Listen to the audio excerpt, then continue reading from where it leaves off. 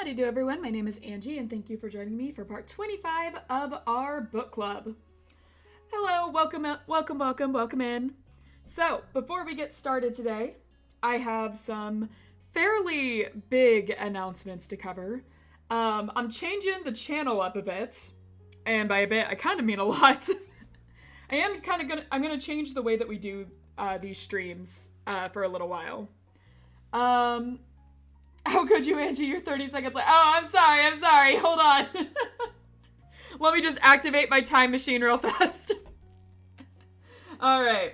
So I have a fairly big announcement to cover. That announcement being, I am going to change how we do these streams, and that I'm going to start rotating the game selections that we have. So what I mean by that is that instead of we've been playing a lot of the same games for a few months now. You have to go back in time to the first. I see. I'll try my best. But yeah, we've been playing the same rotation of games for a few months now, which I'm fine with. I love all these games. I plan on finishing all these games, but I think I need to shake things up a bit. I love playing these games, but I do want to play other games. And so I've decided, as of next week, I'm going to be changing the rotation up, and this will affect all of the streams going forward. So instead of doing our Monday book club with Our Life next week, it will be a different game. However, the following week, we will go back to Our Life. So it will now be every 2 weeks. And like I said, this will affect the rest of the streams as well. Lobotomy Corp on Wednesday, Hollow Knight on Saturdays. I am going to be changing the games up a bit. But I'm still going to be playing Hollow Knight. This week isn't changing. But yeah, next week, this will come into effect. I will be changing the games up. But then, the following week, we'll be back to this rotation. So just an every other week rotation instead of just the same games we've been playing every single week. That's the major one. That is the major announcement. Also, in case anyone misses this, I will be saying the same things at the end of the stream, as well as posting a community note about it. I will also be doing a weekly schedule that I will be posting every Sunday, so you guys can, any tips, what games? Some of them are still decided. Next week's will be for next week's rotation, I know there will be a horror visual novel involving a cat. That's all you'll get for that one. On Wednesdays, I have a couple of horror games I'm still choosing from. A lot of it will be determined by how fast I can draw the thumbnails. I do draw a lot of the thumbnails myself. So, especially the Wednesday ones. It's usually between me and Space, and I have to pay Space, so a lot of it is going to be dependent on what I can get out for the thumbnails. For the Saturday games, that is the most solid, I should say, on, I really like Hollow Knight, and I don't really want to stop playing where I'm at in Hollow Knight. So Hollow Knight might not change, but it also might. That's still up in the air. That's still being decided. Hold on, let me go to my list to make sure I'm not forgetting anything. Yeah, if I feel like playing a game for multiple times, I feel like playing a game for multiple times. But I wanna play some other games too, so that's kind of the main reason I'm doing this. The other announcement I wanted to make is that this is not to point fingers at a certain website that I use frequently or anything. This is not to point fingers, but I have been having some trouble with a certain video hosting website that I use frequently. Some trouble with support. And because of some problems running on said account, I am going to be branching pretty soon to other social media accounts. I'm still going to be using this site. No need to worry there. I will not change that. I will be using YouTube until I die, apparently. But I am going to be branching out to some other sites as well.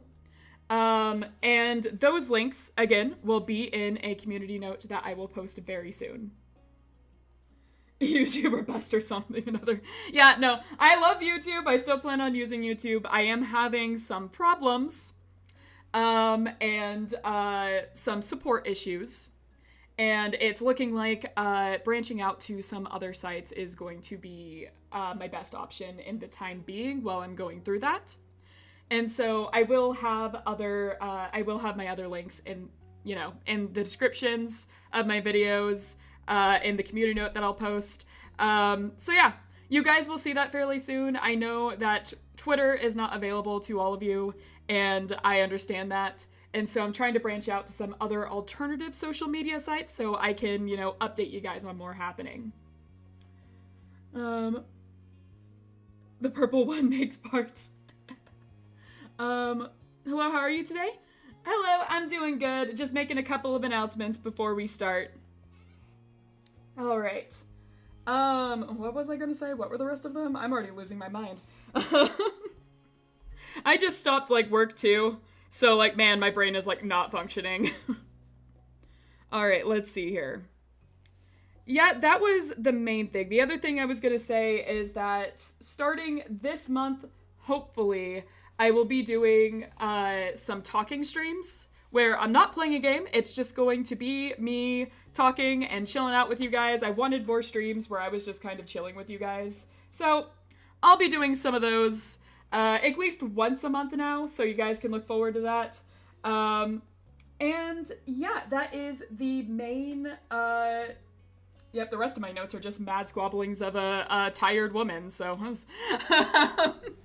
That's the main gist of all of my announcements. We're changing the lineup. I am going to be using other social media sites here in a bit. Updates in the community tab, which will be posted after this stream and every Sunday from now on. And yeah, talking streams once a month. That is it. That is everything. And with that being said, I'm going to get started with this stream. If you guys have any more questions for me, I will try and answer them. You should have started saying I'm going to make an announcement. I'm not the most articulate here, okay? Oh, man. All right. Man, I am sleepy. I'm tired. I'm falling asleep as we're talking. I'm what am I saying? Every single word. Okay. But yeah, I think that is everything to cover. I think that's everything. I can get started. I'm tired too. Isn't it 2 a.m. where you are?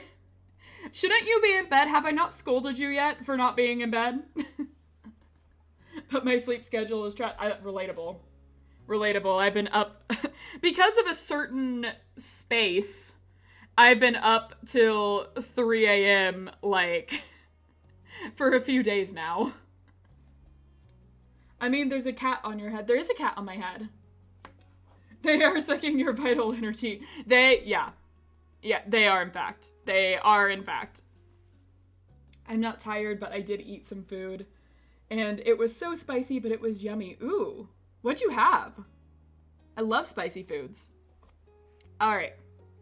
So with that being said, I'm going to go ahead and start. I think I delayed this enough. It's been 11, make a wish. It's been 11 minutes. So I'm going to get started. So we are on, right, we stopped, right, I don't know what part, I don't know if this is right in the middle, I don't know if this is towards the end, I'm not sure. Isn't this half just talking? This whole stream is just talking. I'm pretty sure, we're just, we play these visual novels, but I'm pretty sure it's to see how much we can distract Angie from not reading the visual novel is usually the stream. That's usually the way these things go. Also, it was a Saturday. If you stayed up late on Sunday, that's on you. It was a Saturday. It was a Saturday night, and we stayed up super late. It was 5 in the morning. Oh, man. Ruining my sleep schedule one day at a time. It's pretty typical of you, Space. Pretty typical of you.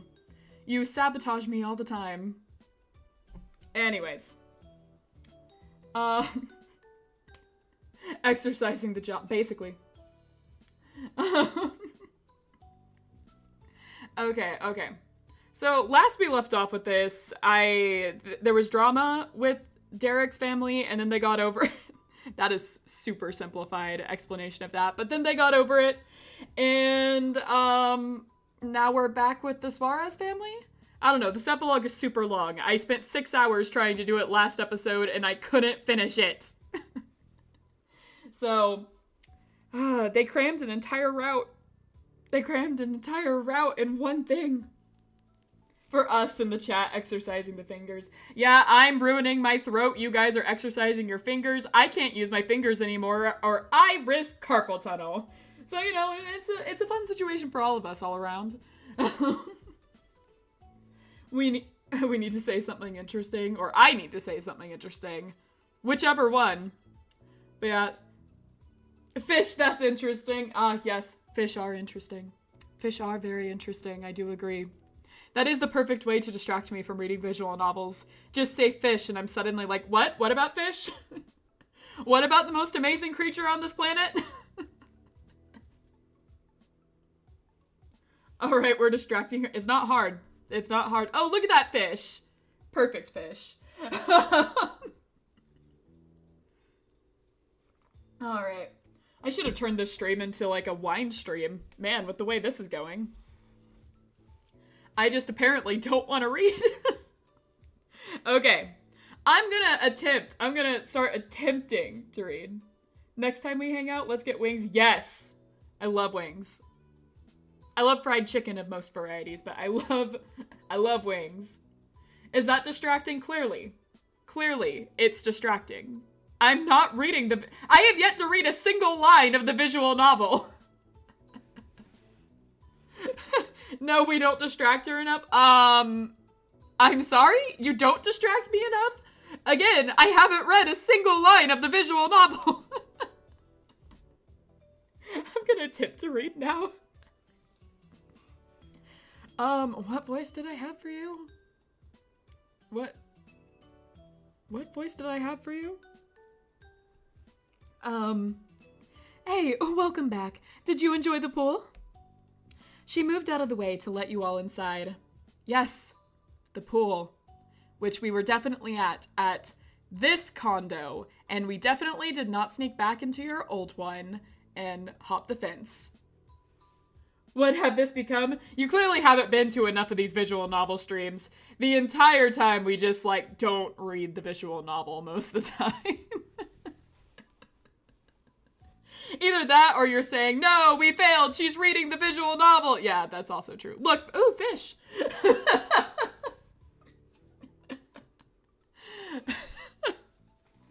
This isn't this funny, Angie. Why are you laughing like this? Okay. Derek hesitated before bringing up the rear. It was hard to ignore that he was shyly scratching his cheek and keeping his head down now that you were inside. It was a great time at the pool. Yes, the pool that we were at. There, yes, this pool, in fact. Exactly, the pool was so good, and that's the truth. Mrs. Suarez's affectionate gaze trailed across her 3 boys and then settled on you. She knowingly winked. I'm glad to hear that. I don't make a part of the streams. It's Monday. The week has started and I already want it to end. I feel that so much. Tuesdays are usually the worst ones for me. 'Cause it still feels so far away. I don't know. Tuesdays feel the most evil. At least sometimes we get Mondays off. Tuesdays, we never get off. Corn! Look, you're afraid of this, right? So afraid you're distracted. It'll kill me! I'm allergic to it! How dare you bring that into my chat? Can't believe this. Can't believe you try to poison me like this. For some reason, Wednesday is so chill. I love Wednesdays. You know, it's like the day of the week where everything starts sliding into the better days. So, you know, Monday, Tuesday feel the worst, but then you get to Wednesday, And it's like, you're halfway there. You can see the weekend. It's just, you're at the top of the hill. You just have to slide down and you'll be at Friday. Wednesdays are nice. I like them. If Nicholas has hair clips in his hair, his Night Fury has a seashell. Oh, that's cute. Just don't trip. Yes, do not trip into your Fridays. It is not the preferred method to go.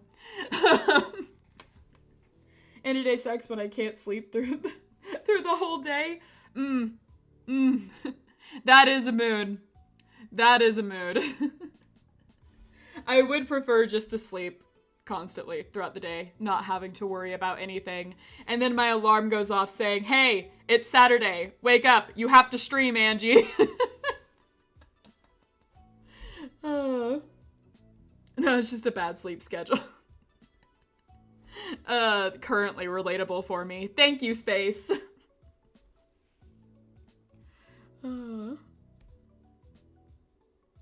Mr. Suarez gleefully made his way over when he realized your group was back. His eyebrow arched and you could feel the mischief coming. Okay, wow, I have to get back into my deep voice.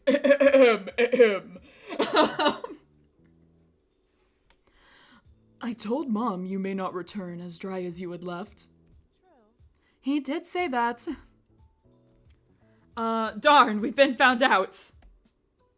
Snapping your fingers, you tried to look disappointed. Your delivery had the Suarez family laughing. Almost 20 minutes had passed, and a total of 7 lines of dialogue were read. Listen, not... we had a record. We had a record of going like a full hour into the stream before like 2 lines were read. As I said, these streams aren't, let's read a fun visual novel together. It's how much can we distract Angie from reading this visual novel? If you can't recover from staying up late on a Saturday one time, it's your problem. It is my problem. I have to deal with this now. Are you happy, Space?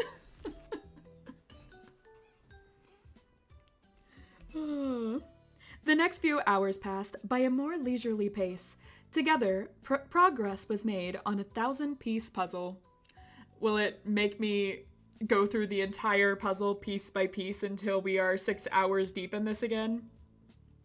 I'm making it sound like I don't like this visual novel. I do like this visual novel. It's just long at parts. Corn! How could you? Take that away! Don't bring this in there! Evil plant. At one point, Derek plucked one of the pieces from the I have no idea where this goes pile and tossed it at Nicholas to catch his attention. Without taking his eyes off the puzzle, Derek wondered out loud if he could take the Switch over to his place for the night. Oh, right, the Switch. Are we gonna have a whole moment with the Switch? That's still bringing the corn in here. If you still put in the corn emoji, take it out. Delete it. No more corn. He had played it as if it was no big deal in the hopes that Nico would feel less pressure. Nicholas let out a deep sigh but got up anyway. Just as Derek had always struggled to say no to him, Nicholas equally couldn't deny his big brother's request. The fish ate the corn. The fish did not eat the corn. You take that back. That is slander. He returned a few minutes later, holding the console with the tangled power cord and a couple controllers piled on top. How do you tangle up the Switch's power cord? It's not that long. I'm guessing you wanted 2 controllers? That was exactly right. He knew Derek wasn't getting it for himself alone, but in order to experience it with you. Looks like Derek never needed to buy an extra controller himself. Oh. Wow, thanks.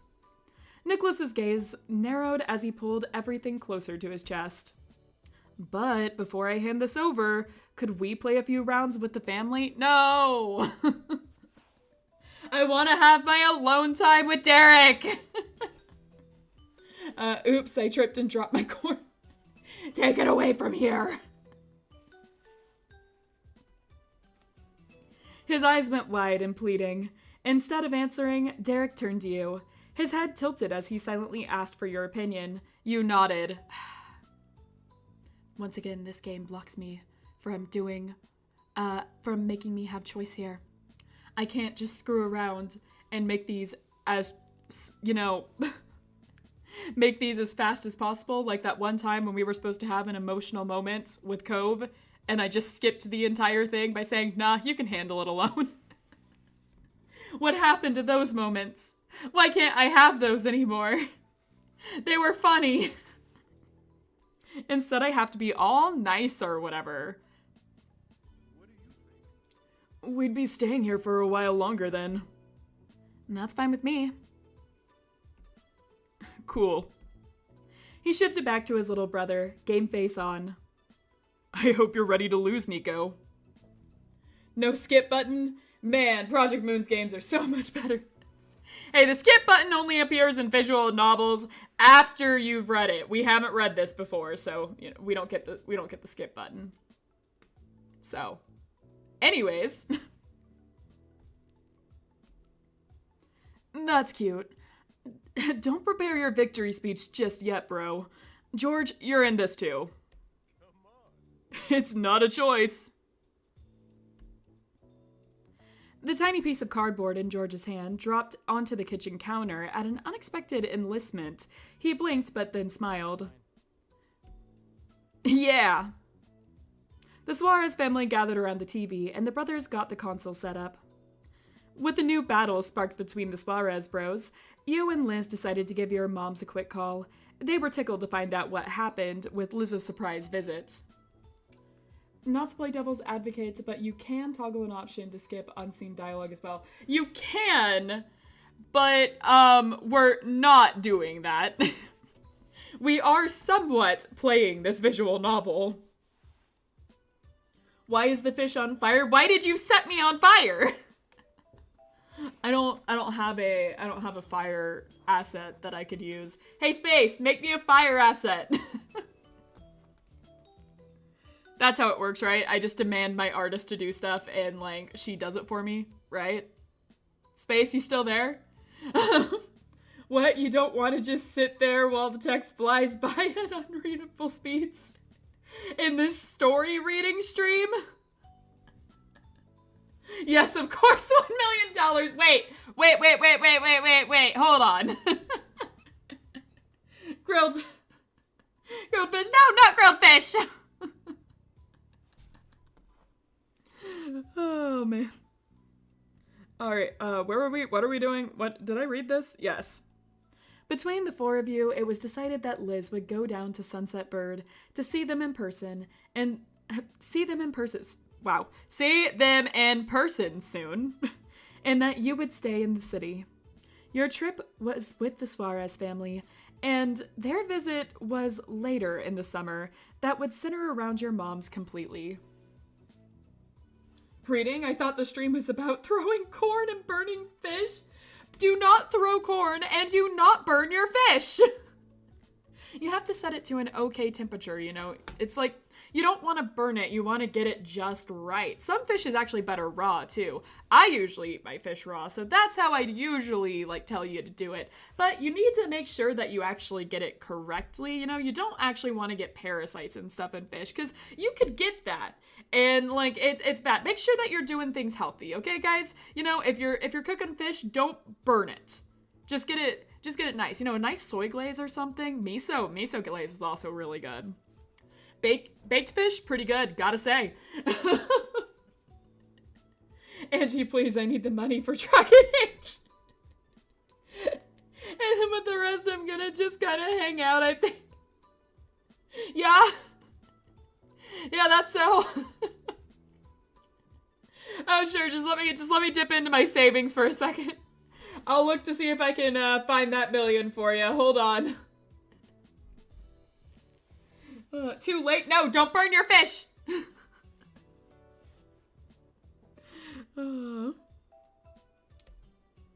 After the call ended and you placed your phone back in your pocket, you had a new thought.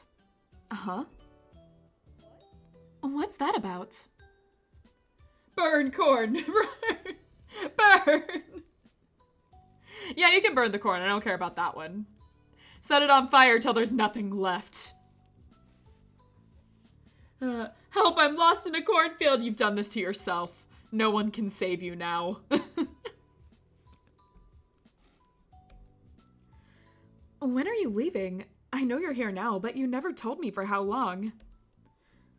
Oh, I'm out of here tomorrow. Technically, this is a very short trip. See, there is Liz, Tarnished girlfriends. Tarnished isn't here for this stream yet. He might show up later, I guess. Burn corn and throw fish? I mean, I don't necessarily think you should throw your fish either, but like, I suppose that is better than burning your fish. Angie, if you're allergic to corn and someone burns corn near you, are you then allergic to the corn? Huh. Hold on. You know, I'm just not going to go near it. You know, I'm not going to go near it. You know, my initial answer is to say no. But related, what are you doing next weekend? Like, for streaming? Or are you inviting me to hang out on stream?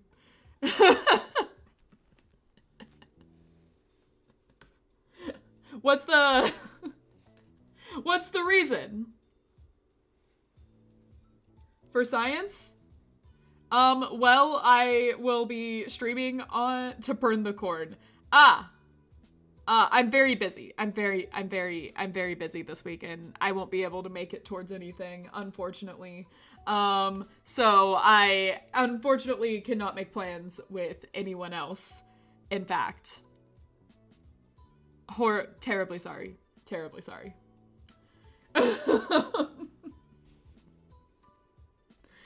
All right. I say technically because my flight's at 11:59 p.m. Can you believe that? Sheesh, talk about a major inconvenience. But beggars can't be choosers. Derek? The brothers were absorbed in game land when Liz nearly shouted that last part over her shoulder. It was loud and pointed enough that there was no way they could miss her teasing. Derek watched you Sky siblings over his shoulder. His cocky grin fell to a frown. The cat looks like corn. Don't say that about my Oliver! He does not look like corn. Look at his pointy face. He looks like a mouse. Or a rat. And I love him for that.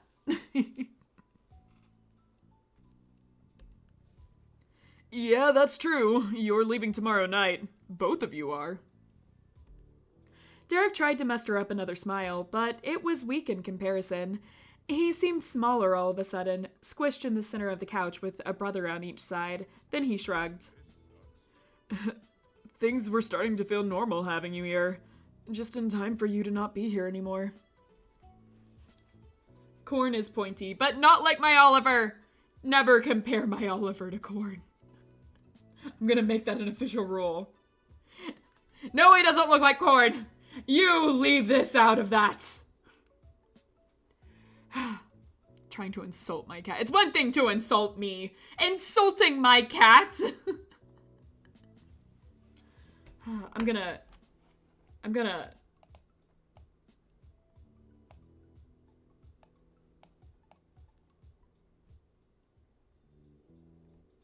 hiding behind him now.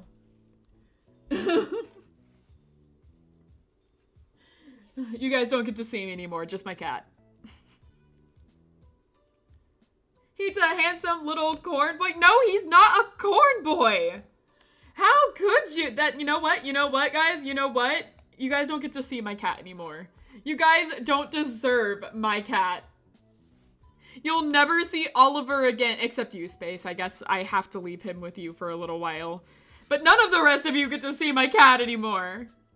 Think about what you've done.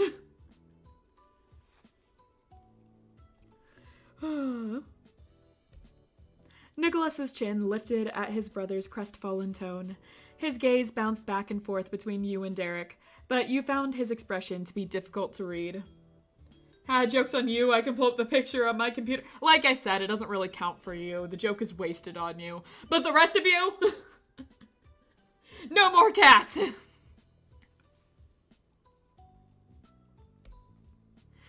George, meanwhile, gave his big brother an understanding pat on the back. When he caught your attention, he nodded encouragingly.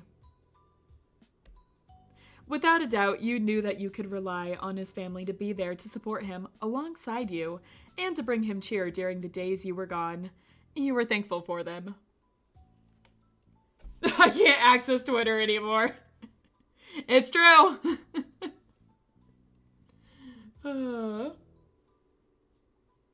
Starting to come around and just posting the cat and fish.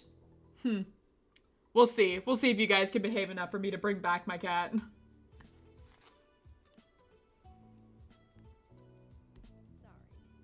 Sorry. Well, I had a nerve. Sorry. No, let's forget about that. It's not tomorrow yet. Let's see. Anything we could... I guess we do feel down about it. We haven't even confessed yet, game. When are we gonna do that? This is supposed to be a romance. I want to get to it. Sighing quietly, you picked at a loose thread on your shirt. You knew this was coming, but that didn't make it any less bitter. You fell into such a natural rhythm staying with Derek. It was going to be harder than you anticipated to go back to the way things were before. The game had been paused ever since Derek stopped watching the screen, but the scene had as strong of an impact on Nicholas as it had on his favorite person.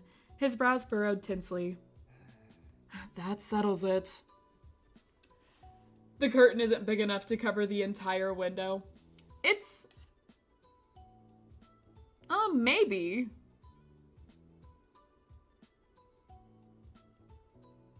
Perhaps? Oh, I'm looking at it. Like, if you let the string go, it would probably go out most... No, wait, because it stops up there. Huh, you're right. It isn't big enough. No, now I'm looking at the upper one now. I can't unsee it. Huh, no privacy in this house. Condo, I guess. Nico breathed in deep through his nose, gathering his nerves, and pushed himself off the seat. He walked with purpose away from his family and towards your sister. Could you guys give us some privacy? Us youngest siblings need to talk. Liz's lip twitched, possibly with a bite of disagreement or a question, or even a snarky quip, but surprisingly she kept it in. I'm back. This is the second time I left for no reason and came back. Welcome back, welcome back. I had to take my cat out of this because people can't treat him right and kept comparing him to corn. How dare you guys? So Oliver is no longer here with us. Instead, he's sleeping over on his cat bed. But not on my head anymore. I always come back. Stop comparing him to corn. How dare you guys? Corn.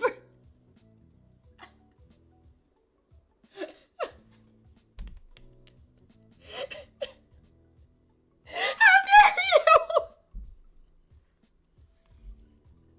How dare you? Cornifer!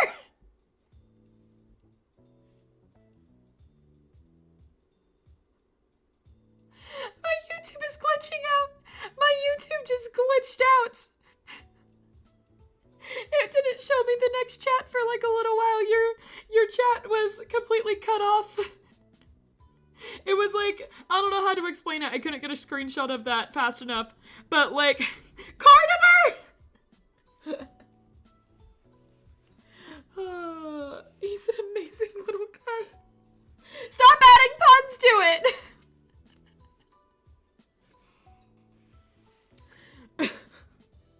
I'm gonna read. I'm gonna keep reading. I'm gonna keep reading.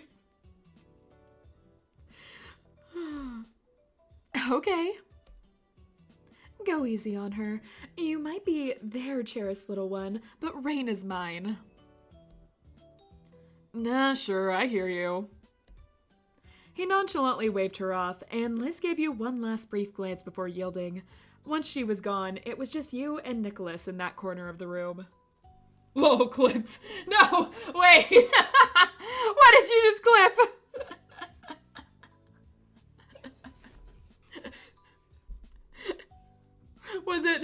Was it my voice going up like a full 3 octaves there?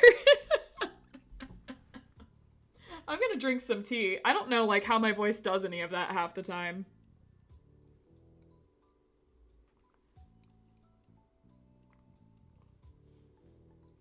Okay.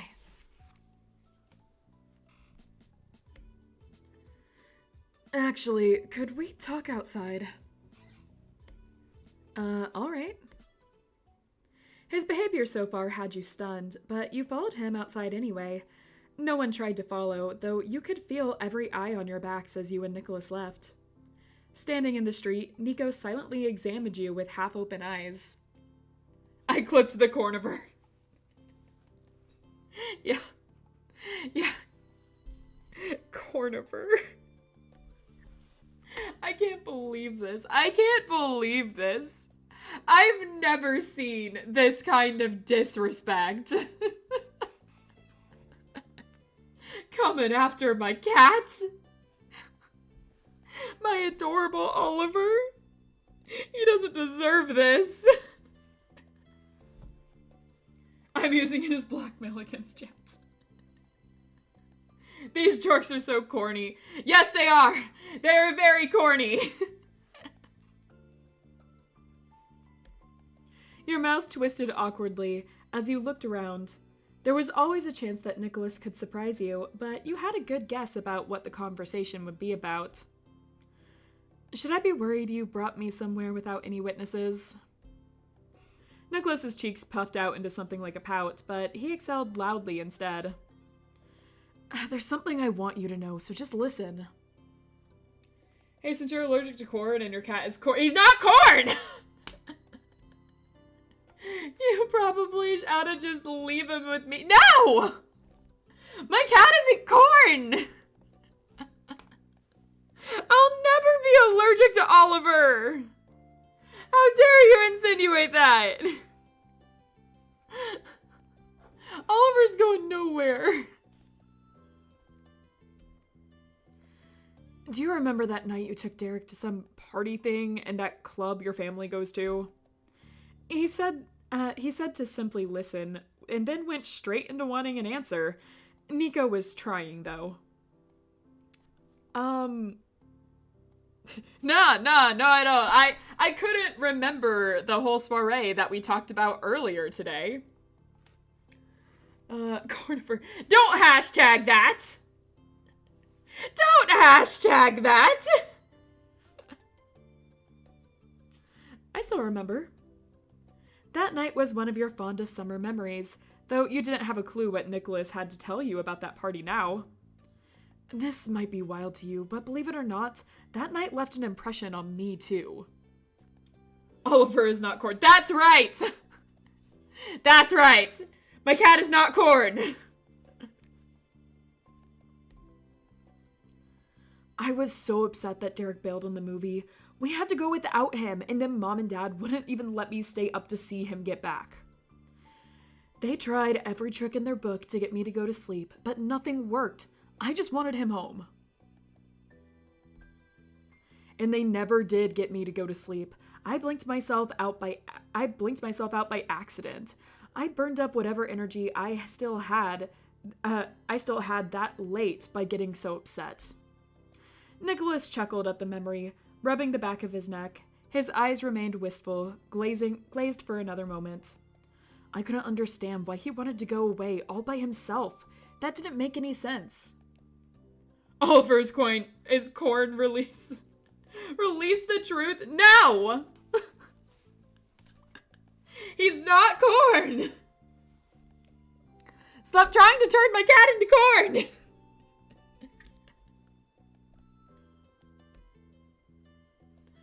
Me, him, and George, but at that age, we know I really meant to say that and me and Derek should stay together.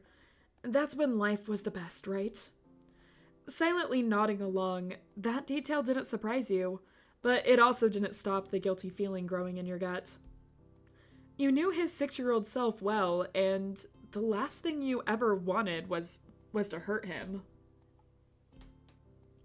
At some point, I did wake up, and I rushed out to see Derek, my big brother, my best friend, and he hung out with me, exactly like I knew he would.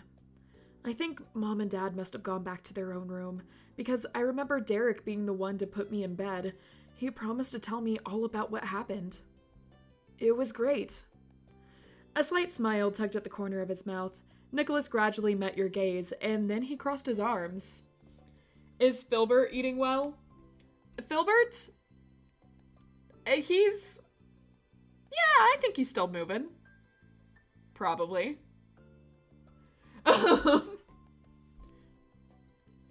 Actually, the last thing we wanted is corniver. Is he eating corn? No, he's not eating corn.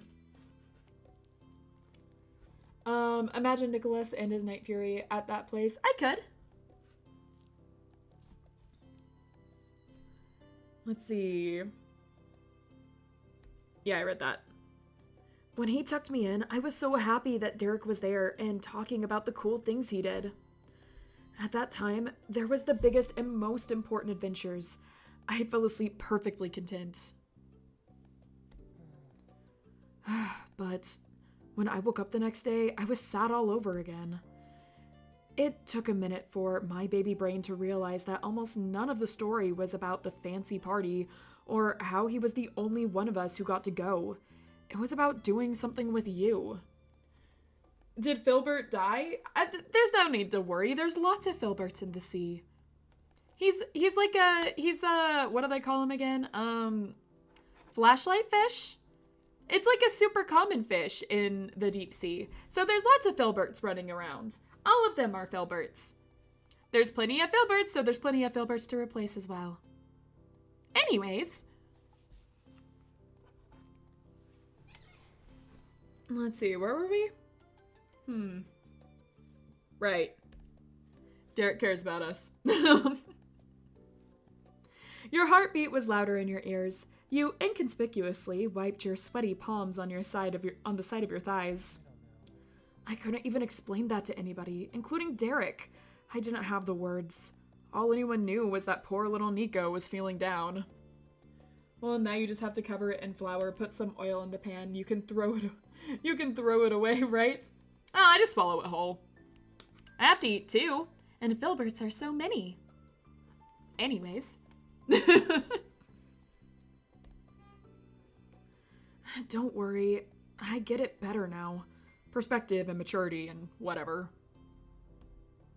He glanced at the condo and your chest ached. You had a good feeling that he was searching for Derek. He really liked you, and that's what I realized, and that's what made me sad. There's corn in your mailbox. No! No, there's not! Take it back! I don't want it! Derek's face when he looked at you now is the same as it was 10 years ago, when I was wrapped up in my blankie and he was dressed in his fancy clothes just talking about you. But it doesn't make me sad anymore. Nicholas's lingering melancholy melted into a warm laugh. Basically, he really likes you. That's the point.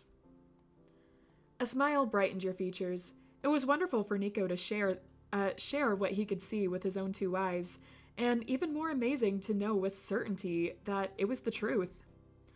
Nicholas ruffled a hand through his hair in a manner much the same as Derek did. There was no surprise there. You returned to the condo together with matching conspiratorial smiles. By the way the room hushed as you walked through the door, you knew that not a single soul was minding their own business. There's a bag of popcorn in your mailbox. With a warmer under it, it will explode when you open them. You guys really are trying to kill me. Oh my god. My chat is trying to kill me.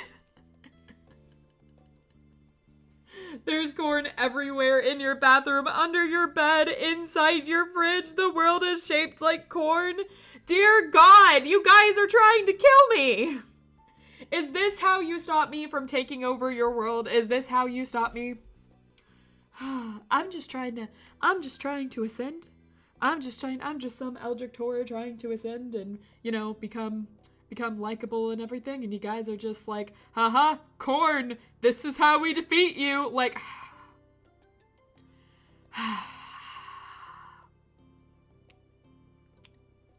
you happy? You happy now? Fine. I'll stay underwater. Take your corn. I don't need your world. Miku Hatsune can have it. I don't care anymore. Well, yeah, you took the cat. The cat stays with me. You guys don't deserve my cat.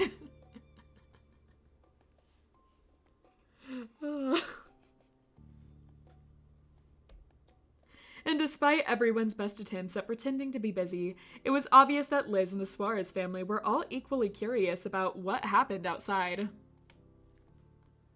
We will set the water on fire. Good luck. Good luck. There are ways, actually, but good luck.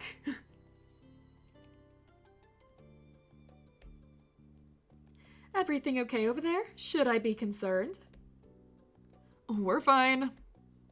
Nicholas had cupped a hand next to his mouth to yell at your sister. As his brain caught up to his actions, he leaned towards you with a raised brow. We're all good, right? We couldn't be better. He rejoined his brothers and you went back to Liz.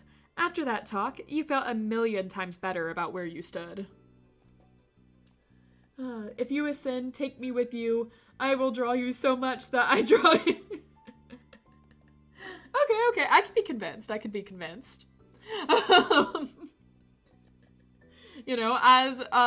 As a potential overlord or whatever, I could be convinced.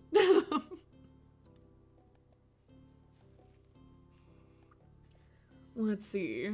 Yes, I read that. Welcome back. I see you're still in one piece. Yeah, I'm even more whole. Aw, cute.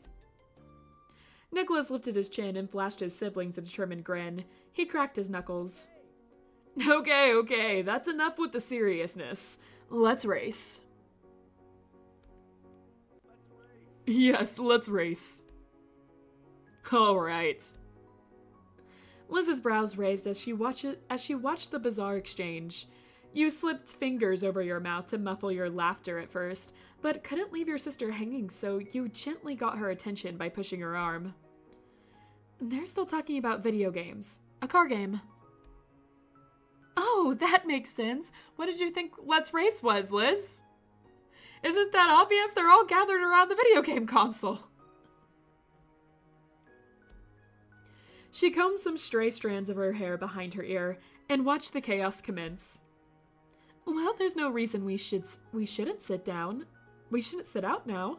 Our jobs are done. The family, you and Liz included, ended up crammed shoulder to shoulder on the couches. Liz announced her intention of beating the brothers in a game she'd never played. Her enthusiasm for the gold win was as powerful as ever. You hoped the condo would survive the competition. Race! Yes. Let's see. We'll play too. We'll crush them. There was nothing like a good racing game to get the blood pumping. Your fingers were already fidgeting in anticipation. You needed a controller as soon as possible. Count me in for this. Since there were only so many controllers, it was decided that everyone would take turns, starting from the youngest to oldest. Nicholas faked humility as he accepted his position as first. The races began, and the room bounced with wild cheers and shouts. Even Mrs. Suarez jumped in line for a race. She was a welcome addition to the event. Hey, Tarnished, welcome in. Slay your enemies, that's right. Our victory will be bloody but victorious. Mr. Suarez, on the other hand, had a history of gaming offenses. He was watched like a hawk by the other participants to make sure that he didn't pull any funny business. But it was to no avail. Just before the top 3 were decided, the race was instantly neck and neck. Mr. Suarez managed to bump George from behind with his foot and destabilized his son's driving. Cheater! We have a cheat. It wasn't us, though, so we're fine with that. But cheater! Not one person actually saw him do it in the heat of the moment, but there was no debate on who the kicker was, no matter how much Mr. Suarez pleaded his innocence. The fact that his insistence was threaded with laughter didn't help his case. The rest of the rounds went off with less cheating, though weren't any less memorable. Eventually, enough of the day passed that Liz rose to her feet. It's getting late. My ride back to Sunset Bird should be coming soon. I'm gonna give my legs a chance to stretch and wait outside. She flashed you a weak smile and then double-checked that she had all of her things together. Thanks for having me. Bye, everyone. Miss Fish is starting the overthrowing. That's correct. We must put cord in front of our door. It's the only way to stay safe at night. Just put cord around your doors. Hang it like a little Christmas wreath. I won't even come close. Hang it down like little ornaments. I'll just like hiss and go off into the shadows.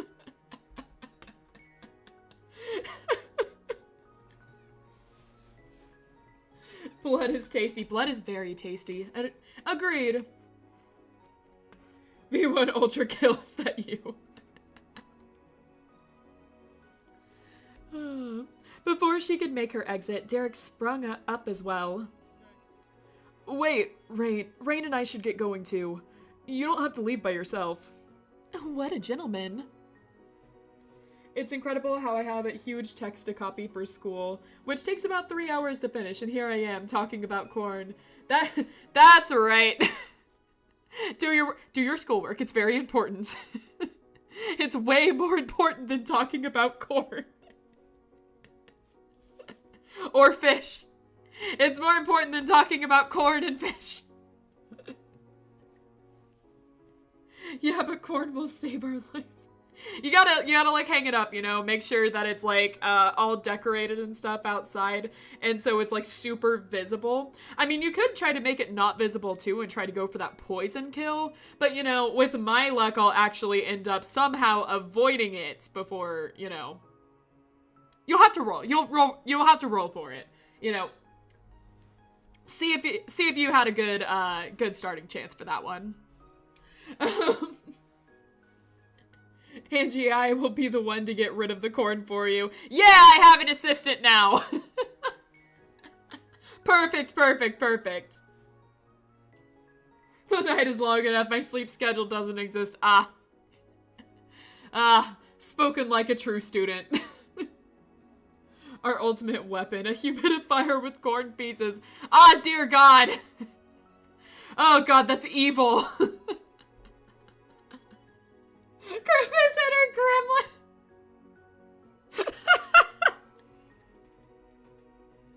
That's one way to describe it, I suppose.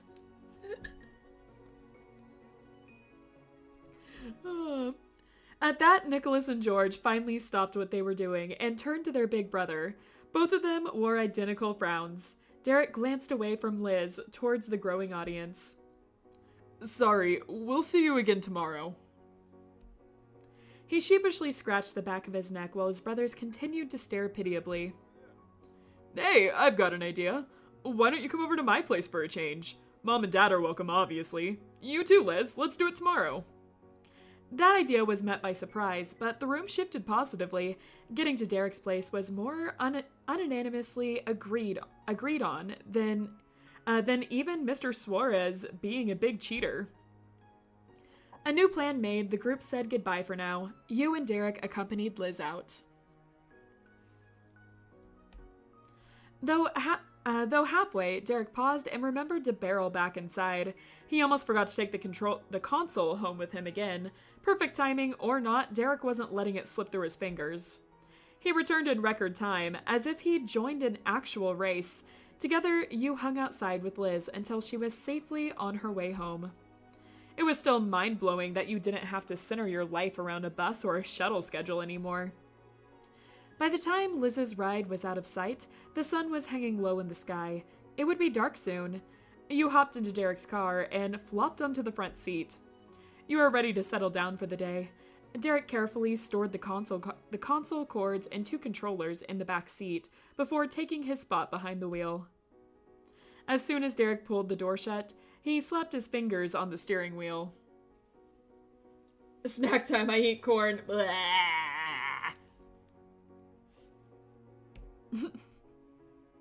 Whoa, I've been waiting forever to try this new game. Well, it's not that new. It's already a few years old, but you know what I mean. Let's see, weren't we just playing games? You snorted, and soon the car was filled with your infectious laughter. Derek shrugged teasingly. But it's not this game, Rain! They're different games!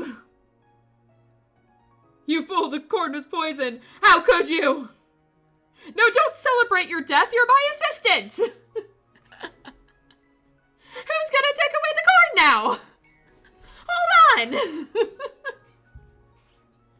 I mean, don't celebrate your death anyways. But this is ruining our plans. Freedom?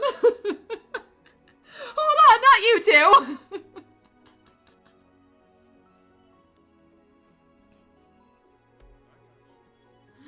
True, but try to think of it like an appetizer. Next is the real deal. The 30-pound corn missile is on its way to your doorstep. Good luck! Good luck finding me! You nodded, accepting that this was your fate for the rest of the evening. Derek's whole demeanor brightened excitedly. Derek eagerly turned the key and the engine roared to life. Within seconds, you were cruising down the road again. Let's see. What are we glad for? Yeah, sure. I'm glad you guys opened up to each other. Time to call the zombies for all this corn. Dude, will that work? You caught Derek off guard with that. His eyes widened before his whole expression softened. We know where you live in the Sahara Desert. Fish in the Sahara Desert? Wait a second. I guess that would be a surprise. Me too. It was a good reminder. Just because we know that we love each other doesn't mean we can take it for granted. You'll never know what's going on unless you try to see it. Yeah, it takes effort to keep a relationship alive. The rest of the ride passed by in a comfortable silence, and soon enough, you were standing at his apartment door. Derek pushed it open and motioned for you to go in first. Carrying the console and its various wires under his arm, Derek trailed behind you. He casually gestured towards the living room. Take it easy and relax. I'll get this bad boy set up. Let's see. Or you could relax while I set it up. What? You can't turn this around on me. Why not? You did all the driving. Now you can take it easy. Derek scratched the side of his head. You didn't budge from your position. Your logic does check out, but... I have a picture of your house. Scared? Little bit. Little bit, in fact. Seeing as how I'm under the ocean, it's a little scary. It's a little scary, man. I don't know how you got a photo of that. Today, I found out that 2 of my friends started dating. Oh, congrats for them. Kidnap me. Don't, serious. Don't want that. Hold on. Where am I? What am I doing? I need tea. Hydration.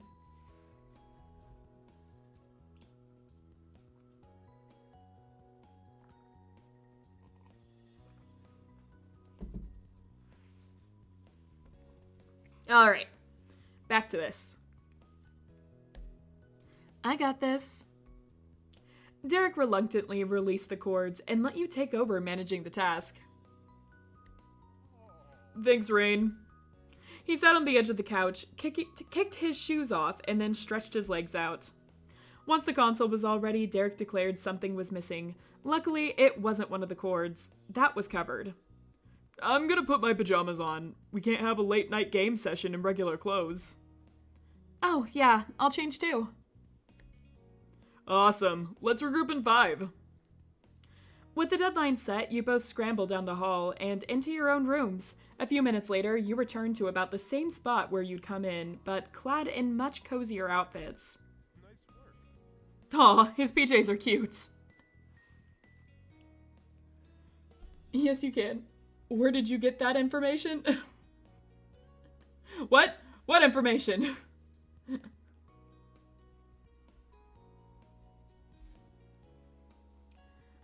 Let's see. Did I read this yet? I can't remember. I'll read it again anyways, I guess. That's gonna be a record. Now we're set. Derek retrieved the game you got at the mall. The case had been waiting patiently on the coffee table for quite a while. There's a versus and team modes with this shooter game. What are you in the mood for?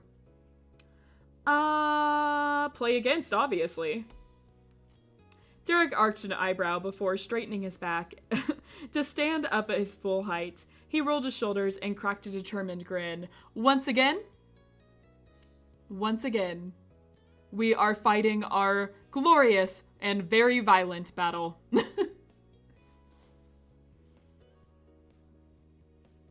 You'll eat all the corn? So you have nothing to... Nothing will hurt me. Corn can't hurt me.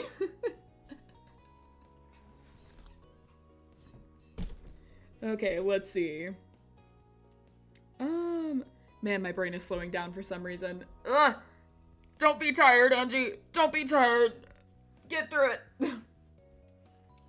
One could not fall asleep on the same sleepover as me without waking up with their face painted all over. Oh, that used to happen with sleepovers I'd have with some of my friends. We'd draw on each other's faces. The first one that fell asleep would always get hit. Hearts, flowers, everything you can think of. We always did mustaches. Draw a little mustache on the face. Alright, let's see. Derek... Yeah, I read this. Alright, Rain. If it's a fight you want, it's a fight you'll get. Fine by me. Bring it. You plucked the game case from his grip and skimmed the summary explanation as a refresher. It'd be good to come prepared. Derek crossed his arms, already confident. Just remember, you asked for it. You threw up a high five that Derek enthusiastically met with a loud slap. He picked up a controller and shot you a wink. Derek put the game in and hovered by the console until he was satisfied that things were booting up correctly. He then relocated to the couch across from the TV and plopped down in the center. Let's see. Where are we sitting? Oh, we got a dive bomb. Oh, yeah. Just dive bomb straight into him. The motion tilted him slightly on the cushion. Your dramatic arrival sent him into a fit of laughter. Derek's cheeks were flushed as he wiped a tear from the corner of his eyes. Hi, Rain. Hey. Put a fight game, you will see me smash the controller, pressing literally every button. Same. Button mash all the way for fight games. Speaking of which, because there was a Steam sale recently, I got like all of the Guilty Gear games. I've never played a single one of them, but I love the music in them. So like, I got all of the Guilty Gear games. I don't know if are those games fun to stream? I'd be interested in it, but it might be a game that like, I just play by myself too. I don't know how fun that would be to stream. Are fighting games like fun ones to stream? I legitimately don't know. I've never watched a streamer play a fighting game before. I know that some people do it competitively and like those can be fun to watch. But like if I was doing like single player on a fighting game, are those fun at all? I don't know. Literally me and Genshin Impact. Call Kayseri? I don't think Space has any. She doesn't really play fighting games, I don't think. Do you, Space? I know you're here somewhere. We're addressing this at you. But yeah, I got those games and like I'm really excited about them. Sometimes. I see. Yeah, she's in the walls. She's always here, hiding somewhere. But yeah, I got like a few things from the Steam sale. There was like a few interesting games that were out. And so I picked up a few. But yeah. The ones that I was like most kind of like interested in, I guess, was the I lost the name all of a sudden. The Guilty Gear series. The Guilty Gear series. And so I got like almost the entire thing. It's true. Yeah, we already know, Space. You're always here. Always watching. Always listening. This made me remember that one Aliens and Shinji moment. That's a really good one. I've heard good things about it. Do a backflip, Banji. Hold on. Maybe. Okay, my thing's not letting me. I was gonna do one.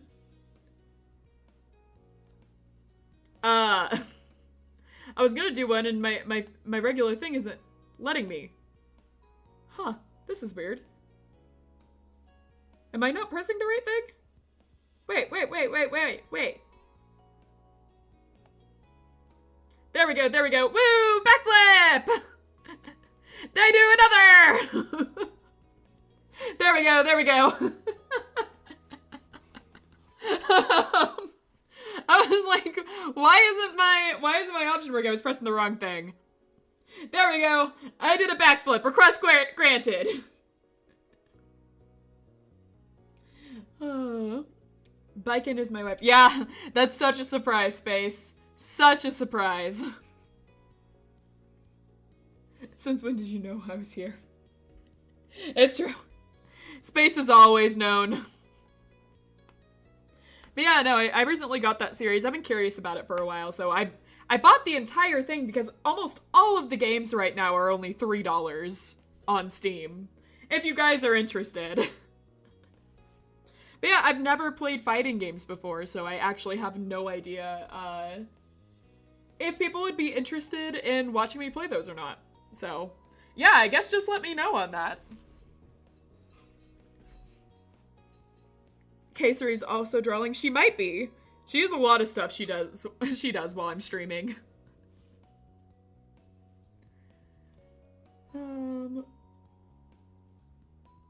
Space is like, I'm always watching, Lumine. Always watch. It's true. She sends me text messages during streams, too. She'll, like, send me Discord messages or texts. Sorry, I was watching a Bikin video. Of course you were. Okay, sure. You were close enough that your leg brushed against his while you got comfortable. Even after putting a few inches between you both, your shoulders occasionally bumped. Derek's welcoming smile brought a warmth to you. Or maybe it was your hyper-awareness of his body heat radiating through your side. Either way, it was getting hotter. And on that note, you and Derek were at war against each other. Time went by at a rapid clip when you were inside the world of the game. Let's see. And we're on fire, obviously. Not that anyone was keeping count after the first hour. You leaned forward, watching the TV screen intently, and pressed the button combination that you were rapidly committing to memory. And once again, you claimed the round, Derek abandoned his controller and collapsed onto the back cushion. Sighing deeply, he lifted his chin and pulled himself together yet again. No matter how many times you beat him, he wasn't going to be defeated. Rematch. Oh, now you act all innocent. Corn, how dare you? Anyways. Letting out my little hiss there. I'm a catfish now.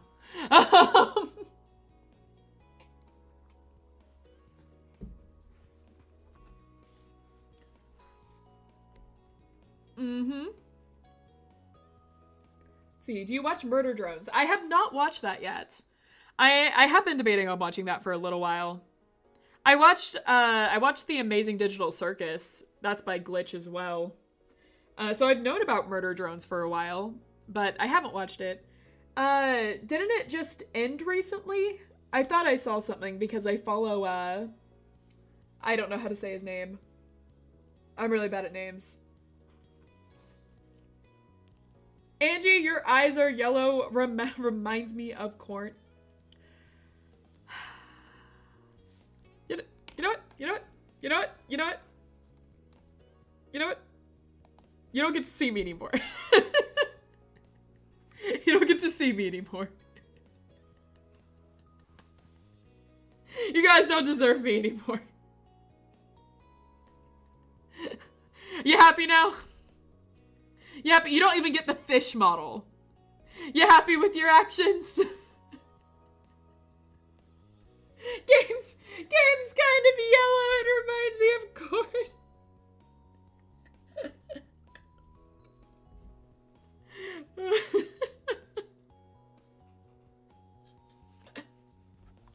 Okay. Well, I can't really ban myself from my channel. My channel! So I'm still gonna be here. But I'm watching you. I'm gonna keep a list of everyone betraying me right now.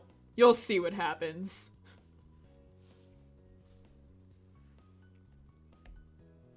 Your throat was sore from the highs of making each other... I can't speak. What was that? Angie, what was that? Space! Space, what are you doing? And that's your list, Angie. How dare you? Space, you're the one that was telling me all the time not to eat corn. God, I love how corn has become the most spoken theme on this chat. I don't love it. I don't love it at all. Your throat was sore from the highs of making each other laugh and from the lows of shouting out the frustration at the TV. The game was still in full swing when suddenly Derek spoke up. Not for further commentary or your digital movies, but for real-life considerations. Did you want any snacks? Out of habit, you glanced in his direction. He had his sight locked on the TV screen even still. I keep putting my stomach off. Can we pause for a minute? Yeah. Thank you. I swear to God if someone says corn. I swear to God. I'm not even gonna look at chat right now.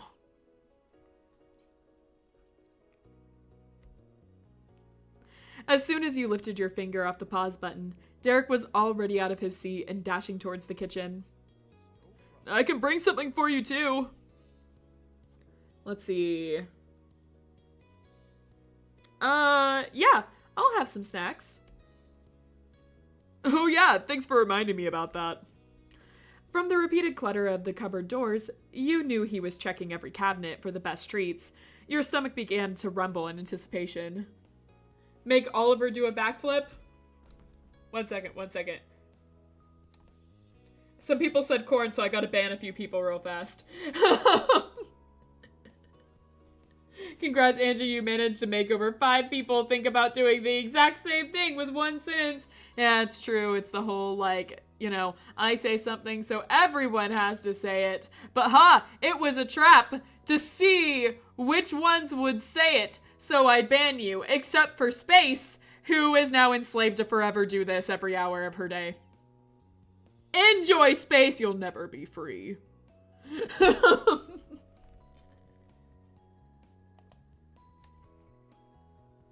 There's my kitty. There's my Oliver. Love him. No! This is what you get. Can I also... If you say carnivore again, Space, I'm adding more time to your sentence. No, that's me. That's me still. Can I? There we go. There we go. Woo! Isn't my boy so talented? Isn't he just so talented? He could do a backflip like that. Isn't he so amazing? I love my baby so much. I love him so much. But everyone else doesn't seem to respect him and his amazing name. Therefore, he's gonna leave you. He's gonna leave you and only I can see him now. Are you happy? Are you happy about that? Say goodbye. You won't see him again. Anyways.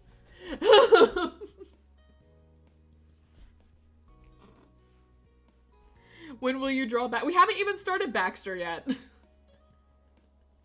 We need to at least start it before we start pestering Space to draw Baxter. When will we...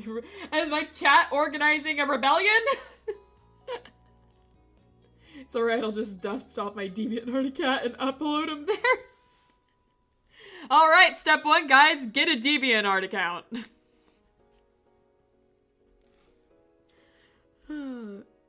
Derek returned, and his arms were filled with all kinds of goodies you'd picked up on your grocery trip, and a couple you hadn't seen before. They must have been tucked away for a special occasion before you'd arrived. He carefully placed 2 water bottles down, and then dumped the rest onto the coffee table. Behold! Derek flopped back down onto the couch, and did a double take at the table. You'd already managed to swipe a handful of things. Ready to jump back in? You know it. The TV's change in brightness as the game resumed from the dimmed pause menu was noticeable. Squinting, you listened to the familiar music flowing through the speakers until your eyes adjusted. Don't need an account to see That is true. That is true. You've never needed an account to see those things. That's the one good thing about DeviantArt. They've, like, kept that system. Even though, like, a lot of places don't let you do that anymore. Though it wasn't long before the game managed to suck you in once again. As the game accelerated into its most important moments, neither you nor Derek could be contained by your own seats. You kept pushing and pressing into each other on the couch. The night slipped by joyously. At one point, you took turns watching the other work through some single-player content. Despite Derek's usual position as the responsible one, you unknowingly stayed up gaming late into the night. Gradually, your eyelids dropped. This is just a regular Saturday. This is just a regular Saturday for me. I game in the morning on stream, and then I just game for the rest of the day. That's it. And, you know, you stay up late until your body wants to shut down from exhaustion. You stay up late a little further until you're about to faint from exhaustion, and then you flop onto the bed like a beached whale. That's how my Saturdays usually go. I'm hungry. Eat! Eat something! Okay, let's see. Gradually your eyelids drooped. Your laughter was replaced by yawns, and your voices grew softer until they were whispers floating slowly into a cotton-filled ears. The last thing you heard was the melody of the game's music, still playing, but sounding so far away. That's how every day of my life goes. That's how I wish every day of my life would go. That's how every day of my life was when I was a student still. Eat corn. Don't eat the corn. You returned to awareness slowly. Your eyes were still heavy and you rubbed at them. Crushed into a cushion, you were exactly where you started your virtual exploits last night, on and off white couch with Derek. Your head was on one end, while his was on the opposite end. Derek's legs were awkwardly tucked underneath your arm and lower back. It couldn't have been comfortable for him either. Instead of collapsing onto the floor, you'd fallen over each other. Despite your blurry vision, you could make out his apologetic smile.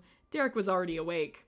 He let out a low chuckle, one with far more life in it than anyone who had just been unconscious would have. Sorry, I didn't want to risk waking you by moving. We've kind of been stuck like this for a while. Good-humoredly, he winked. Having a sleepover in the living room as grown-ups definitely has one perk over doing it as kids. Said perk was interrupted by the sound of a ringing phone. Derek's eyes widened in an instant as he shifted to reach his phone on the coffee table.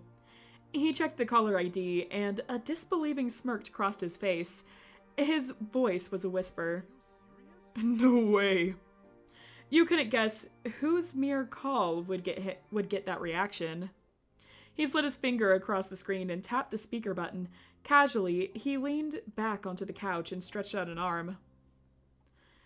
From the fond twist of his lips, you knew that this at least had to be someone close to him. Hey, Nico. BRB Angie, need to help my... No problem. Hey. Morning, bro. Good morning. Rain, you're actually the one I wanted to talk to. I just called Derek so I wouldn't bother you if you were still sleeping. Oh, and I don't need my sleep? Dude, you're the most morning-y person to have ever early rose. I have a friend like that. Nicholas Suarez really did not know Cove Holden. That was one competition Cove took the gold in every time. That's right, he did break into our room at 5 a.m. before to be like, hey, I know it's a school night and all, but you want to go out surfing real fast? I'll never forgive it. I'll never forgive it. As long as I live, I'll never forgive it. Woke me up at 5 a.m. It's still dark out. You got up early a night... Wow. You got up so early a night owl could give you a high five on their way to bed. You'll hit the gym before... The sudden stand-up routine broadcast into Derek's living room was cut off prematurely. Nico definitely could have kept going. Okay, we heard you the first time. Hey, you asked for it. Why does he look like he's brushing... We talking about Nico? He's all grown up now. I'm back, welcome back. Derek pointed a judgmental finger towards his phone. The only thing he said was, quietly to you, this kid. He lifted his voice up to not let the conversation drag. So, what's up? What do you think? Rain is leaving soon, isn't she? So, when will you come over to see me? Now? Soon? Derek theatrically rolled his eyes, inwardly laughing at Nicholas's eagerness. We've got to talk about it, and I mean, me and Rain, not me and you. Rain is already here. Sorry, Nico, you're gonna have to share. We'll sort it out, and I'll let you know. Alright, see you later. Yeah, I promise. Let's see. Bye! Bye, Rain. Derek paused the red button on his phone screen and ended the call. Nico's gesture really was sweet. It might have been years since you last babysat him, but you still had a special attachment for him that you didn't for any other teen. Derek let out another long sigh, still holding the phone in the air. He looked up at the device as if it was a magic wand. I should have figured. Derek, what were you gonna say before he called? Derek shook his head with a wry expression. I was about to say that with my own place, we didn't have to worry about little brothers interrupting our peaceful morning together. Technology has proven me wrong. Technology has proven me wrong in so many ways like that too. As soon as I move out, my parents can't bother me anymore. Ha! I have a great relationship with my parents, by the way. That wasn't a slide at my parents. Hello, mom and dad that definitely watch my streams. That definitely watch back my streams later on. Please don't get mad at me. This is a nice question. Who is a bigger Derek fan, Casery or Nico? Good question. She's infringing on our right to see Cordover. No, I'm not. Stop calling him Cordover. I think those curtains are big enough, but they're transparent, so what's the point? They could be like a little thicker. Like it looks a little thicker in the back, so maybe it has like that, you know how some curtains are like doubled up? Maybe it's like that.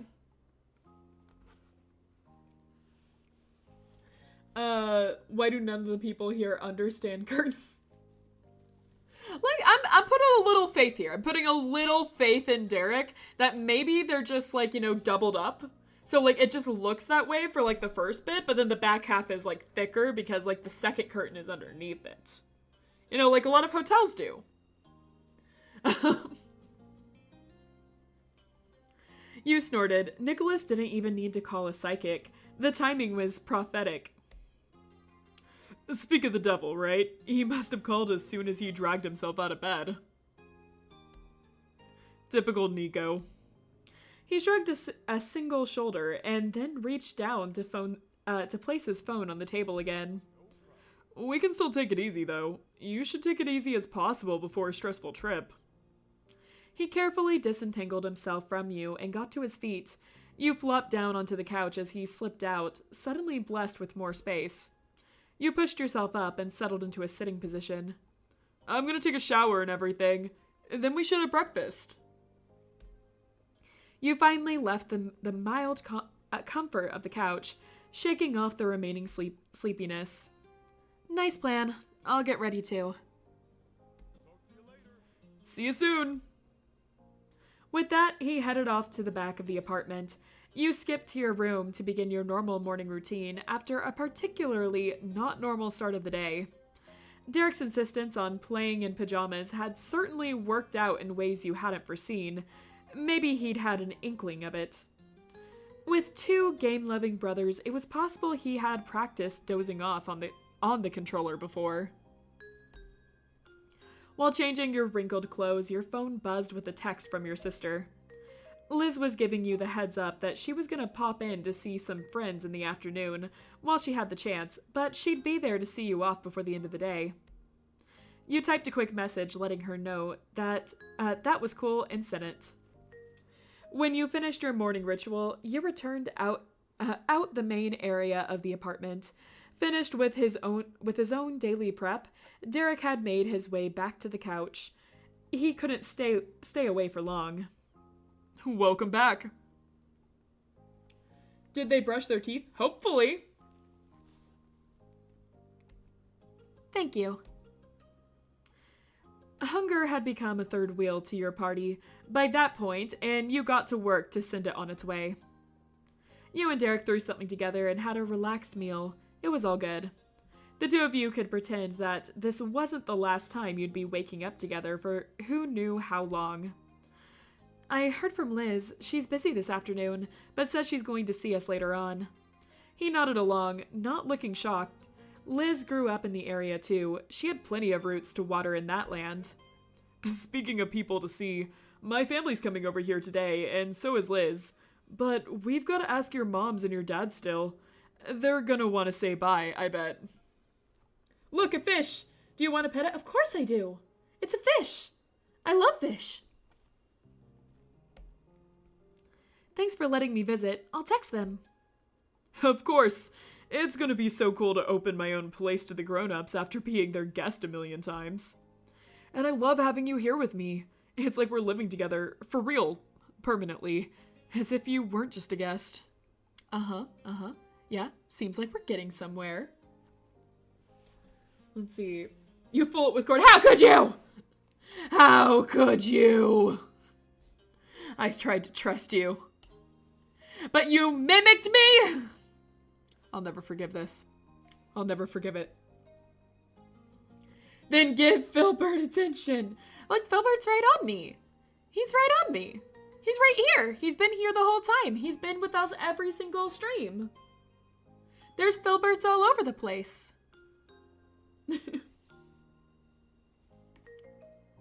Let's see. Guess he's becoming a threat. How so?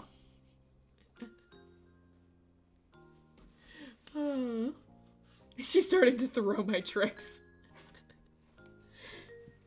She's too good. She's figuring it out, man. Angie about to gauge nightmares with corn after the stream. I mean! I'm gonna dream about corn and die in my sleep. Are you guys happy?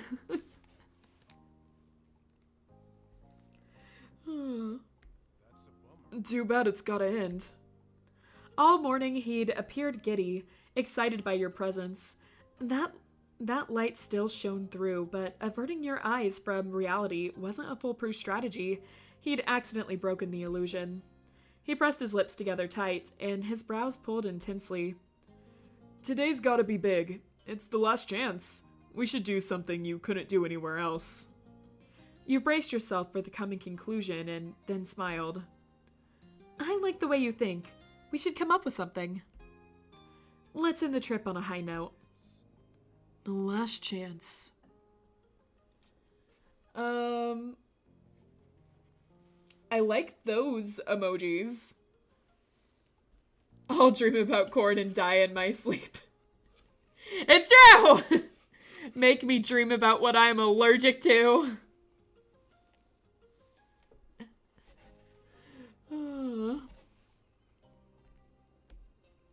Those three words came back softly, a more fragile echo on the original, yet they held even more weight. Well... He paused to take in a deep, intentional breath.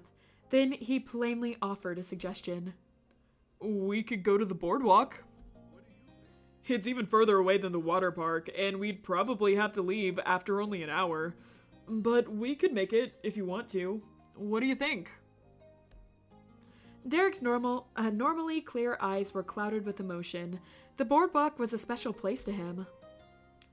Hell yeah! When Derek had good ideas, he really struck gold.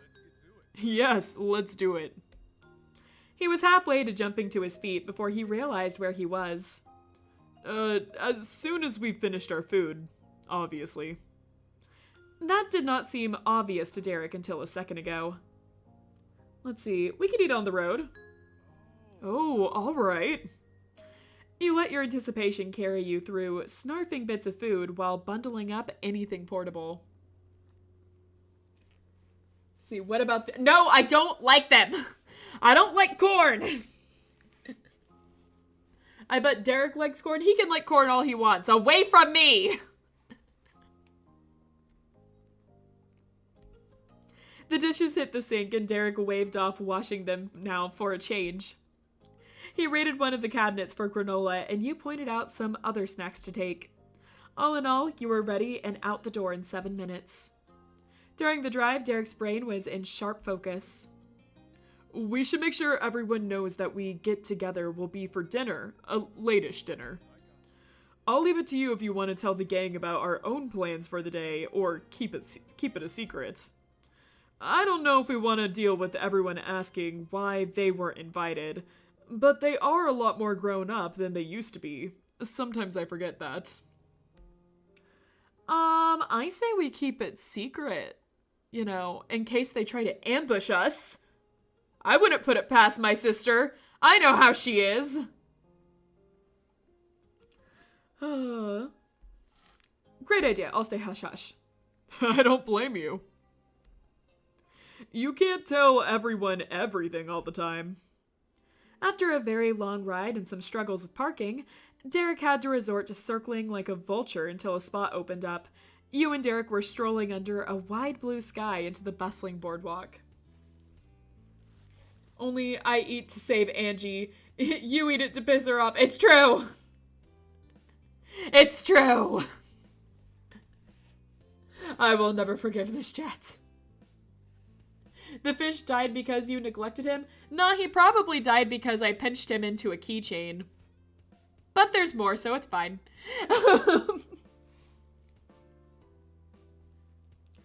Let's see. Yes, I read that. The Boardwalk amusement park was so dizzying and dazzling as it was 10 years ago. Blue sky. I don't know what's what's that anymore.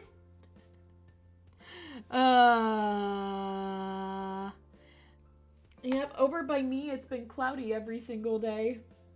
I haven't seen the blue sky in quite a while. Let's see. Music was playing from storefronts. Screams blared out at the peaks of the coaster, and crowds of people were laughing and talking from all sides. It's the thing you see from eating corn. Get out of here. Leave. Don't bring that into my servers. You knew as soon as the scent of the sea and fried foods struck your senses that this was the right call for your last stop on your trip with Derek. At your side, Derek spoke, soft and sentimental. Get out! That's right! Ruin's on my side again. Maybe. But I brought cornflakes. That'll still kill me!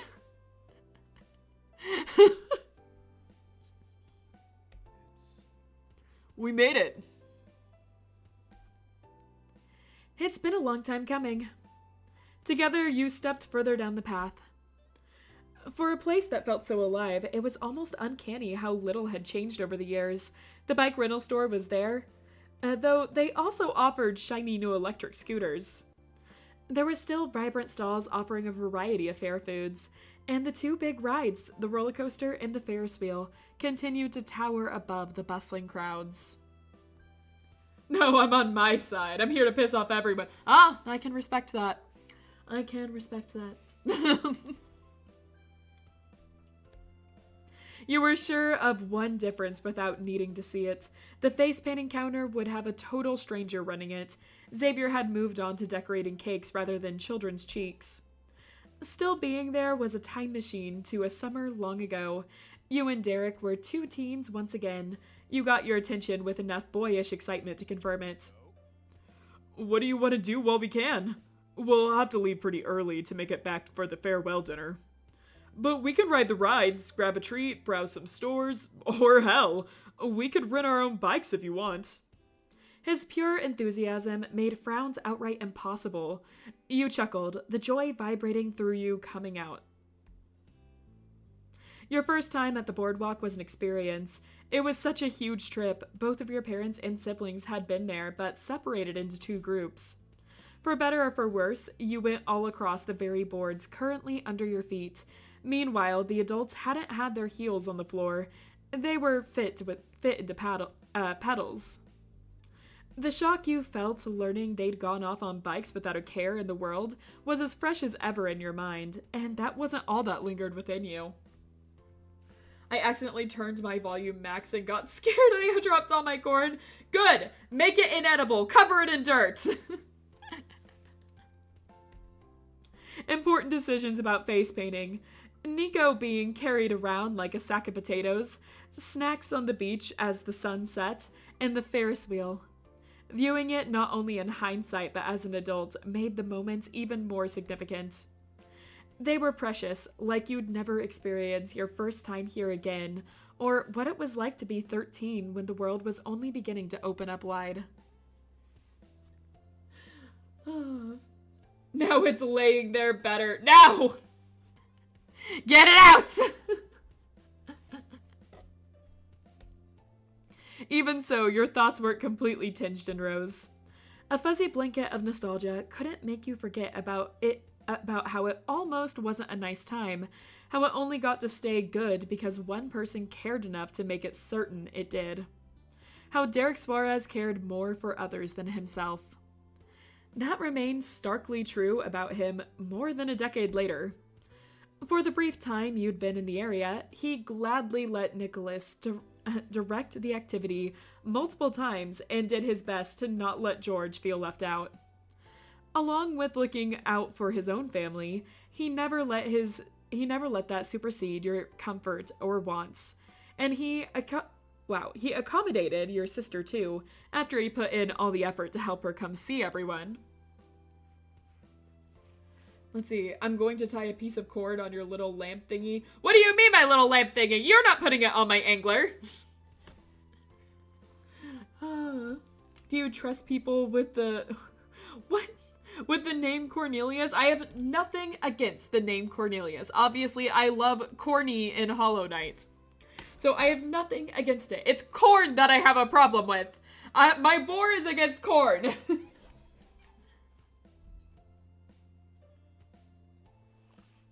All right. Yes, read that. Derek went even against all his good boy standards and snuck into an apartment complex pool for the sake of the group.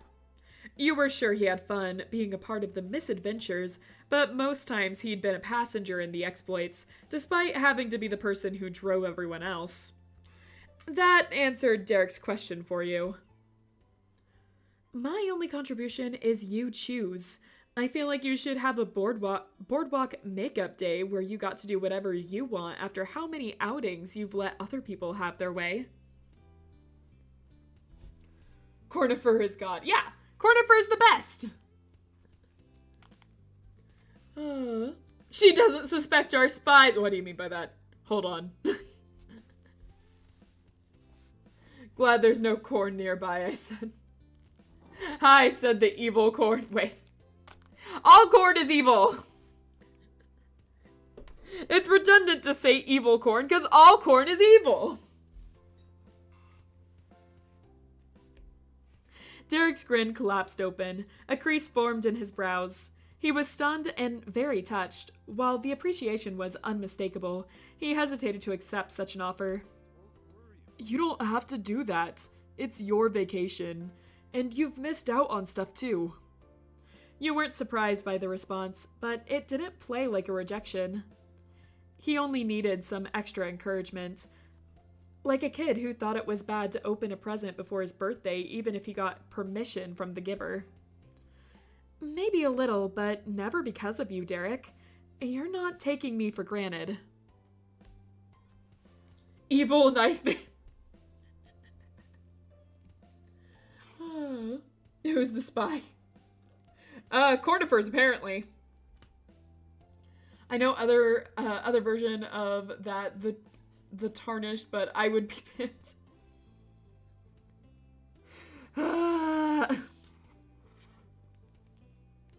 Not people calling Cornelius, trust me. Yeah, Eye contact temporarily failed him. Derek watched his own foot scuff at the spot where one slab of wood met another. A downturned face didn't hide the wide smile across it. Thanks, Rain. It's my pleasure. Gradually, his normal confidence returned. It wasn't a mistake. He wasn't doing something wrong. He could simply enjoy himself, and he would. Okay then, if you're positive, sure. Want to get our faces painted? We've got to start the day right. You guys think Harry Lobotomy Corporation like corn? No, he doesn't! He doesn't like corn. I know because I talked to Harry. He doesn't like corn. Let's see. I had a feeling you might say that. Woo. Derek spun in a half circle and resolutely thrust a hand ahead of him, straight towards the chosen destination. I'm gonna get whatever I want. It could be anything. The sky's the limit. The cheer in his voice and the shimmer in his eyes was better than any thrill the boardwalk could have offered. You almost had to feel guilty yourself. He'd done you another favor by allowing you to be the one who did him a favor. That tended to be the way it went. You weren't complaining about that particular dynamic. Hey, you getting one? Of course we're getting our face painted. Who do you think we are? course he doesn't like it. He loves it. You be quiet, Space. You don't have a say in this. Have you ever thought that maybe the corn is allergic to you and is only trying to escape your jaws? Like if you ate something and realized it was corn, you could throw it away, right? Whoa, man. That's deep. Let's see. If this were in Brazil, those 3 bikes that are without protection. Oh no. Harry doesn't like corn because Angie doesn't like corn because Harry is Whoa! Whoa, man! That's deep! The face paint contains corn, then I'm gonna die! Cool. With no time to lose and a pain in mind, you and Derek, and a plan in mind, I'm thinking about corn still, and a plan in mind, you and Derek went to the old face painting stand with the new artist. Welcome! I've got a free spot if you see something you like. The painter was far less glamorous than Xavier, but no less friendly or worse at the job. If the new example of photos were to be believed, they had their own flair in the strokes and choice of color. You ushered Derek into the seat. It was his day, and for once, he was going to go first. After you. Let's see. I can confirm that statement. I see. Let's see. He appreciatively obliged, strutting ahead, and hopped up onto the race chair. Derek had no embarrassment about being an adult at a face painting stall. It was nice to see. Yeah, when I worked at a face painting stall for, it was like an event. It was some sort of camping event at a mall. But like I worked at the face painting stall there. There was tons of adults that wanted to get their face painted. Like there was a ton of kids doing it, but like a ton of adults wanted their face painted too. So like, yeah, pretty common. There's a lot of people with no shame for these types of things. And like for anyone that wasn't there, like when I was talking about it last time, I did not do the face painting. My friend was the artist. I was just like, you know, rounding people up. Taking their money, basically.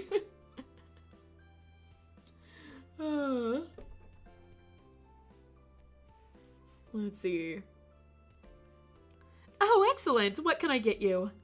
Derek took a polite glance at the offered styles on display, though didn't need any time to decide. How about a shooting star? Good choice. The artist wasn't simply being polite. Well, they might have been, but shouldn't if they were. Derek beamed like a star himself. Nothing could have fit better. Taking it from point to point before attaching a long tail, soon Derek's cheek was emblazoned with a bright star streaking across his face. How did you even come up with that extraordinary corn pun? Yeah, it's just so incredible. I can't believe you would say something like that.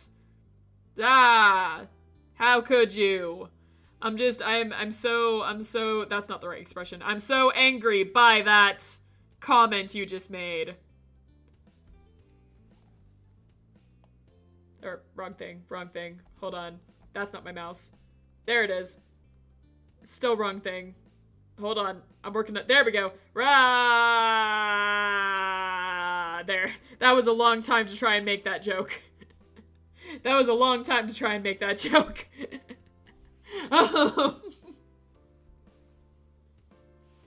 How dare you all piss off my Pookie? Yeah, that's right. How dare all of you? I'm too tired for this. I'm too tired. All of my jokes are like being drawn out. I don't have the timing down today. How are you guys putting up with this? I missed the angry fish form. Hold on. There, I'm a fish. You happy now? I'm facing the wrong way. Wait a second. Hold on. I faced the wrong way. That's not right. There we go. Now I'm a fish. I'm a fish now. You guys happy? Will you stop with the corn jokes now? Is this enough for you? Is this enough? Is it? It's not loaded with corn. It's not. No more corn! You guys don't get the fish anymore. You guys don't get the fish. I'm facing the wrong way again. No more fish form for you guys. I'm mad now. None of that was good timing either. Grr. Bring back Corniver. Deal? Deal? I bring back Oliver. You guys stop with the corn jokes? Okay. Okay, I could manage that. There. He's here. And covering me. He's big and gigantic, and I love him. Idea for a Halloween fish model and no fish model in a corn outfit. That doesn't happen. I didn't say that. Listen, you.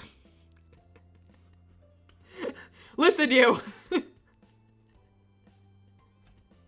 I was happy you came to these Monday streams. I was happy for it, but I can easily take it away.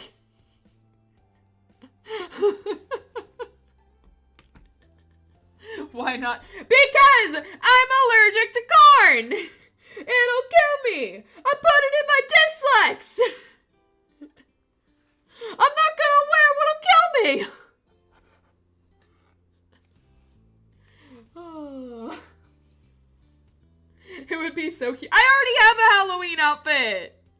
I already have one. It's gonna look super cool. That's the exact reason it's funny. It's not funny! It's death!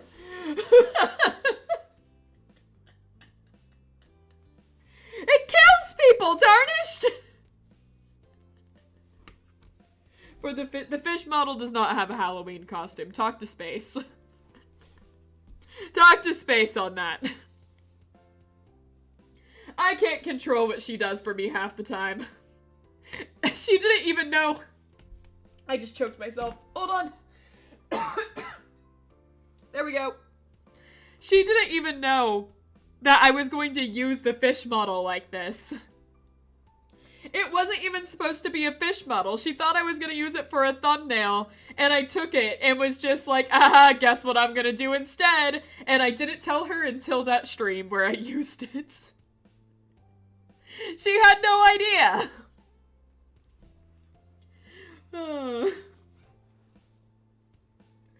Let's see.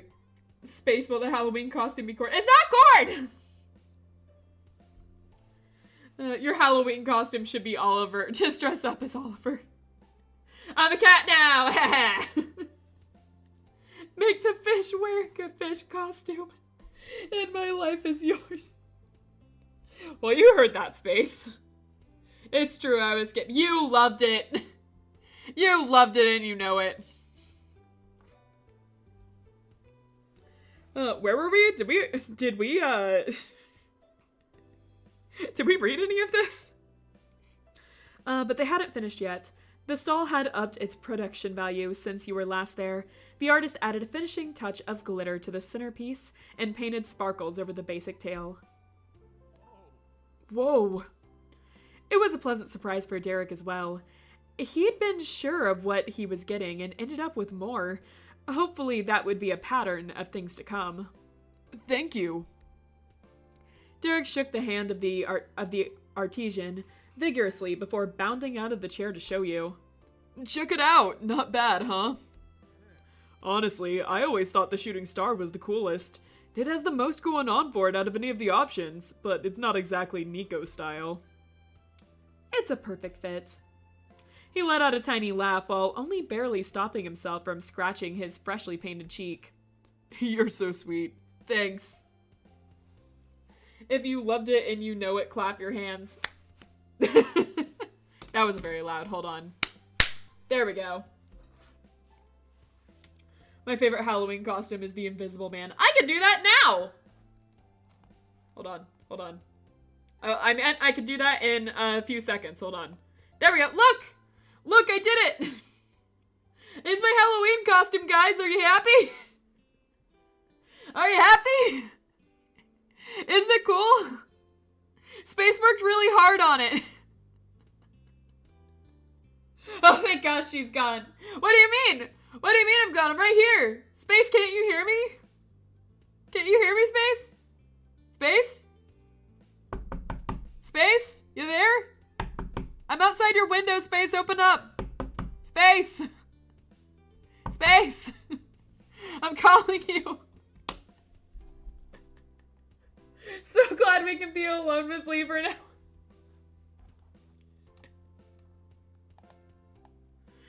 Now that that human's gone, it's Oliver's turn to direct this stream. This is exactly what Oliver sounds like. Actually, he has a really high-pitched voice like this. Actually, Oliver's voice is really high-pitched. So it's more up here. Ho ho!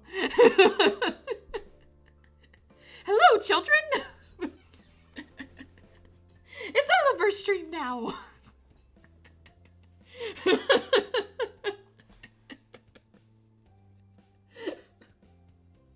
Clipped, no! No, wait! Don't clip that part!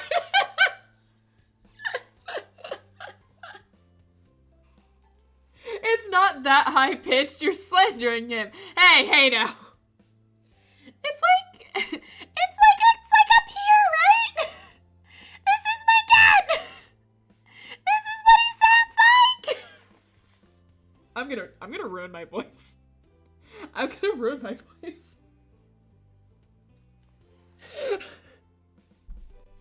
I'm gonna ruin my voice doing this. Oh. Cordover sounds like Mickey Mouse. It sounds like something I can't say or else I might get, sent a cease and desist by a certain company. So it doesn't sound like anything, guys. It doesn't sound like anything. Eat some corn, it might make your voice. No! Never! I swear, I could be like on the edge of a cliff and like my fandom will just be there. Phantom. That's a weird thing to say. You guys will just be there holding out corn like, if you take it, we'll save you! And I'll just be like, never! And just die. And just die. That's it. That's my legacy.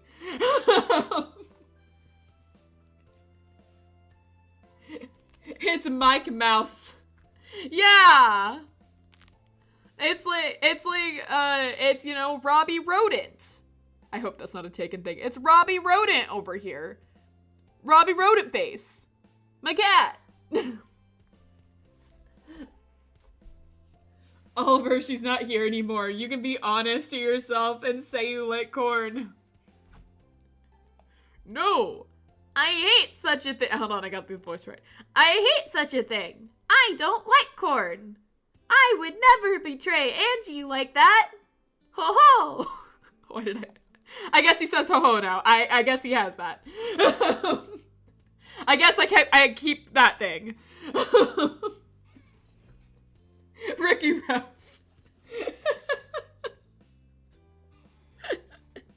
The totally original character. So original that he's a cat. That's the trick. He's not actually a mouse or a rat. He's a cat. See? My dear, you're a cat. Your actions are unpredictable. It's true. I'm an avatar of chaos. I broke Angie's old computer. I know what I did, and she won't punish me because I'm too cute, and if she does anything, I'll sleep on her face and eat her. Pa! I'm so sorry for anyone that attended this stream wanting me to play Our Life. I would like to apologize for anyone that watches these streams and does so because they want to see me reading Our Life. I'm so sorry for everyone that watches these going like, yes, time to listen to Angie's nice, relaxing voice for book club. I would like to apologize. Does the chaos involve eating corn? That's my secret. I eat everything, even if it's bad for me. Did you know I ate foil once? And Angie freaked out and had to take me to the vet, and I was fine. she still has nightmares about it. Whoa, Cassie, let's take a step back there. My boy hasn't done that yet.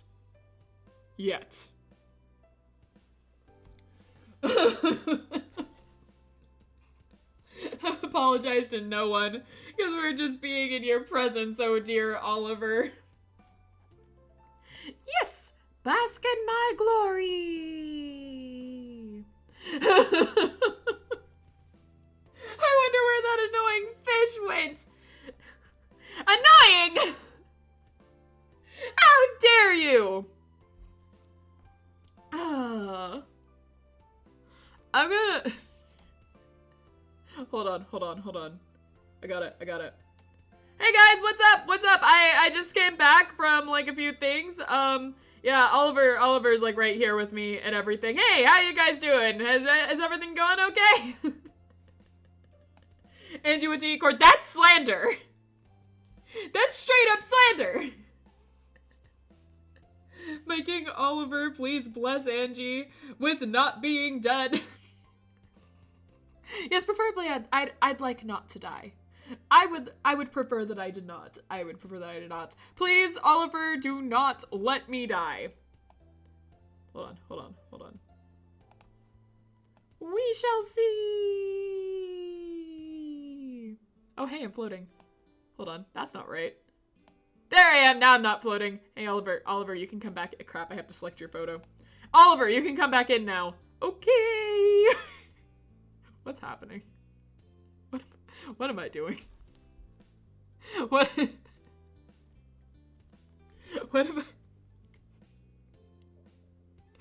I doing on these streams? What are these Monday streams? What have they become? I don't even know who I am anymore.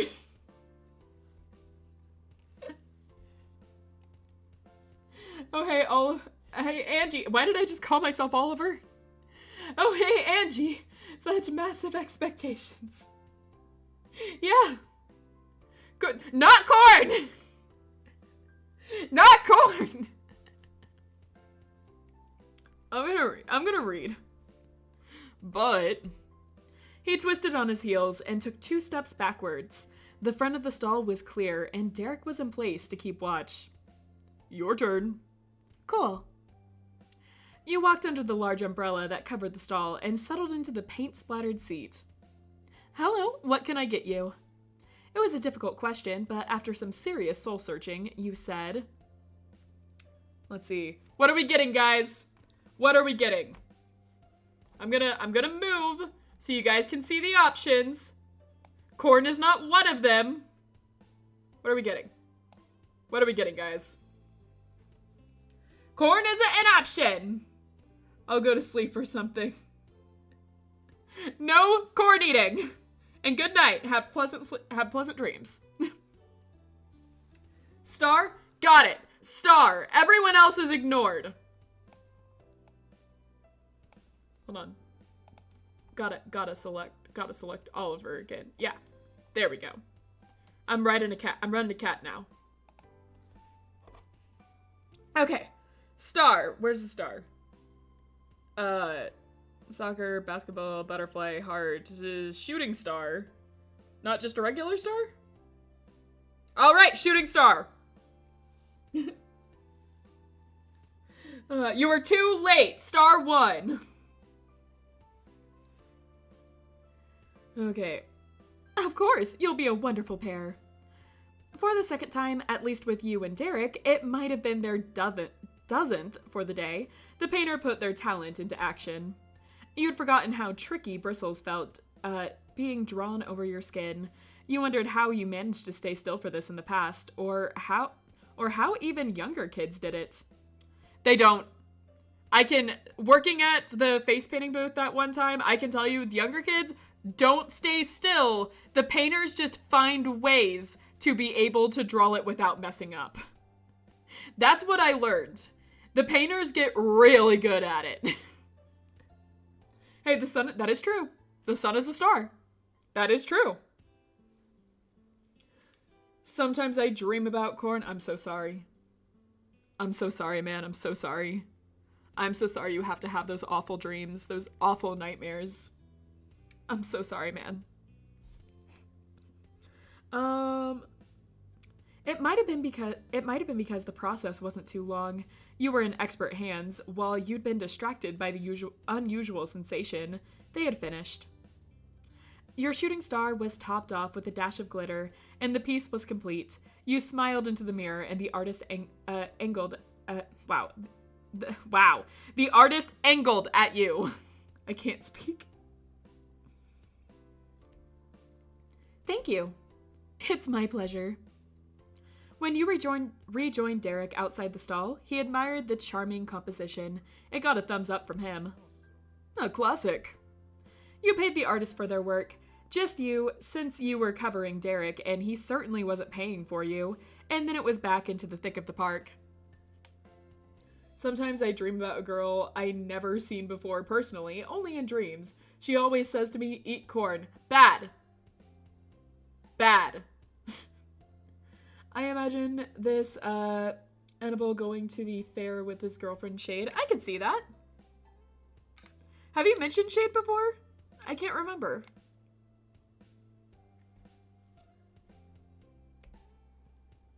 Derek was on his way, and you were relieved to have him directing the course without a reminder to do so. Since we're here, we've got to ride the roller coaster. Absolutely! All right. Mutual thrill propelled you through the crowd, flying past the souvenir shops and food stands, so fast you could imagine yourself already on the coaster. The line was wrapped around the whole base of the coaster, but neither of you intended to give up. You could be patient for the reward.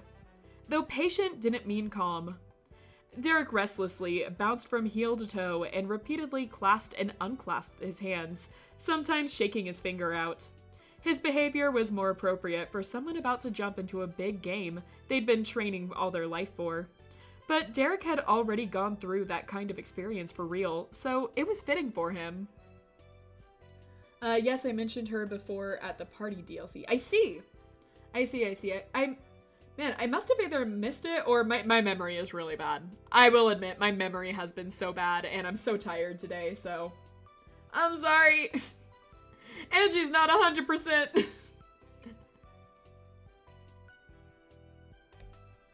The thick row of people filed forward at a gradual pace. Derek shot out eager chatter when he got to move. He held on to his high spirits the whole while, and eventually you reached the boarding platform. Finally, the suspense of waiting to be on the ride was replaced with the anticipation of the drop. You'd gotten a middle row in the coaster, though with a bias towards the front. It was good with Derek, and that was good with you. My throat is not happy today. Oh no. Together, you piled in for the ride and closed the safety bar over your laps.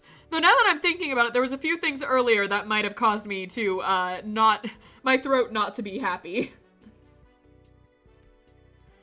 A check of all cars was performed as usual, and when the clear was given, the wheels cranked ahead. It pulled higher and higher to the peak of the man-made wood mountain, until without warning, the coaster careened off over the other side. Derek hollered loud enough to hear over the shouts of everyone else, plus the clattering car and your teeth clattering in your head. You zoomed through the twists and turns, being jostled around like you were tossed into a tumble dryer. And then it was over. You jerked towards where the car's speed decreased, significantly at the last leg.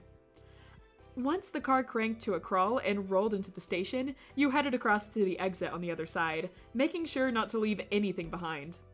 All the fellow riders went down the path in a group. Derek was out of breath and buzzing with energy. You were in a similar state. After ruffling his already completely tousled hair, Derek sighed happily. That was great! Yeah!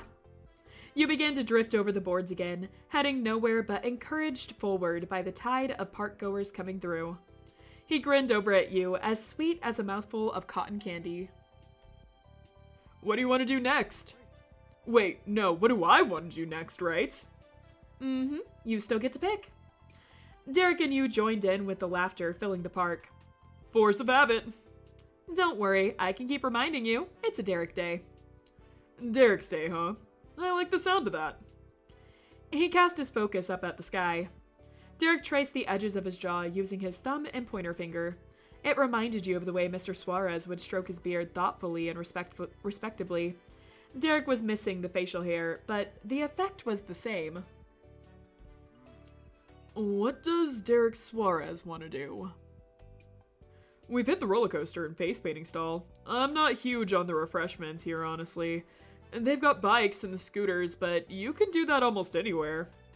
On top of that, time's running out before we have to leave, so... He'd been going somewhere and stopped himself.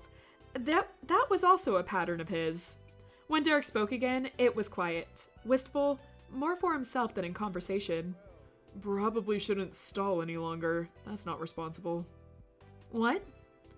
I'll tell you this time, but before I do, let's ride the Ferris wheel.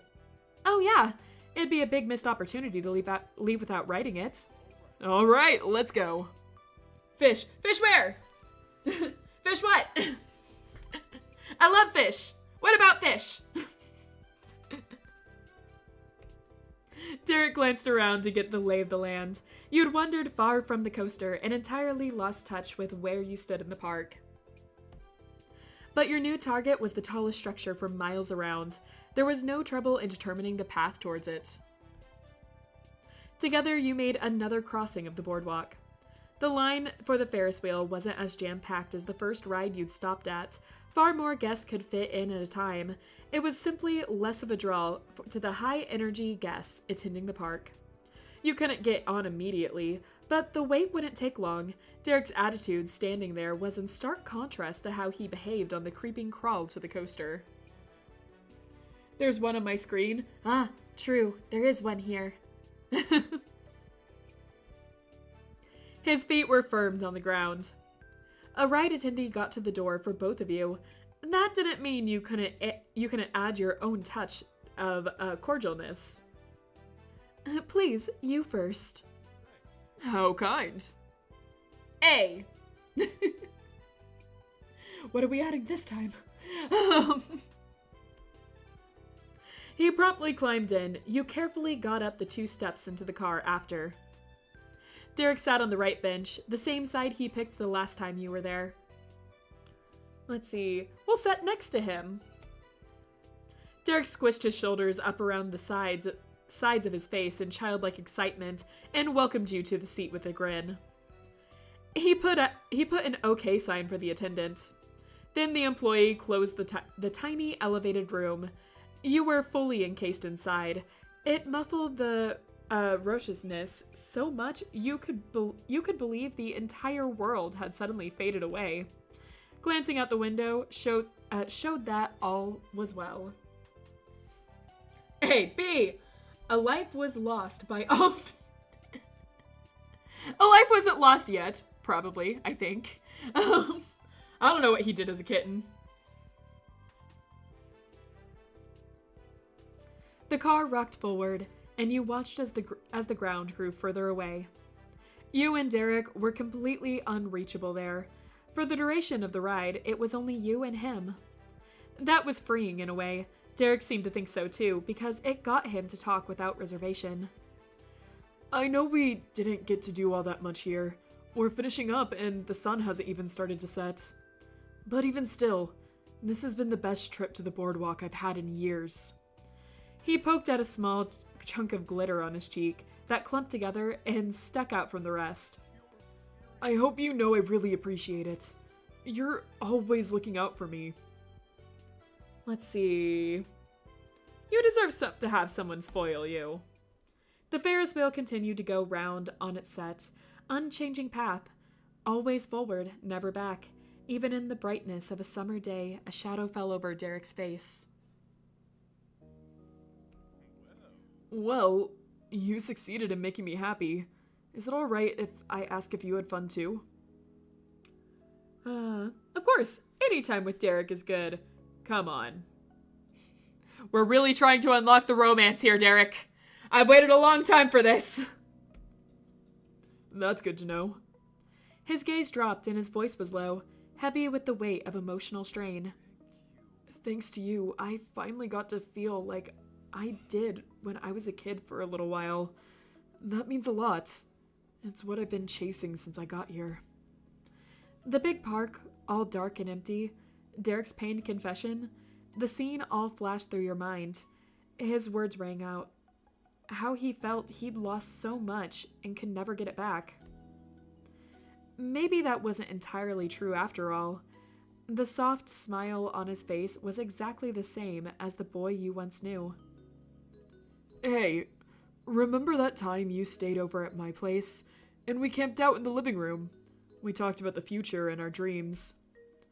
The Father's Day thing might have been more of a bombshell, but I haven't forgotten the rest of that adventure. Oh, wait, was that me? Was that me? Hold on.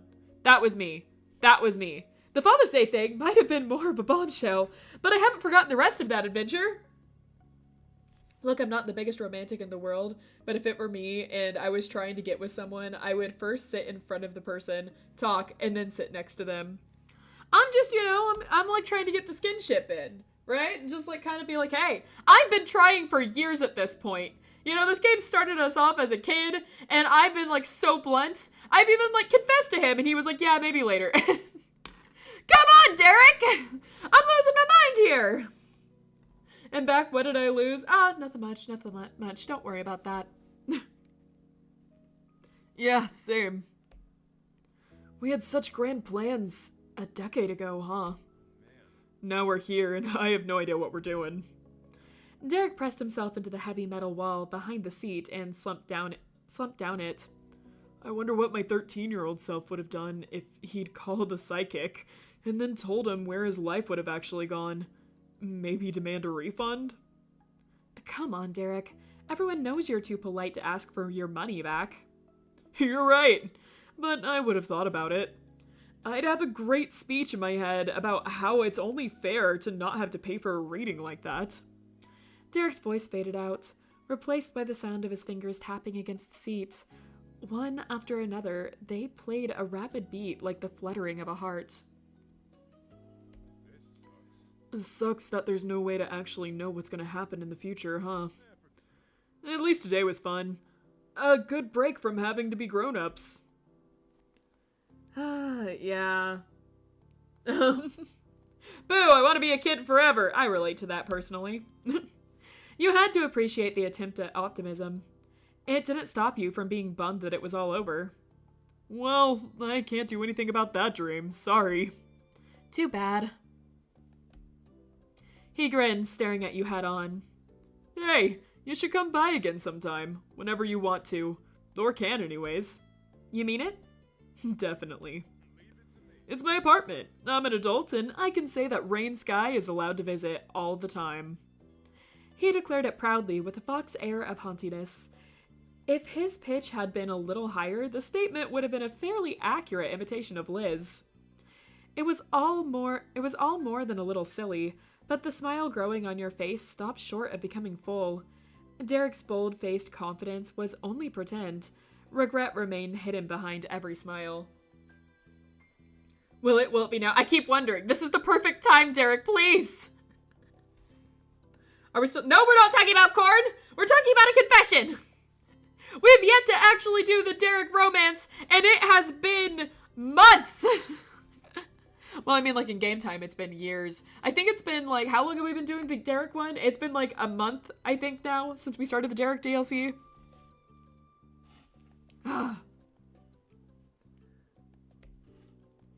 It's not gonna be too busy for you anymore. I figured out what my actual priorities are way later than I should have, but I did.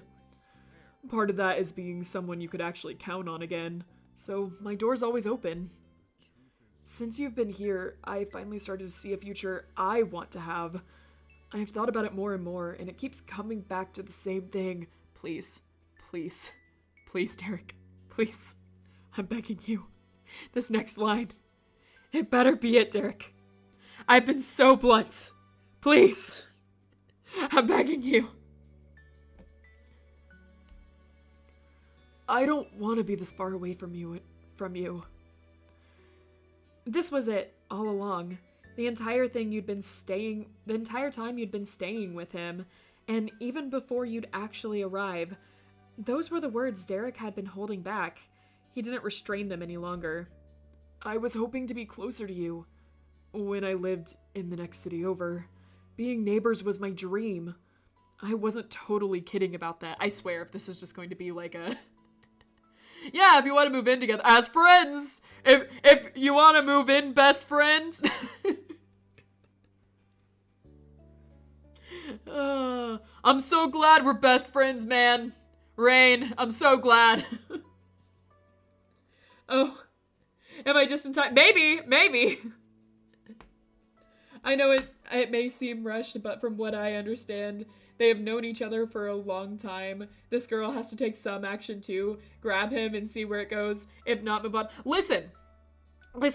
My character has been so blunt that he was like at one point like, hey, maybe if we like, you know, it was like when we're 13, he made like a whole thing on like, hey, when we're 10 years from now, when we're old, why don't we make a deal that we'll get married if we're not married to anyone else? How about that? And I had my character go like, hey, I'm in love with you now. How about we just date? And he was all just like, nah, nah, I don't think so. I've been trying so hard.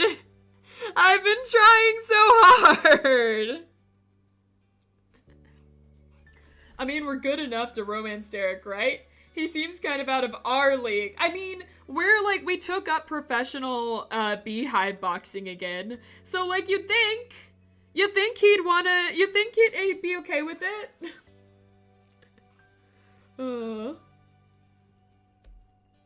But I wasn't all those years we had being at a manageable travel distance from each other. I pushed off facing you for real until I reached a perpetually moving goalpost. I regret that. I still do. I don't know if it'll ever stop pissing me off. And Derek caught that his long-held anger began to carry him. He squeezed his eyes shut and forced a shaky, though steadying, exhale out. That's not what matters, though. I can't redo the past. I've got to focus on what I can do. And what is that? I could move. I could live next to you now. I'd rather move into your place, honestly, Derek. I would rather move into your place. You have that nice ocean view and really nice apartments in California. I'm just saying, personally, I think your place is probably better than mine. I mean, it sounds like he's trying to let us down easy. I don't want... Please, Derek. So if it doesn't happen now, realistically speaking, not by the game, this is the time for the girl to get... Basically, this is the... There's no more of Derek's DLC after this. If he doesn't confess, it's over.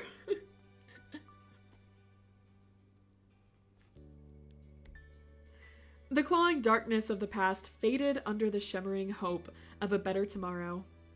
Why not now? It's not as if I'd be canceling any amazing plans. I gave up everything before you got here. So this would be the best time for it. I don't have to renew my lease, and the career ideas I do have could come with me. I can start them somewhere else.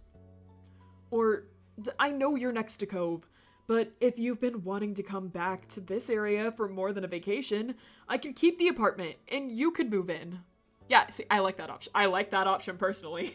I really like Derek's apartment, so honestly, wouldn't mind this one. Derek does not have our trust fund.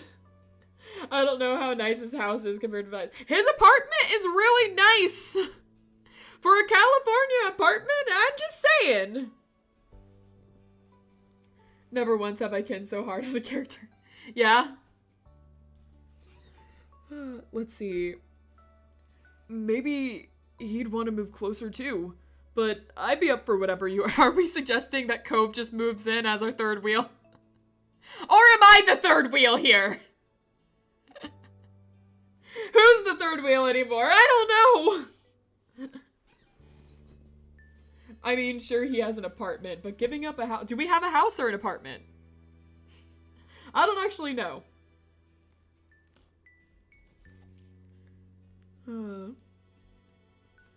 we could be there for each other, day by day.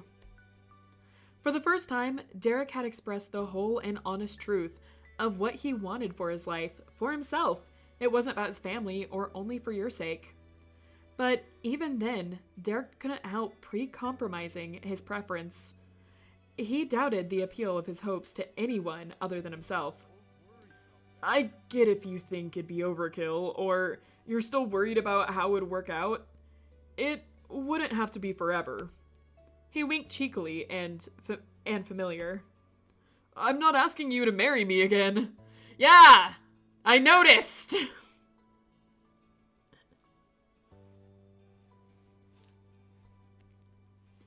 Maybe I'd last for only a year, and then we'll have a few new plans. I'm gonna need time to figure out the long term, either way. So that's it, Derek's new plan. What do you think? It's lacking romance! Derek! I want to take it further! Let's see. Hold on. Okay, not the last option. I do like it. I do like his apartment. I do love his apartment. I'm not gonna lie. We could house hunt. We could house hunt together.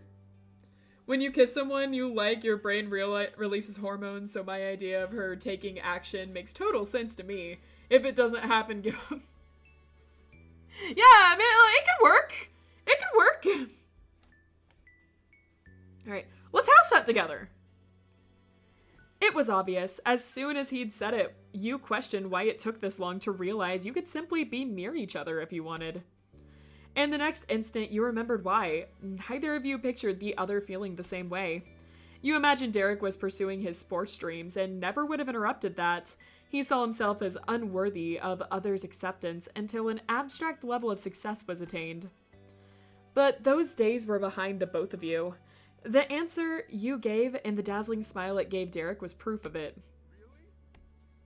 You nodded with complete resolve. There wasn't any need for doubt. Really. Woo! His arms shot up and he whooped a victorious cheer. Unfortunately, the Ferris wheel car wasn't built for that kind of celebration. His fist cracked directly against the metal ceiling of the cabin. Ugh.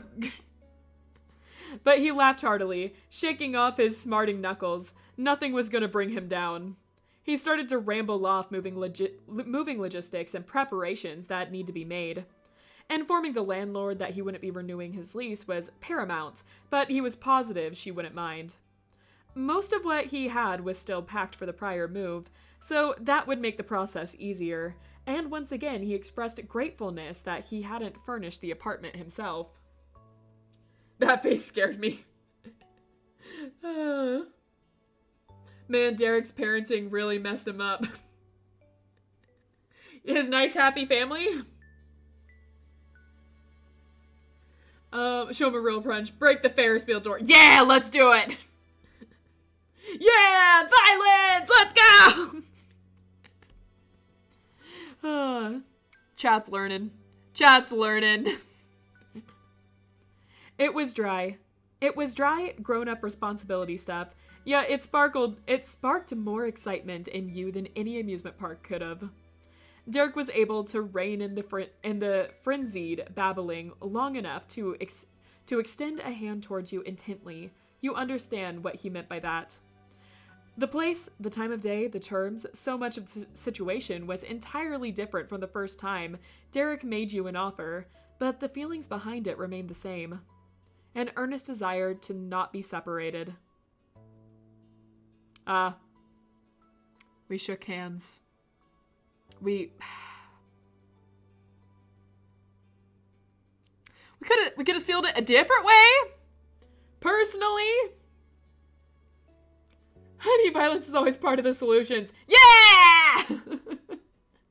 Violence!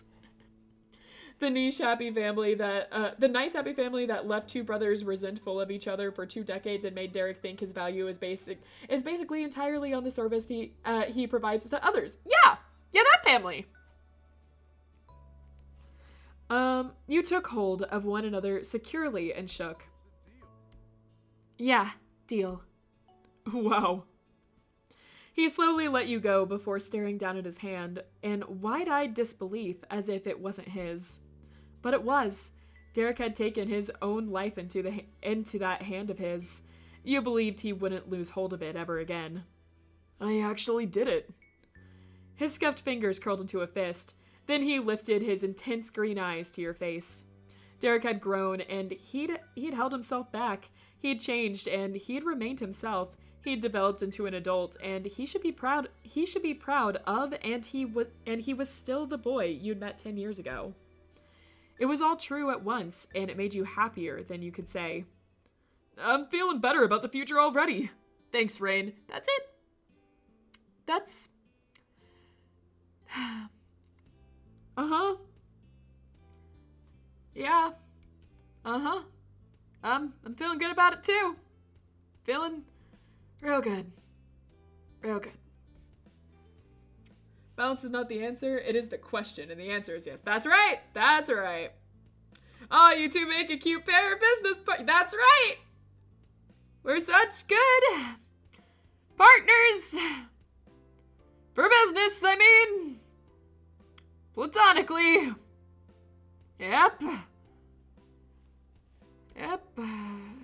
Alright. Right. Moving on. Derek had gained genuine confidence. He trusted his own decisions now that they were made to seek the best instead of to hide from the worst. Nothing in the world was more heartening than that. This game reminds me of a conversation had with an AI one time. Really? I am too, Derek. Derek satisfyingly stretched his arms in front of him. He'd learned his lesson about moving them higher. Well, I might not really know what I'm doing with my own life, but I've at least got a first step. I've got to get on the apartment hunting. I can settle more of it later. You shook with the swaying of your personal cabin, and of laughter, too. Derek snickered himself, but clung to a piece of the prior seriousness. It's a relief, though. Feeling good about what's coming next is more than I had a few days ago. Yep, I feel great. Right now. I killed them at the end. Oh, dear! Wow! Wow, we look like a couple in this picture. Haha! They're a couple of besties! Yeah, it's what I meant. It's what I meant. Of course it was. Of course, Derek. So happy to be your best friend, who's always here for you. Always has been. Right beside you.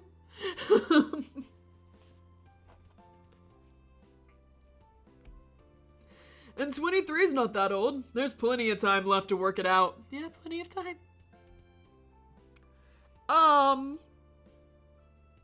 Let's see. You don't need your whole life planned. Maybe. You're usually right about stuff. For the first time in his waking hours, Derek was completely at peace with himself. Your spirits had flown straight to the moon like a pair of shooting stars. Like the ones on our cheek, the matching shooting stars on our cheek. You know, it's right here. Right here. You can lean in closer if you want to look at it. Derek, please. Please. I've waited years for this. Just to make things clear, this is a sheer satire, and violence is not the answer to any problems. Always try talking about something before throwing punches. Yeah, I'd recommend not throwing punches unless you're in danger. Remember, self-defense is fine. You should always defend yourself, but, you know, like, violence is not the answer, kids. Violence is not the answer. I feel like we're going in circles. Yeah, it kind of feels like that right now.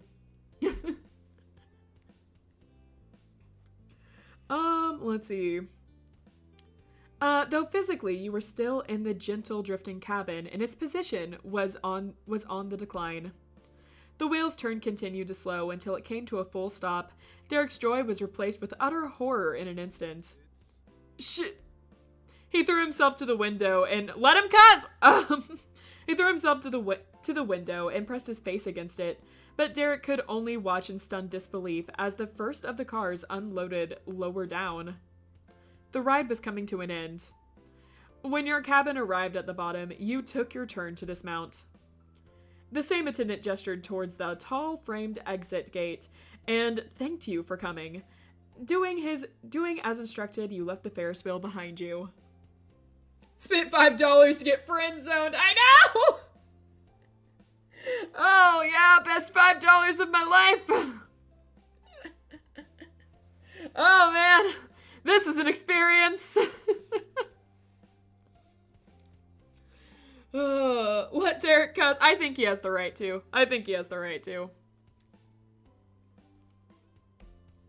Derek picked up his pace, bounding with each step to get ahead. He didn't go further into the crowd. Instead, he jumped right in front of you. You paused foot in midair at the sudden and quite solid obstacle in your path. His arms were folded, his eyes intent. Sup, Rain? Wow, what a great ride. Well, it's definitely going to be unforgettable. Derek, please. Derek, please. Sup to you. Derek grinned boldly as you curiously peered down at him. Would you want to ride the Ferris wheel with me? What? You blinked and put your foot down. As used as you were to repetition in relation to the Suarez family, that one caught you off guard. Whether this was Derek's impulsive side or his secret long game planning side, you couldn't tell. Maybe a bit of both. For the love of God, Derek. Get her arm. Come on, Derek, please. We know where this is going, at least I hope. Yeah, what a surprise. Derek chuckled self-consciously. The shock had to have been clear on your face. It didn't stop him. He rambled on and on without taking a breath. But honestly, I know we just did that and had a whole big talk, but there was something else I planned on saying. I thought I'd be able to go over it and all, and then it went so fast, but I can't say it any other place, even though it's important. The most important. If you can do this one more time, I'll never ask for anything again. Well, I'd ask you something, but it would be different, I swear. Then his entire face closed up, and he finally sucked in some air through his nose. When his eyes opened, they were wide and pleading. Of course he'd have a pro puppy dog face. It was in Derek's genes. If that's what you want, I'll do it. Rain gonna be looking back at this moment feeling like she did. Remembering his career after giving up beehive boxing. Yep. Thank you, I'll tell you when we're there. A brand new promise lingering in your heart, you looped around the width of the Ferris wheel to get in line once again. When the line thinned and you reached the front, you got into another car. Derek took his usual seat on the bench, set towards the right-hand side of the entrance. He gestured a hand towards the left bench, asking you to sit across from him. It'd be nice if I could face you more easily, was his reasoning. This had to be serious if he didn't want to welcome you right by his side again. But you took a spot alone in the on the metal panel. Let's see. I feel like I'm about to have a job interview. Derek? Oh, we're taking out joint loan now. Okay. What are we planning? Nah, I'm no businessman. Anyway, so the stocks are falling since last time. I wanted to talk to you about that. Despite landing a successful icebreaker, the conversation didn't continue on from it. Derek had nothing more to say for a time. Instead, he made use of his requested vantage point to watch you intently from across the small room as the rest of the cars filled with the guests, each having their own story that led them to the Ferris wheel that day. Derek, kiss her! Yeah, it's how I've been feeling for months. Please, Derek. In a way, you and Derek were only one of thousands. Nothing special at all. The attendant who'd let you on this ride hadn't even seemed to realize you'd been there minutes before. But in another sense, you and him meant a great deal. You were both irreplaceable, depending on who was looking. The way he watched you with unflinching focus, it was clearly apparent which view he had. The silence was all-encompassing, but the stretch of his gaze kept your rapt attention. It was only once the Ferris wheel began its slow spin without interruption that Derek truly began what he'd set out to do. He placed his hands on his sides, fanning his fingers across the bench for bounce, and he leaned in towards you, physically showing you he was ready to open up. Before anything, I want to thank you. Derek Day was awesome, and you're awesome for doing it. You know that feeling that you really want to talk with that one person, but you don't have anything to talk about? Yeah. Yeah, I do know that feeling. Oh boy, he's going to ask us to cover his Thursday shit. Derek, please. Derek was happy and bright, grinning as you always pictured him in your mind. It was difficult to imagine him as overly serious, even when you'd seen it in person seconds before. But it's not even just that. Today isn't even the half of it. Doing chores and running errands, making me feel so much less shitty, or he guessed so much less shitty over how I quit.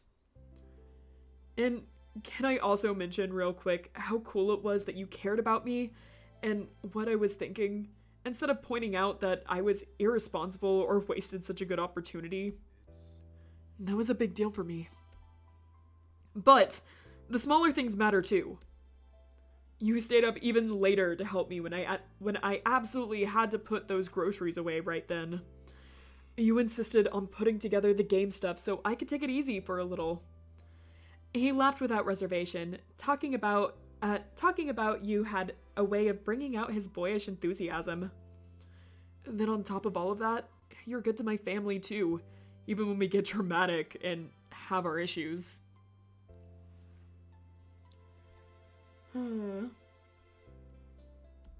He's taking his time. We're gonna the ride's gonna be over again, Derek. You're gonna want to hurry this up a little bit. I don't mean to rush this or anything, but Derek. There's a major part of my life, always will be.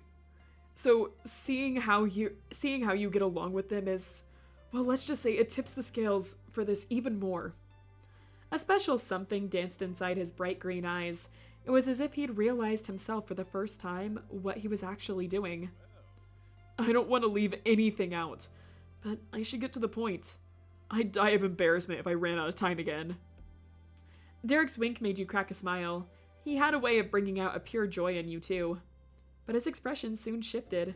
Derek put his game face on. It's gotta be now. His voice was low, dangerously close to inaudible. You didn't want to miss any of it. Rain, my dream hasn't changed.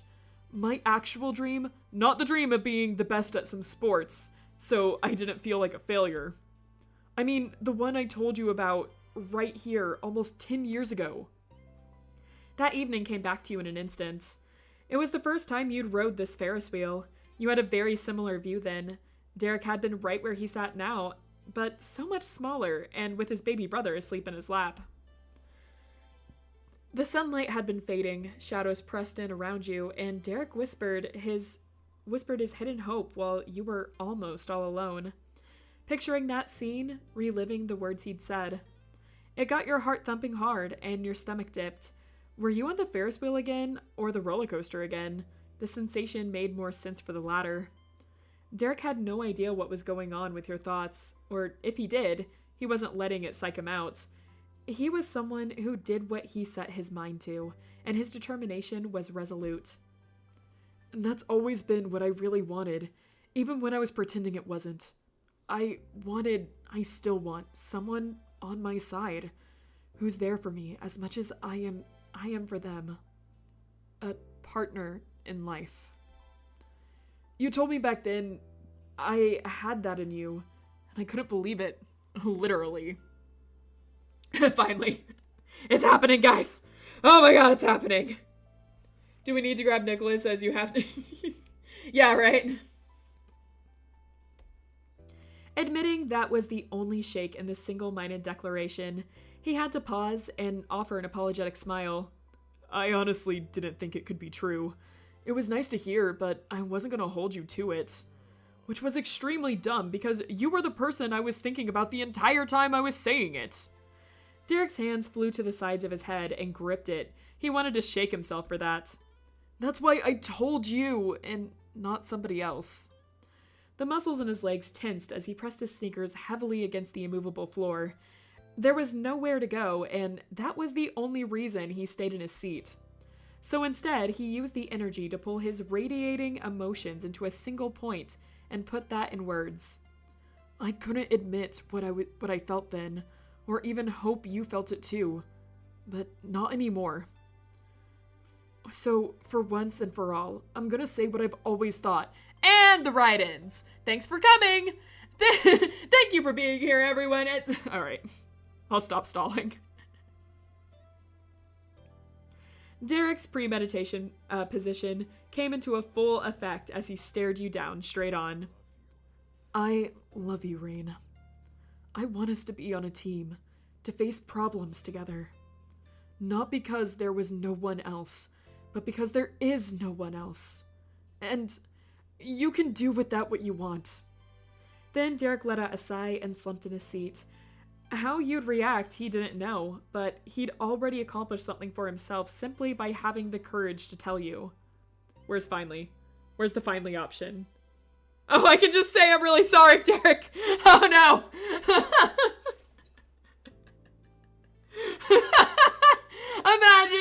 Imagine all this time. No.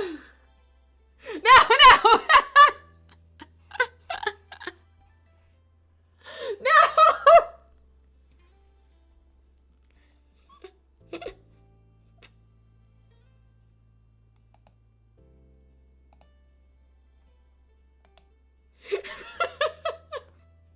I'm sorry, Derek. I see you as a business partner.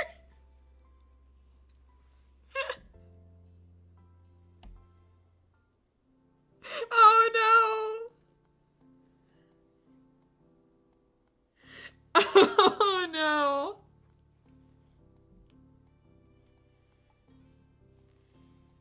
No saves, reloads. No. No. No. His enduring stare broke. Derek couldn't look at you anymore. There was no surprises features, but there was hurt.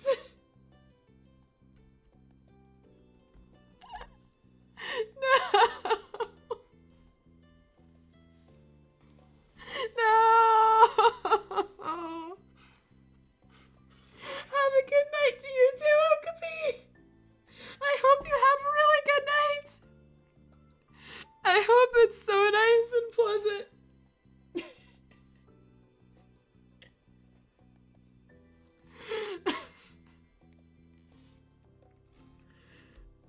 You didn't want that. You had to do something, yet you didn't know what you could do that wouldn't make it worse. As he usually did, Derek beat you to finding a solution to the predicament you were in. He made a joke.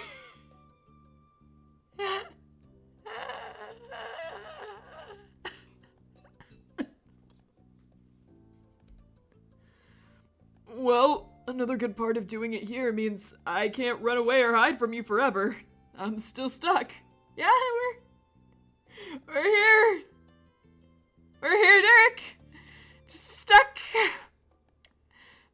here forever. You really chose to do it here. And chat decided.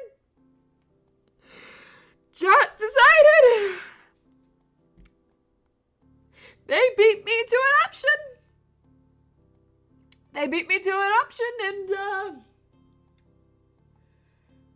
they chose this. They chose this.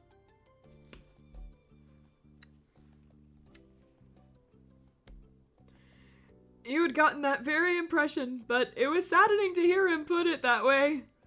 Would this actually keep you apart? He reassured that fear without you even needing to speak it. Sorry, I wouldn't do that for real. Should have been here to choose space. You only have yourself to blame. It's true. The one moment you could have saved this. The one moment you could have saved this. And you weren't here when I needed you. You weren't here. I counted on you. I counted on you in this moment, Space. You were supposed to be here. I believed in you. We all believed in you. But you didn't show up. And now look where he is. You see this boy? You see this boy over here? All the dreams that he had. All the dreams that you drew for him. They're crushed. They're gone, Space. They're gone.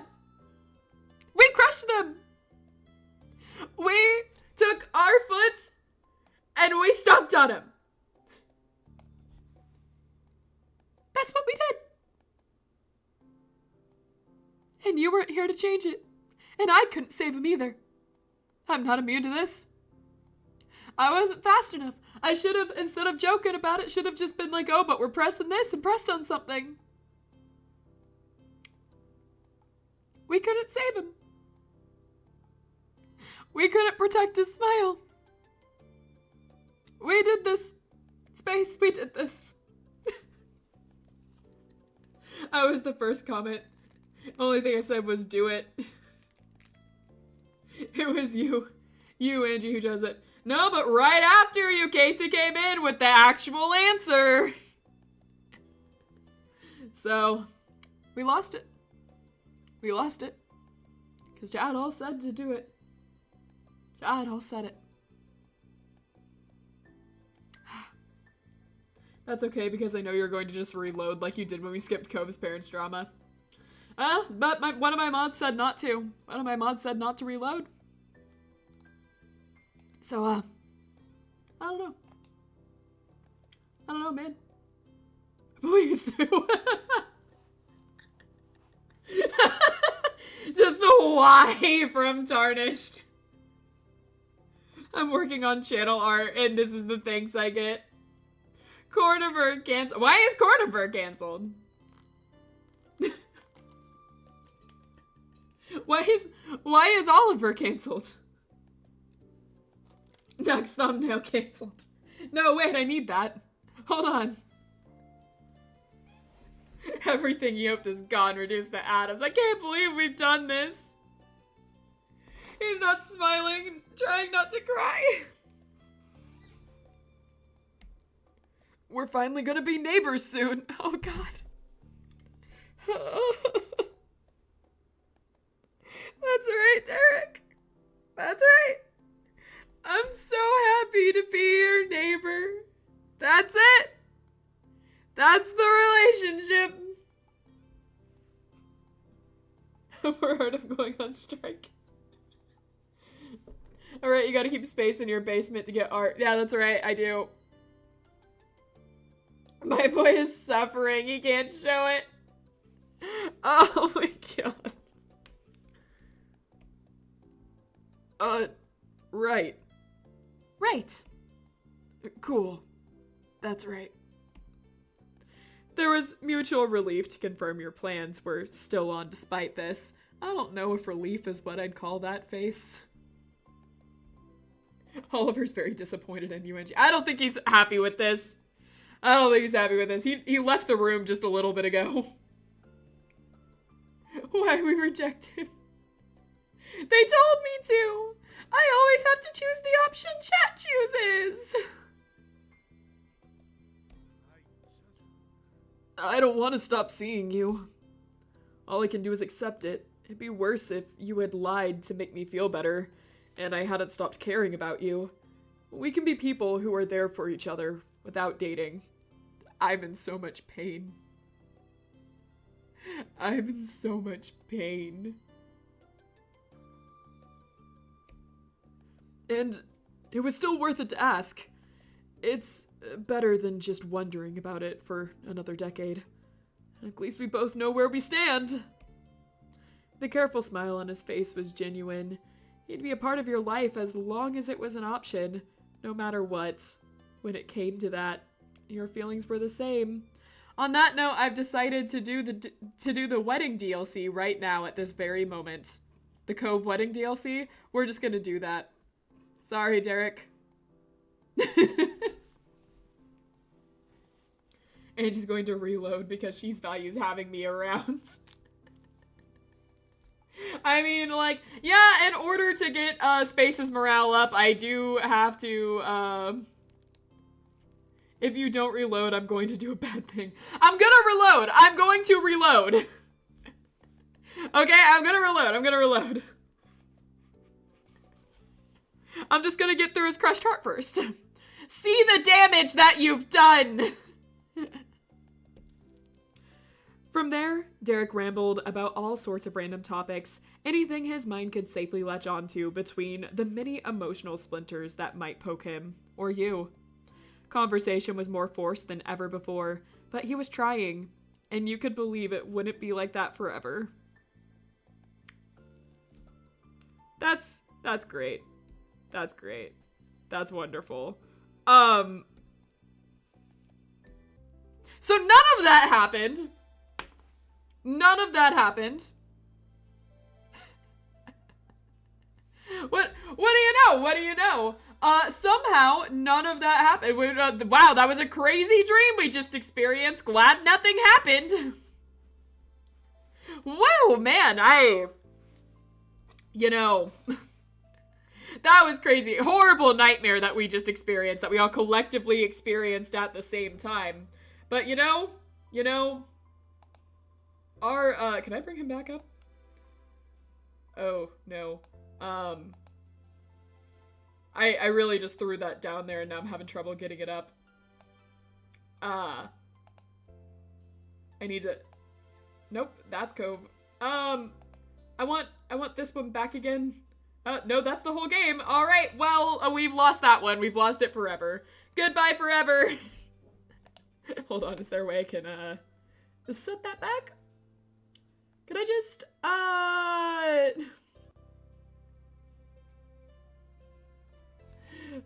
kiss? I'll choose the kiss. Hey, Momster, welcome in. I'll choose the kiss option. I'll choose the kiss option. Okay, well, I guess that's lost for now.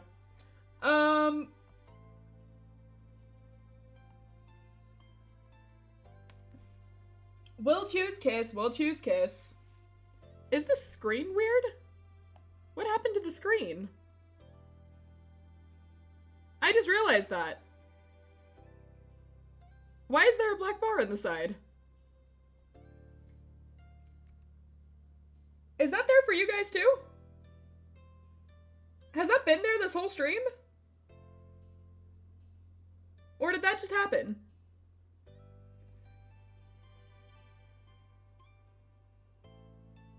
Huh.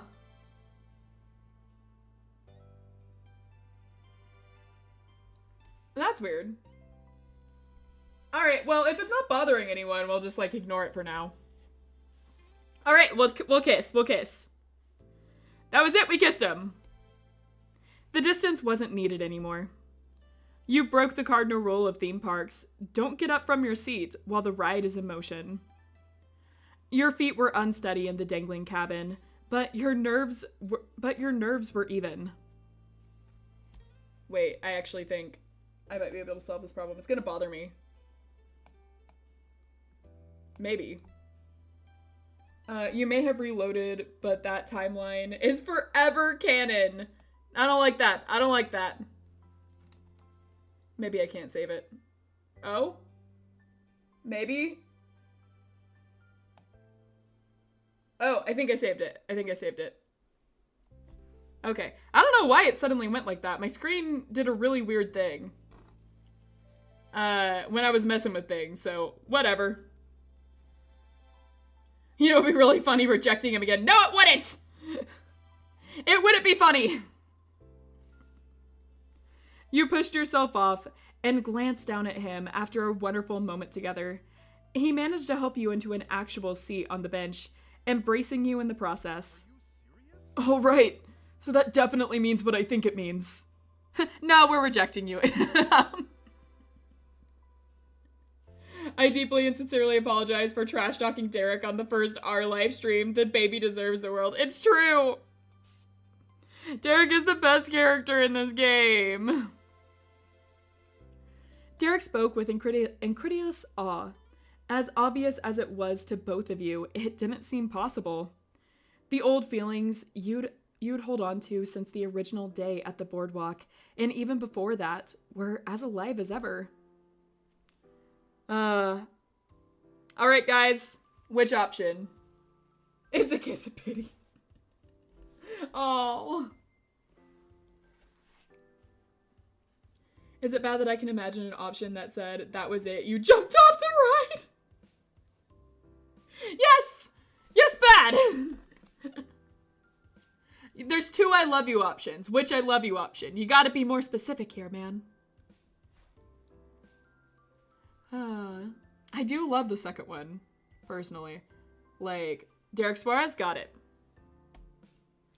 Those words froze Derek solid. He stopped breathing. He didn't blink, and the stasis lasted long enough for you to worry over his oxygen levels. His face might have been blue under all that red on his cheeks. A deep breath through a crooked grin was what finally broke his rock-solid features. An unexpected perk of picking this spot is that I can't get up and sprint around for 10 minutes. That wouldn't have been a great reaction, but probably exactly what I would have done if I could. That sounds like you. Let's see. I can go for a run myself about now.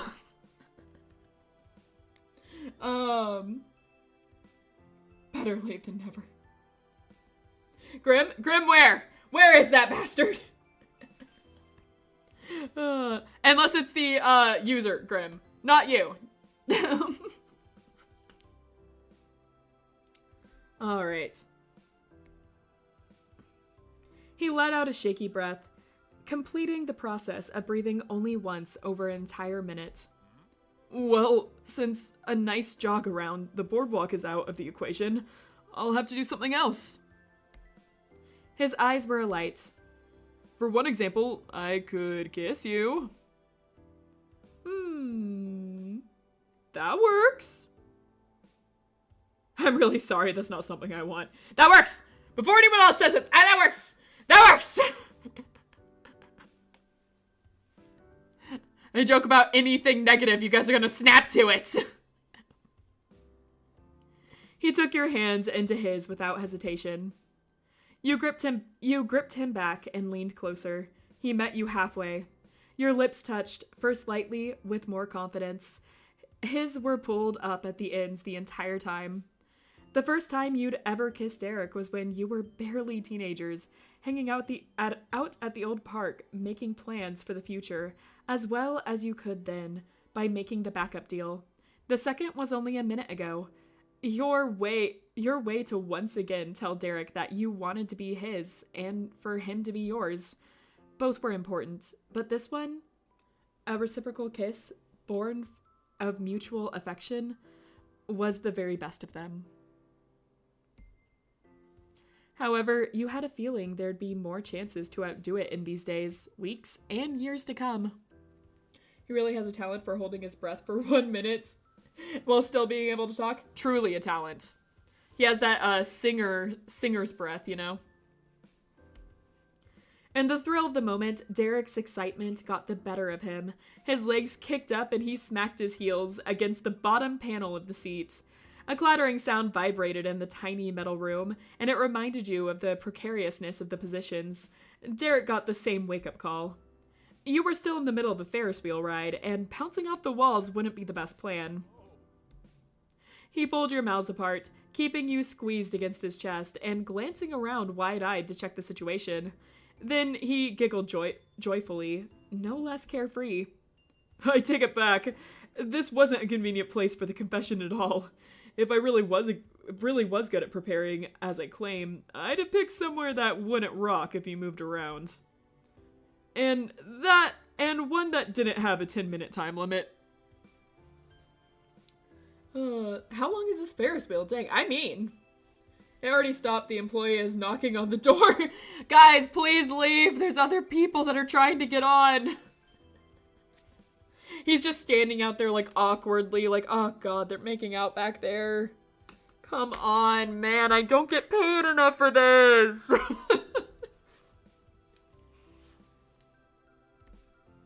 You both laughed and Derek shook his head at the whole thing. Oh well, it was unavoidable. How come? The cabin you were in was once again looked over up and down, but Derek's motivation was different. He wasn't checking for damage or to see if it was about to knock you both out of the sky. He was nostalgically drinking in the scene he'd found himself in. Honestly, it's pretty embarrassing, but I didn't want to ask you out any place other than here. Or I really didn't think I'd have the fortitude in a different location. It's pretty scenic, right? And mainly, it's the place where I started seriously imagining my future to be with you. Nico was there, so I couldn't ask you if you liked someone or if you wanted to get married in the future. If we're still single, of course. I ended up doing that in the park a little later. But it was here where it happened in my head. I promised myself that if the two of us ever ended up truly alone in the Ferris wheel, I'd spit it out before the ride was over. It was a secret deal I made with myself. A backup to the backup. That never happened until now, partly because going out to the boardwalk isn't exactly practical. It's even further away than the water park, so it never came up. The other half is because I was avoiding the exact set of circumstances. I avoided all Ferris wheels everywhere. If it came to this, I'd have to break my vow or actually do it. And the joke here is, after all that, I still didn't get it the first time. We had to go around twice. Humor softened into endearment, and chuckles faded into gentle whispers. But we made it. Through all the years and all the miles between us, we got back here. I think that counts for something. It was a beautiful sentiment, though of course he was Derek Suarez, so his childish spirit couldn't stay quiet for long. And I did do it, and now we're together! Woo! Oh, wait, there's one final thing we should probably talk about. Or talk about again, really. Should I stay in the apartment I've got for now? Would moving be moving too fast now we're in a different kind of relationship than we were a few minutes ago when that was decided? I'd still want to do it. Yeah. I want to be close to you. We've got a deal again. Or still. Whatever. We've got it. Thanks, Derek. You shifted and snuggled to get into the angle that optimized closeness and comfort. Derek linked his restless legs with yours to keep them content with something other than the wild bucking. A freshly made couple enjoyed the comfort of the other's presence and bliss, though not for long. The ride once again came to its end, much too fast for Derek's taste. He sighed then, with great tragedy, at the first of the passengers began to dismount lower on the wheel. You were of the same mind. Staying on cloud 9 with Derek for many more revolutions would have been perfectly welcome. When your car was at the bottom, you and Derek returned to Earth side by side as you had left it. However, nothing was the same. The world was an entirely different place now. Free from the metal cage that kept him restrained, Derek leapt up and high-fived the tall decorative gate over the exit. Merrymaking wasn't entirely out of place there, but it was still so brazen it made some guests stare. He didn't care. How could he? His future had changed in an instant. A dream that belonged to you both had come true, and Derek didn't know what to do with himself. Just now. Derek, I was planning on cornering you in the hallway the second we moved in together to force you to ask us on a date. Feels that way, right? Until suddenly, he used the same hand that hit the gate to clap across his own forehead. Oh, shit, it's getting late. The first ride was supposed to be the final stop. We still got a whole drive back. I swear, I instantly stop being responsible adult whenever you're involved. You're welcome? That's okay. I'm glad you asked me to ride again. It makes me happy too. But you should head out. I can't make you miss saying goodbye to everyone else just for me. Together, you bounded across the boardwalk one last time. Knowing Derek wouldn't fall out of your reach when it was time for you to go, carried you ahead fearlessly. Soon, you were packed into Derek's car and on the long trip to your second home, after having made the most of the afternoon you got. On the long drive back from the park, there were moments of conversation and of quiet, of reminiscing about the past and imaginations of the future. Of course, the now upcoming move was a major source of discussion. Alright, do we announce it to everyone? Or do we just wait? Do we wait on that? What do you guys think? Audience interaction. No? Alright. Josh was first, and it was no. They'd have questions you might not be able to answer, and you wanted to be ready when the news had to be shared. Sitting in the passenger seat over those hours, you sometimes felt as if you hadn't left the Ferris wheel cabin in the sky. The atmosphere of Derek's car had a similar way about it that made you feel disconnected from the rest of the world. No one else could reach you or him, and you could say anything there. But there was a major difference. The peace and comfortable stasis was only an illusion. You weren't on the slow, unchanging path of that park ride. Derek was speeding down a California highway in a race against time. There was a party at the end of the road, and Derek was never one to be late. When he finally pulled in the apartment complex's parking lot, the car went silent. Its leg of the relay was over, and the frantic whir and rush had to be carried on with your own flesh and bones. Not a moment was wasted snatching up the few belongings you'd brought along and booking it towards the building. You passed no one in the halls. Derek had his keys in hand already, preparing to unlock the door, and when that was swung open, you saw the living room you'd grown so accustomed to empty. The space was untouched since you'd left early that morning, at least as far as you could remember, but Derek didn't celebrate an early victory. He put a finger to his lips and made a show of checking behind the couch and around the kitchen counter just to make certain his family hadn't used their spare keys to prepare another surprise. You trailed behind Derek step by step as he dramatically skulked about his own house. He'd check around a corner, and you'd try to get a look over his broad shoulders to see too. Nicholas and Liz could absolutely not be trusted. If they came by the apartment and found you and Derek gone, they would almost certainly play the same joke twice. Keeping it a secret is dangerous. But young people like danger, so I guess it's accurate. Yeah, of course. Do you think Derek likes corn? No. Probably. Probably, I think Derek likes corn.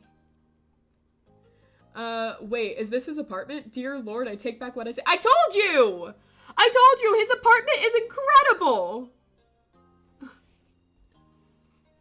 Like, I think we should live in Derek's apartment.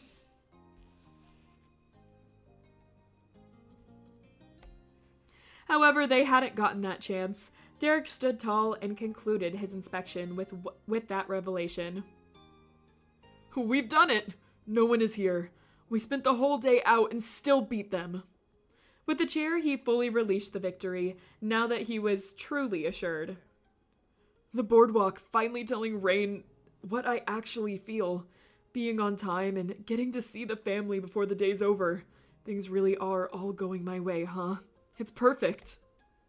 Derek saying the day was perfect made it so for you too. After a lifetime of compromises and sacrifices, you were proud to see him get exactly what he wanted.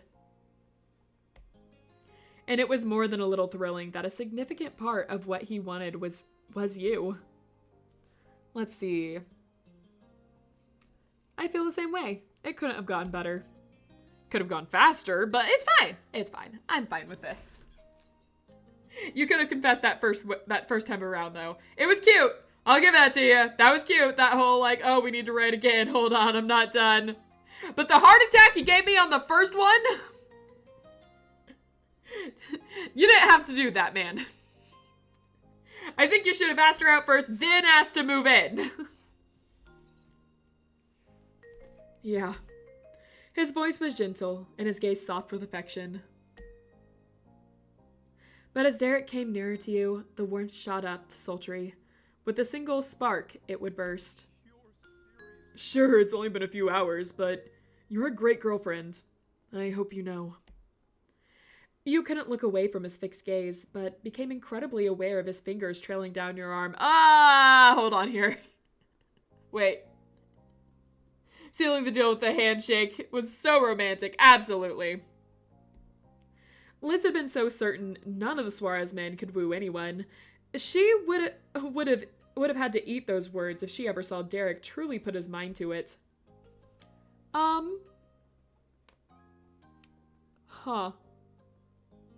What do you guys think? Speedrun?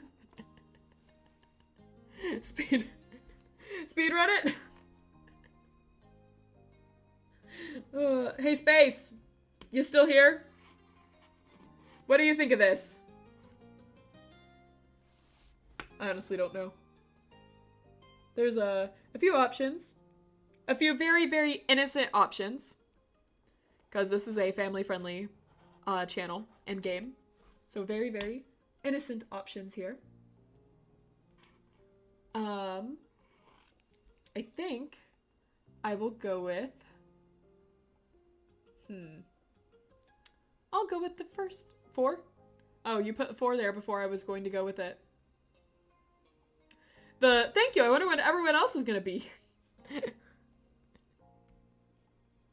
He accepted the change of subject and rolled right with it. Derek let out an airy laugh. He had kept the mood positive on the journey home, but comparing the Derek standing in front of you now to the one moments before made it clear he'd been holding back. You'd cut it close with the timing and come through unscathed. Man, I bet they're gonna be here any second. Are you sick of my family yet?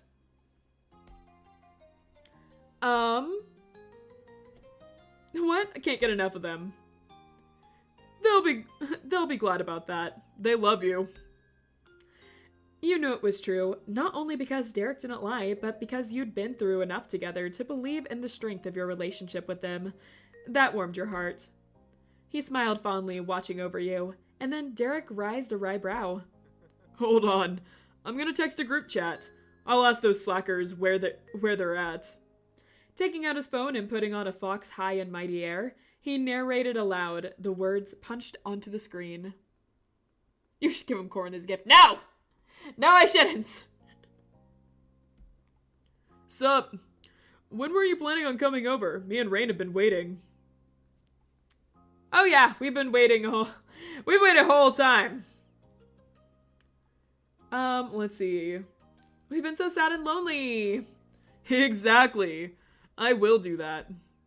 He tapped away, snickering. Each line took twice as long as it would have if he slowed down to avoid typos or didn't care so much about going over it to fix those mistakes. But he was a proper speller, even through text, and even when kidding around through text. You got the brilliant idea to send your own family a similar message of phony indigence at their arrival rate, but you were honestly wondering when they might come by. News got back to you immediately. Liz was having a friend take her, and your parents were on the road as they typed. Mom made sure to note that it was all 3 of them making a trip, Cliff included. Stop with the corn! My parents and Liz are already coming. It shouldn't be too much longer. Awesome. Oh. Derek's own phone finally pinged after his rapid-fired messages. George replied. He's at my parents' place and they're all gonna drive down. They'll be here soon. Well, that's it, team. Everything's all coming together. Wait! The easy smile on his face evened out into a bemused line. His brain was working, and then his mouth dropped open in a terrible realization. Didn't I invite them over for dinner? We don't have time to make food. We could set out snacks, but what kind of dinner party is that?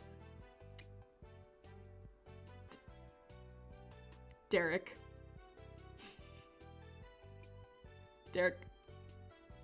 What do you mean you didn't have food?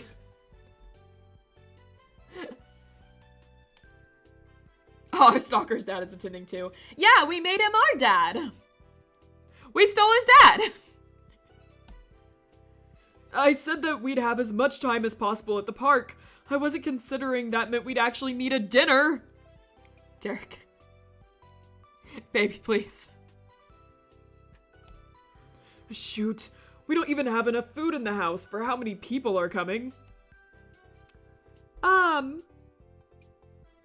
Look, we can make this work. We buy mac and cheese from the store. Give them corn. We can like set up like a barbecue and be like, oh yeah, this original idea. You cook your own food. It's brilliant. You know, we set out some meat for you. You guys just like do it yourselves. It's like, it's a novel concept.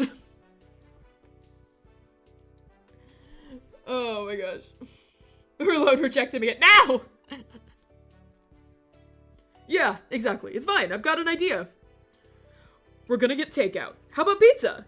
And the other stuff places like that have salads, wings, and so on? Yeah, we could work with that. Cool. He held out a satisfied thumbs up. I've got a few places in mind. I'll check the hours. Wanna see? Derek switched over the tab on his phone to search for food near you. You got to look through the pictures of expertly prepared wood-fired pizza. Content browsing continued until the doorbell rang. Alright, here we go. He stuck a finger forward in demonstration of where he was headed, then strolled over. But his hand froze on the doorknob. Oh, damn. Then he flung it up to slap across his face. The paint! Oh. Duh. I support. No! Derek doesn't suck! The boardwalk trip was meant to be a secret, and Derek nearly strolled along to greet his and or your family with a sparkling shooting star blazoned across one cheek. And you weren't any better with a shooting star across your face. Derek let out an especially frustrated sigh, or a seriously worn-down groan. It was hard to tell. Is there anything else I forgot today? Like his new tattoo. Yeah! Maybe. I might have forgotten too. Fair. Derek was thinking fast then. He left the door closed, but shouted through to the other side. Be there in a minute! Okay. You can make out Mr. Suarez. Oh, wait, that was Mr. Suarez. Okay!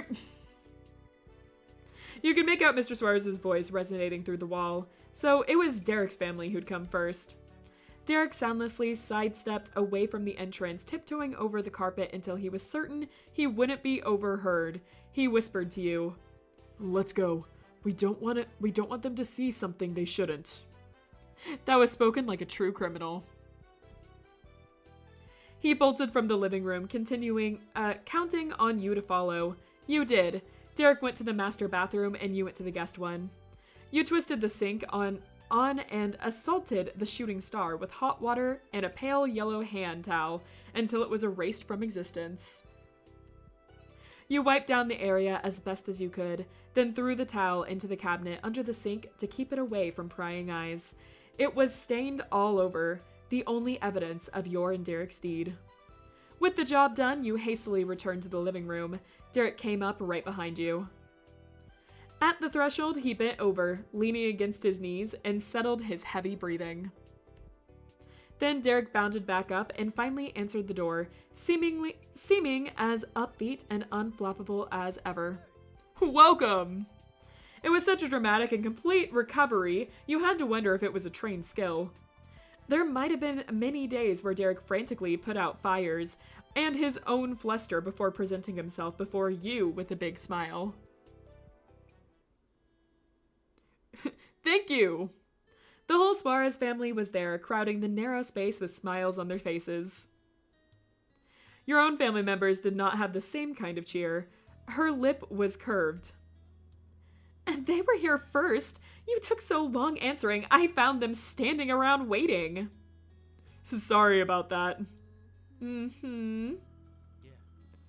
Yeah, what was that about? That's...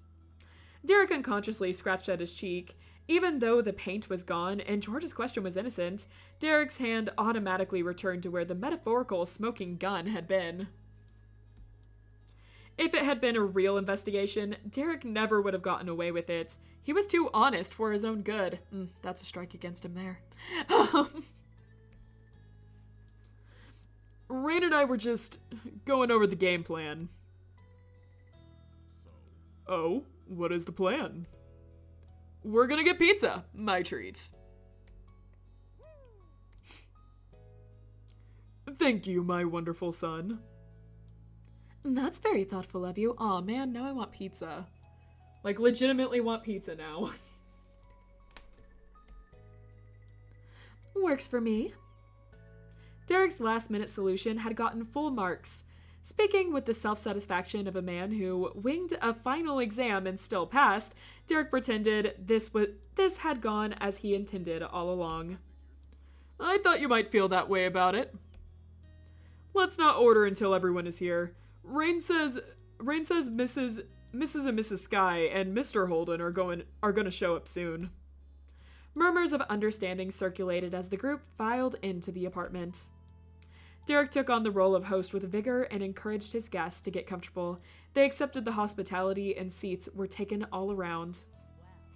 Well, how was your day? How has your day been? Yeah, what were you two up to? Mrs. Suarez's entirely pleasant tone was followed up by the openly nosy inquiry from Nicholas. However, neither had forgotten the curious holdup at the door. We had a great afternoon and talked about some important things. Isn't that right, Rain? How big is this place? Big enough, apparently. I hate to say it, Derek, but maybe we should have chosen Cove. Don't say that! Don't say that! As usual, when they ended up in awkward positions, Derek took the strategy of technically not lying but leaving out crucial details. Right. That's nice. Mrs. Suarez didn't mind not getting the real answer that she knew existed. She always did. Nicholas shrugged. He wanted more but was mature enough not to demand it. Soon, another sharp ring at the doorbell came. You and your sister perked up up the most at the sound. It had to be your parents. Liz disregarded the fact that it was not her apartment and headed straight over to answer the door. You headed that way with her. Liz tugged at the handle, and there on the other side was the soft faces of your sweet mothers and the more sharply featured, but no less kind, Mr. Holden. Many hellos and good to see yous were said in succession as the Sky family joined with the Suarez clan in Derek's living room. It is a real party now. Not yet. There's still one thing missing. Let's talk toppings. Derek took a page out of his mother's book and offered an explanation to the newcomers, who had to have wondered. We're getting pizza. Is that cool with you? Yeah, yum. That's fine, sweetie. No complaints here. Perfect. With the size of the crowd, I'd say we should get 3 large pizzas. A friendly round of suggestions and debates over the most ideal topping splits commenced. More than one person wanted meat and veggie supreme. The Suarez parents both loved that one, and it had grown on the sons as they grew. Most agreed that having at least a couple simple options made sense, and Derek declared that he'd get his favorite, chicken barbecue, since he was the one making the order and couldn't be stopped. True. Where's purple hair mommy? She's here. There was no way in Sherlock's Flying Hat that we'd finish that one in the last book. I know! It's been 3 more hours! This epilogue is so long!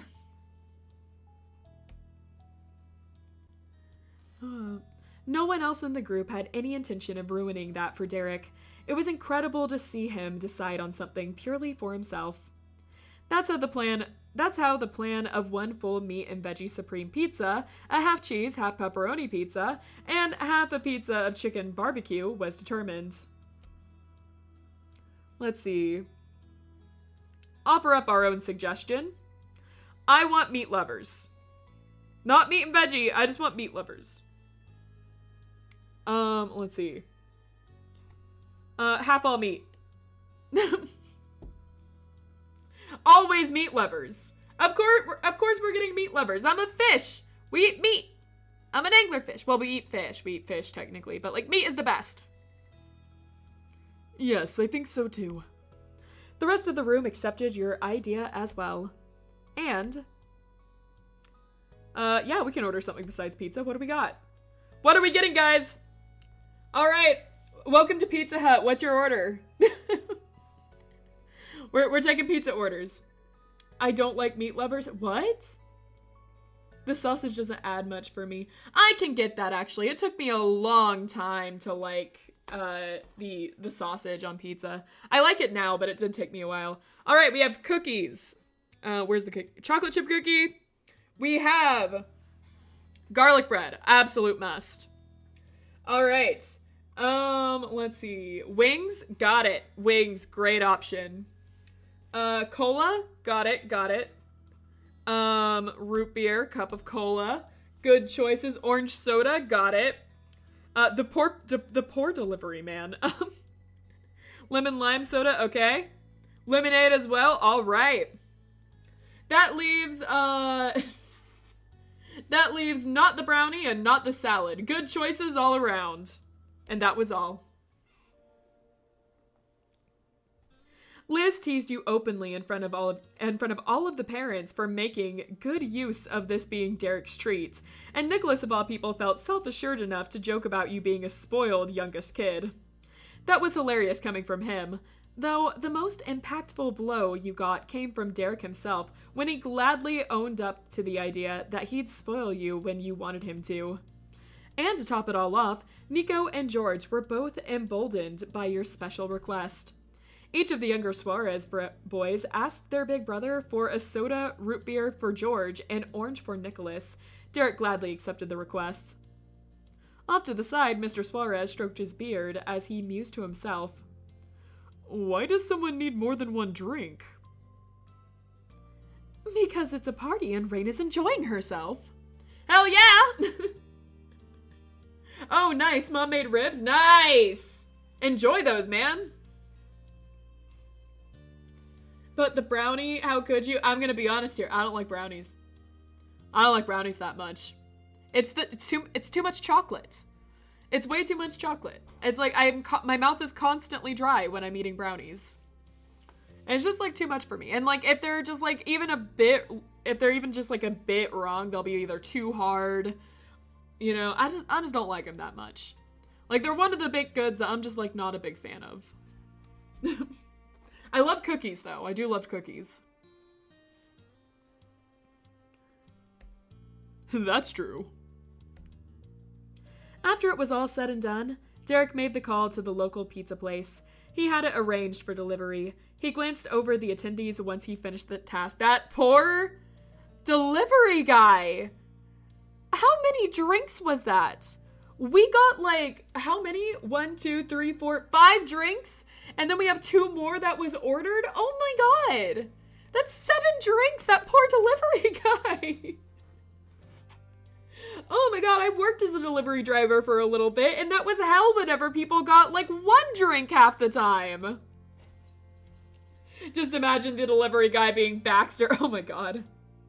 Should have made him carry a brownie too. Make him suffer that much more. Oh my god. You guys are ruthless.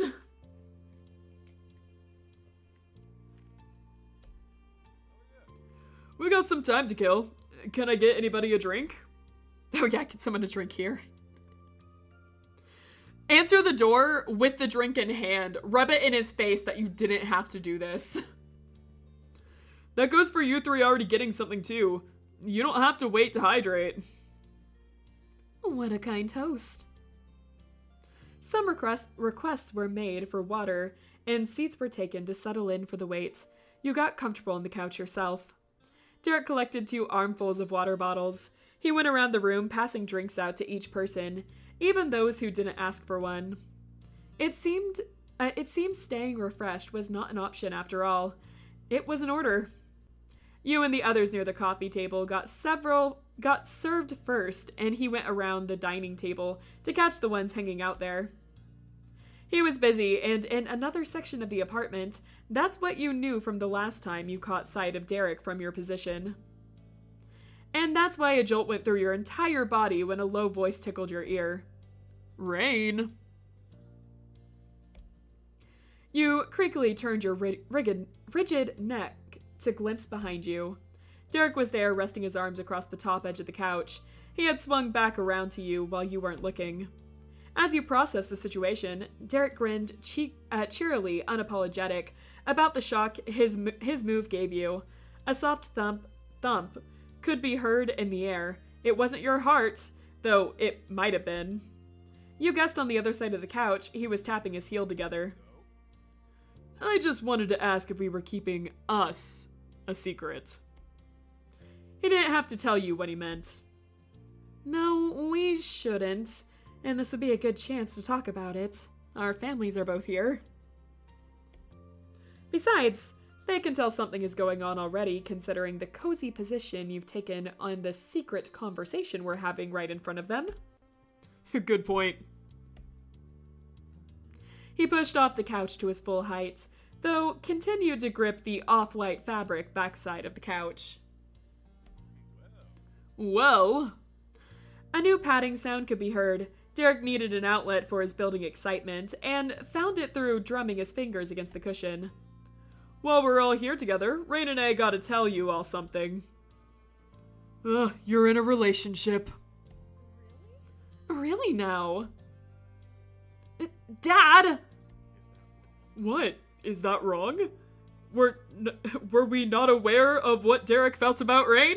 I thought this was established like 5 episodes ago. It was clearly selected that on Crush before, right? I thought that was the route. Guys? Mr. Suarez and me were on the same wavelength. Mr. Suarez was also wanting to speedrun this.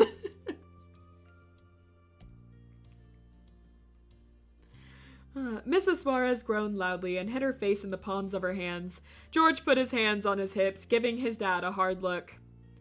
Your own parents were too sympathetic to the child's predicament to comment or laugh, though they were clearly dying to. Maybe not. We have no idea. Don't steal their thunder before they've said anything. He's right, Giorgio. Let them talk. Mr. Suarez stroked his beard thoughtfully. Oh, sorry, kids. Oh, whoops. Derek, please keep going. What did you want to say? Yes. Forget I said a word. My lips are sealed. Who's to blame him for that? I don't blame him. I don't blame him for it. Derek shot you a look with both apologetic and that was both apologetic and encouraging. He turned back to the waiting eyes of his family and scratched his cheek. All right, everyone, meet my new boyfriend. Hello. I hope you'll approve of of me dating Rain. He gave a short wave. Derek cozily drew you in close to his side in front of the delighted crowd. The parents were instantly elated by the news. Mrs. Suarez started clapping and knocked a shoulder into her husband's side. I hoped that was going to be the news. This is amazing, and quite a surprise, too. I had no idea, personally. Mom bent forward with a chuckle and loudly snorted. I thought this might happen ever since Rain invited him to the soiree, remember? Ma hummed nostalgically. She reached over and threaded her fingers together with Mom's. Derek has always been quite the gentleman. Rain's an excellent kid, and I know for a fact that Derek's a great guy. I'm sure things are gonna work out for you two. George slowly shook his head off to the side. His crooked smile grew. That makes sense. The two of you together, it just makes sense. I'm happy for you two. Thanks. That means everything to me. I like to think Cliff just got a vision of an alternate universe where you play to a wedding DLC and he does not know why. Yeah, it's just like, I felt something odd for some reason. Yeah, it's not like she's trying for more than 10 years now. Yeah, you know, it was just over 10 years that I have been trying so hard to start a relationship. And then we had that weird dream where we rejected him for some reason. Don't know what that was about. Let's see. Oh, what do we say here? Derek Team Sky. Yeah! Let's see. What should we say here? Derek's on Team Sky. No, wait, I see. You were saying that one. Derek's on Team Sky now. Sorry. Keep him. Spoken like a true sibling. His deadpan delivery had the room shaking with deep laughter. Don't worry, I plan to. A bold as brass smirk hadn't left Liz's face, as to be expected from your big sister. Well, props to you, Suarez, coming up from behind. I thought you'd lost your painfully long moment when you never said anything about crushing on Rain for several years and then moved away. Her jab hit the mark, making Derek shudder one eye. His characteristic grin survived the strike. I fumbled it more than once. I can admit that, but I did it now, and a win is a win. Wow, more props. Liz couldn't completely remove the wryness that was natural to her face, but when she looked at you again, her eyes were soft. I'm also happy for you, both of you. I cannot possibly imagine how romancing Mr. Let me do that for you over here could blow up in your face. Liz's encouragement was a huge deal to you, but the moment wasn't complete. Nicholas had been the only one in the crowd with nothing to say for the entire event. That was strikingly uncharacteristic for the wild child. And his face was neutral. The absence of happiness worried you as much as sadness or anger would have. Maybe more. Nicholas simply not caring seemed worse than him being upset. Derek, you were handed the ball multiple times and you only managed to hold on to it for the first time today. That is an accurate description of what happened. But you didn't need to doubt for long. In the end, he smiled. The look wasn't forced, or for manner's sake. It reached his deep brown eyes. Nico's story about the night and the summer soiree came back to you. He knew what was coming and prepared himself for this exact moment. Now that it was here, he was happy for Derek. And for you. You were so grateful. Your whole family, Suarez, Sky, and Holden, could agree that you and Derek ought to be happy and that you should be happy together. Then everything was put on hold when, for the third time, the doorbell rang. Dinner's here! Nicholas made a beeline to the door, his two older brothers at his heels. They gathered all the spoils from the delivery driver, gave a polite thanks, and promptly closed the apartment up again. Wow, not even a tip. Thank you. George and Nicholas peered into the semi-opaque lids to figure out which drink was theirs, and Derek specifically handed you the stuff you got for yourself. It was good the whole set of boys went, considering all the additional items came stacked with 3 pizzas, most of which were for you. Nicholas, George, and Derek helped set aside your goods safely. The feast was laid out on the counter, savory, steamy, and very cheesy. Derek stood between the guest and the meal to make a declaration. All right, everyone. In my house, instead of the youngest going first, the oldest do. Ah, yes. Respect our elders. Good, he didn't bring a brownie. Doesn't deserve a tip. Hey now! Don't be mean to delivery drivers. How kind. I can't believe I'm considered an elder. How'd I get so old?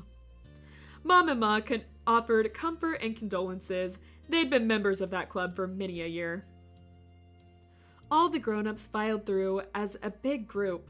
At that point in their lives, determining who was truly the oldest of the old wasn't worth the trouble. When they had picked over the cream of the crop, Liz made a clean sweep all on her own. You and Derek went together next, followed by George. Finally, Nicholas's turn came. His mouth was hooked in an amused bend. Being last was a novelty, and he took a sweet time picking out the slices he wanted. Why not? He wasn't holding anyone back. Eventually, Nicholas selected his dinner, and the chairs around the apartment were filled with happy guests whose plates were equally full. It was a relief to see your and Derek's big announcement hadn't impacted anyone's appetite. Good food and pleasant conversation were enjoyed at Casa Derek. Nico went back to the boxes for seconds and thirds without needing anyone's permission.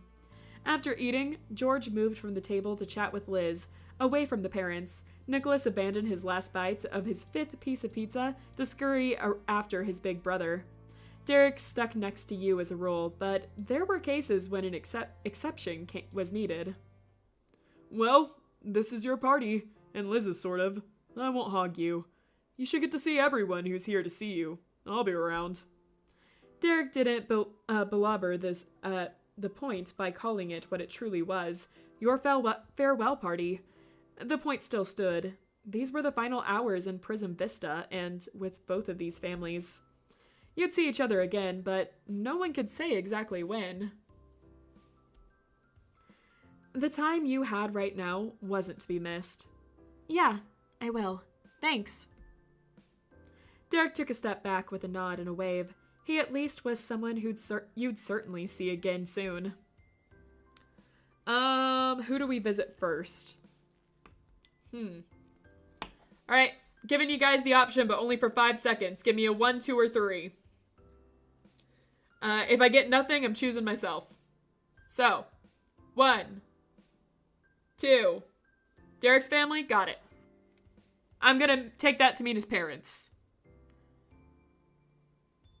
Oh, but it could mean the bottom one too, but my sister is there. And Josh did say 3.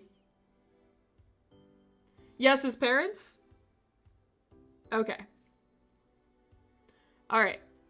I will give that one to Tarnished. Derek's parents were contently sitting together on the couch. Watching the scene of their children and friends gathered together in one place was a rare joy. But when you approached, Mr. Suarez perked up from his peaceful reverie. He squished against the missus, patting the freed spot on the cushion. Mrs. Suarez had to physically support her husband in the invitation by catching his shoulders, otherwise he would have toppled right over onto her lap. She laughed over the dramatic infringement of her personal space. Let's see. Thanks, don't mind if I do. After all the effort they took in order to make that available, you couldn't reject the hospitality. You plopped down onto the pre-warmed cushion. Mrs. Suarez looked past the man draped over her, as if he was not currently attached at the hip, and made eye contact with you. I hope you enjoyed your big city vacation, Rain. I definitely did. Glad to hear it. As the pleasantries faded off, the Suarez spouses shared a meaningful glance with each other. The weight of the occasion hadn't been forgotten. Well, while we've got you here, there's something I wanna say. Did you know Giorgio and I met at a similar age as you and Derek? Technically. That's true. Mrs. Suarez patted her husband's leg unconsciously, while the gleam of a storyteller sparkled in her eyes. We attended the same high school at, 14 or so, though we never landed on the other radar until others' radar until senior year. He and I shared a class here and there. We did not run in the same social circles or have similar extracurricular pursuits. I almost missed her. Can you believe that? I cannot. What would I have done with all of my life then? Sometimes I wonder. Perhaps you'd be living in a mansion somewhere in the hills. Is that so? It is a worse fate than I feared. The longtime couple tittered and smiled rosily over one another. Meanwhile, you leaned in closer, ears perked. The topic intrigued you. How had Derek's parents come together? You didn't interrupt in order to ask. You knew with certainty that Mrs. Suarez would explain without prompting. And she did. You see, Rain, Mr. Suarez is a well-meaning man, but when he gets a lot of compliments, he believes them. There's no end to how big his head can get. Derek may have mentioned this to you, but Rio, as he was called in the glory days, was on the football team. The words football team were said with mocking exaggeration, as though she could stop the explanation there. It was obvious where this was going. He and all his footballer buddies had quite the egos, and were such a clique. One completely random day in the cafeteria, him and the boys were acting like the gods on the earth they thought they were. They talked big, and it was all crap. I spent my life turning the whole set out, but that time I must have been sitting closer to the noise than normal in an unusually petty mood. Whatever the reason, I began to gab with my own friends intentionally loud enough to be overheard. I said with exaggerated wide-eyed innocence how strange it was that the jocks acted as if they were the greatest men alive. How did they come to such a conclusion when they've seemingly never spoken to a single person outside of their team? What do they know about who's better than anyone else? Folding her arms and bouncing her shoulders, Mrs. Suarez still felt self-satisfied over that one decades later.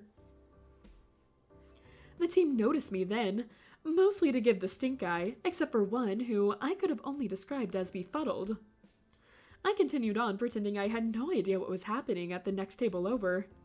We were having plenty of fun on our side of the crowd, until all of my friends went dead quiet, and that got me to check again. One of the footballers had come over.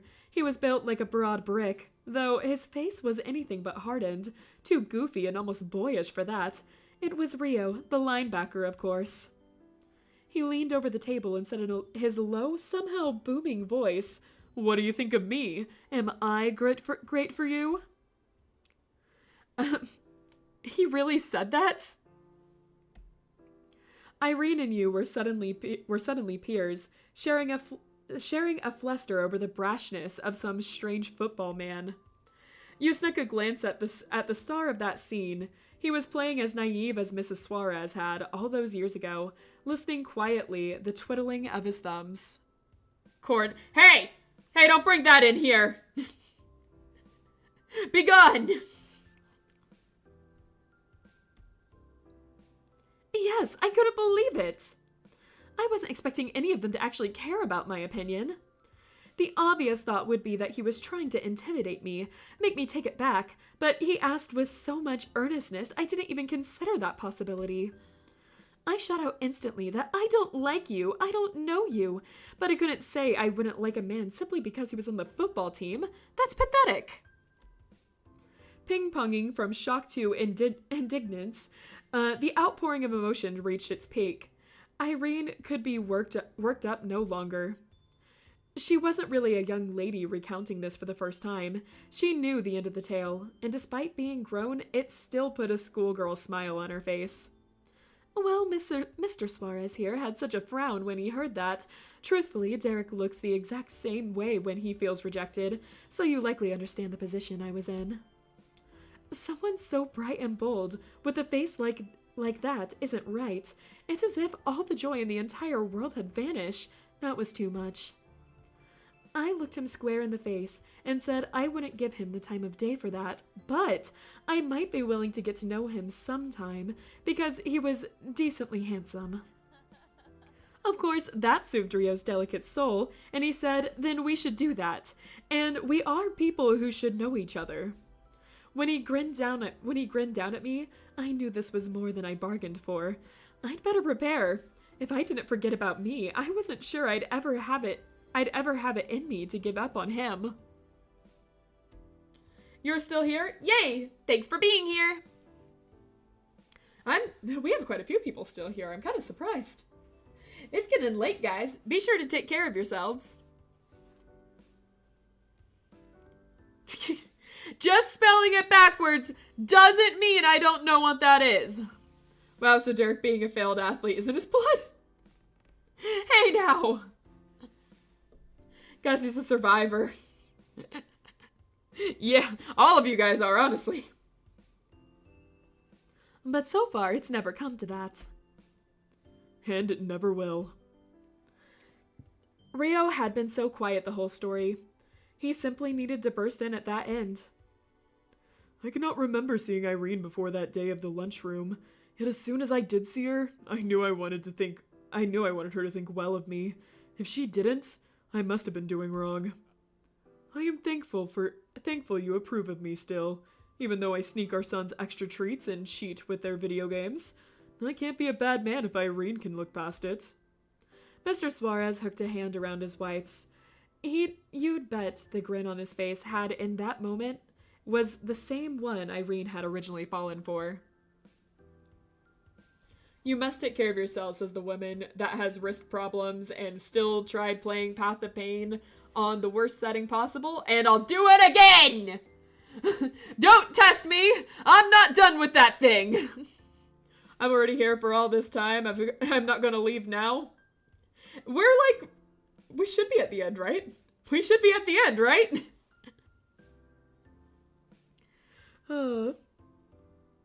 Let's see. You'd bet the grin he had on it in that moment was the same one Irene had originally fallen for. That's right. You are a good man. No buts or qualifiers went along with the praise. She wholeheartedly expressed approval of her husband. You could see it go straight to Mr. Suarez's ego. Irene didn't take it away from him. The sweethearts were completely enamored and absorbed with one another. Yet Mrs. Suarez managed to pull her focus off the stud of her heart to address you again. It had to be serious. Thank you for listening to my self-indulgent story. What I really wanted to tell you is that I'm relieved Derek found someone who appreciated him for who he is. The weight of those words fell over you.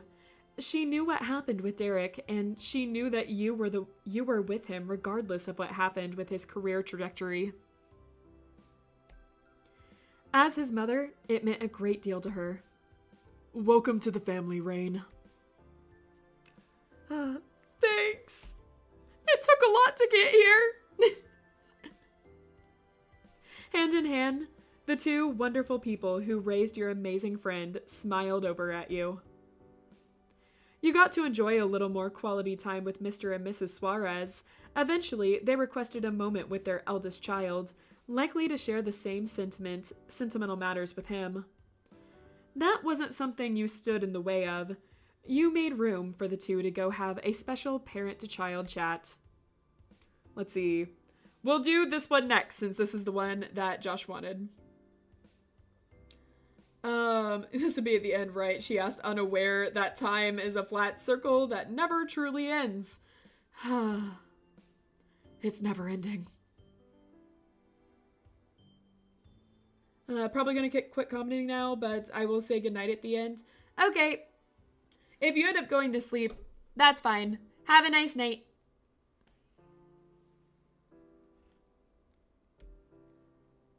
George, Nicholas, and Liz were gathered in the corner of the room, fully engrossed in conversation. George's hand batted in the air between the group of Nicholas as Nicholas jerked a finger about. Hey, what are you talking about over here? You were welcomed by the circle with friendly smiles. George folded his arms and switched from the explanation to another. Nicholas was giving something to the effect of a recap to Liz. While talking about the trip, we realized she'd yet to hear about our new interesting acquaintance, so she was being filled in. Apparently, the Xavier person was running some bakery. Bakery used to paint faces at the boardwalk? A small world, There's no end to the odd connections you end up making with people. Yeah, we were getting philosophical. Let's see. I'm looking forward to who else we'll meet in the future. So am I. Hopefully one of those people will be Nova. Right, George? Liz, you'll see each other at some point. Your sister was satisfied, snickering into her palm. Besides all that, I have to say I'm surprised Nicholas was the one who reconnected with Xavier. Wouldn't he struggle to recognize them? You know, considering the fact that he was asleep the entire day. I fell asleep after I got my face painted, thanks. And I've been to that boardwalk more than one time. I didn't conk out every time. Try a better tease.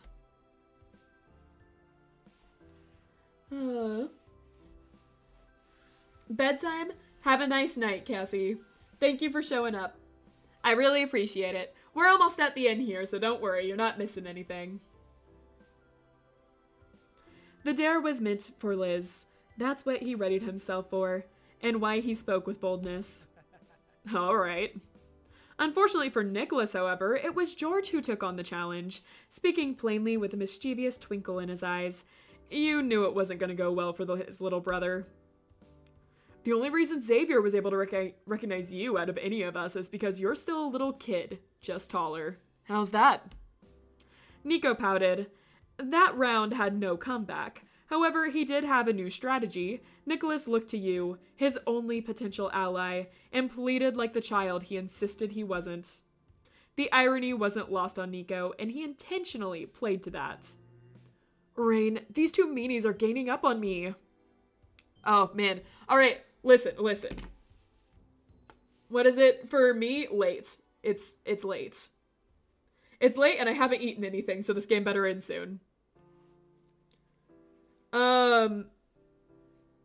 Yeah, what time zone am I in right now? I think I'm in Central. Yeah, so it would be like, 9? I don't have a clock that's visible to me right now. Alright. Alright. I don't think it's gonna end soon. It'll end, like, soonish. We'll just talk to everyone, and then they'll leave, and we'll end. It'll end. I can order pizza. I'll order the pizza right now.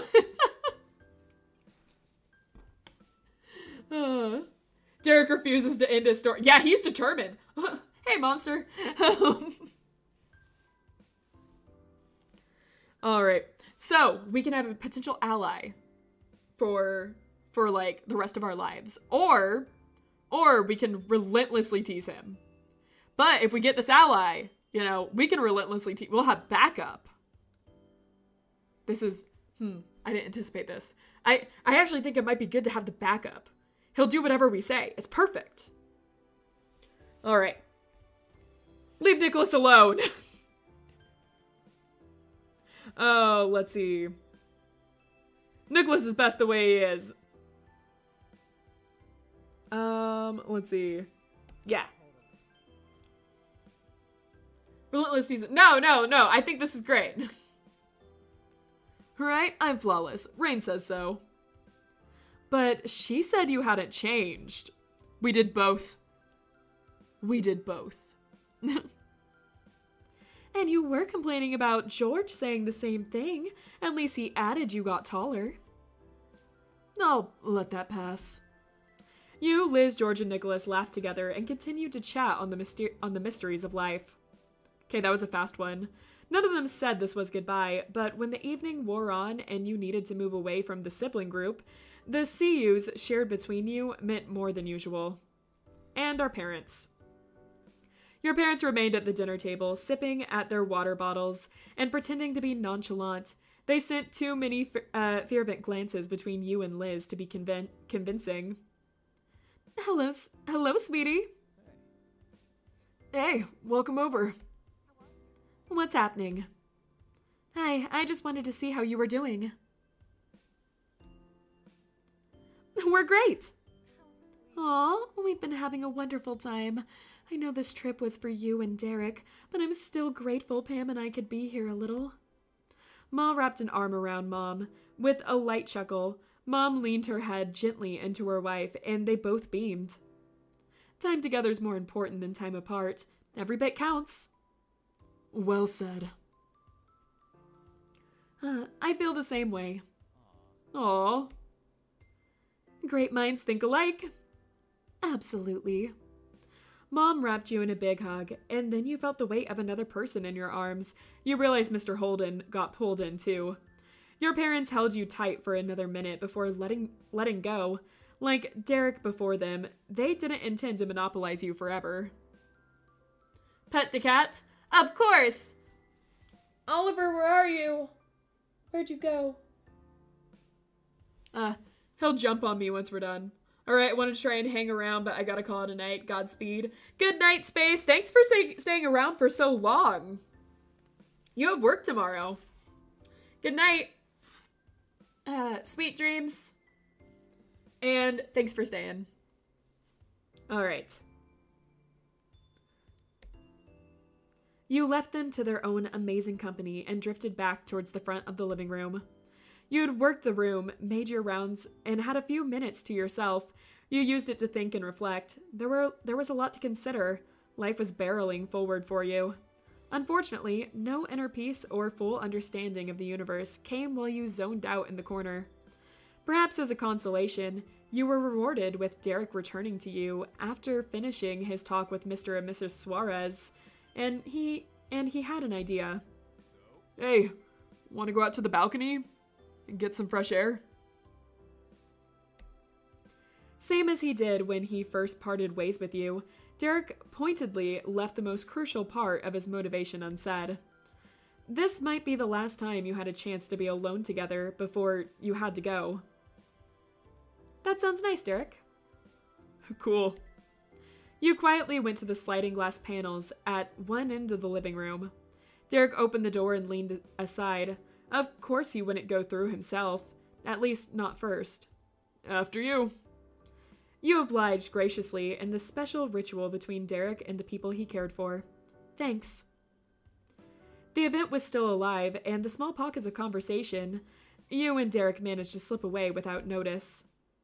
As soon as you walked out, a warm evening breeze caressed your body. It carried the sharp scent of the ocean and the delicate perfume of the flowers who made their home on Derek's place. Derek ignored the one lonely chair on the veranda and rested up against the rail, exactly as he did the first time. On the horizon, the sea gleamed like molten gold, encased a city of silver. We'll stand near him. And that moment, it felt right. The seemingly endless expanse in front of you, with nothing more than a few thin bars between you and it. It was a welcome sight. With you both settled in, Derek grinned as if it was any other day, or rather because he couldn't help smiling at you no matter the circumstances. Rain, I owe you an apology, or at least an explanation. No, both. You blinked. If there was one thing you could count on, it was that Derek Suarez wouldn't do you wrong. Not intentionally, anyway.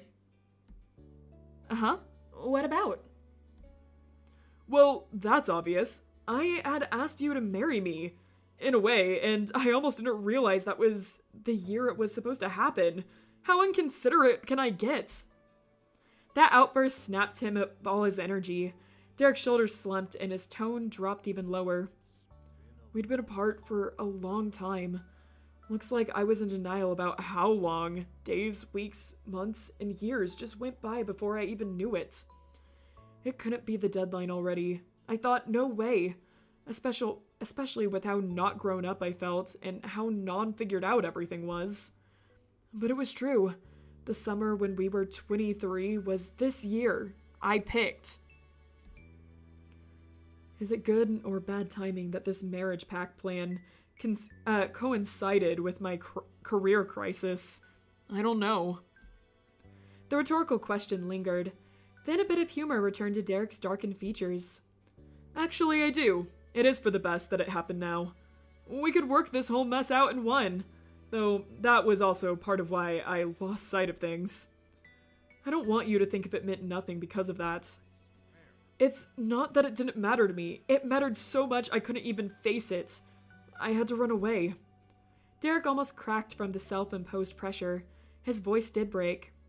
I mentioned some of it already, but asking you to marry me if there was nobody else wasn't one of those wild impulsive stunts I pull sometimes.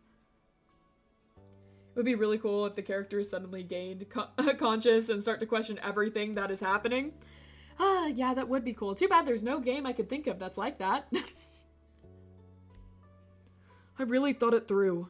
As in, I thought through all the ways I could maybe be with you without daring to just ask you to be with me. His gaze parted from yours. He had nothing in particular to take his attention, so Derek was simply staring straight ahead. The future's looking bright, Rain. I love this city and my family, but honestly, I'm pumped to start something new. It's like I've gotten off a treadmill for the first time in over a decade. I'm actually going forward. It thrilled you to see Derek bursting with real optimism, not simply wanting and hoping it would be okay in the face of fears, but having certainty that it would be good. You'd both embrace what was coming, next with open arms. I'm looking forward to it too. Awesome.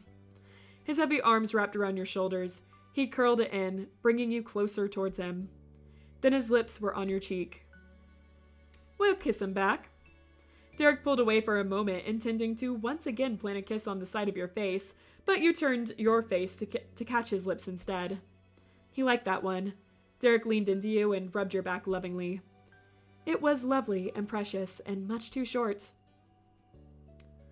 Hey, my parents told me the story about how they got together, and we're gonna take another 20 minutes to talk about that. Oh no, forget about it. There's already a game about it. What? What? Nah. There couldn't be. What? Nah. Oh yeah, the lunchroom showdown. Pretty funny, huh? My dad told me he loved to remind the rest of his team how Irene may not like footballers, but she did like them. You're really a lot like your dad. You're both so earnest. You think? Thanks. You know, if I ever make a team again, I'll be sure to tell them how Rain liked me before I made it. Or I can tell my future coworkers. Whoever. Wow, thank you.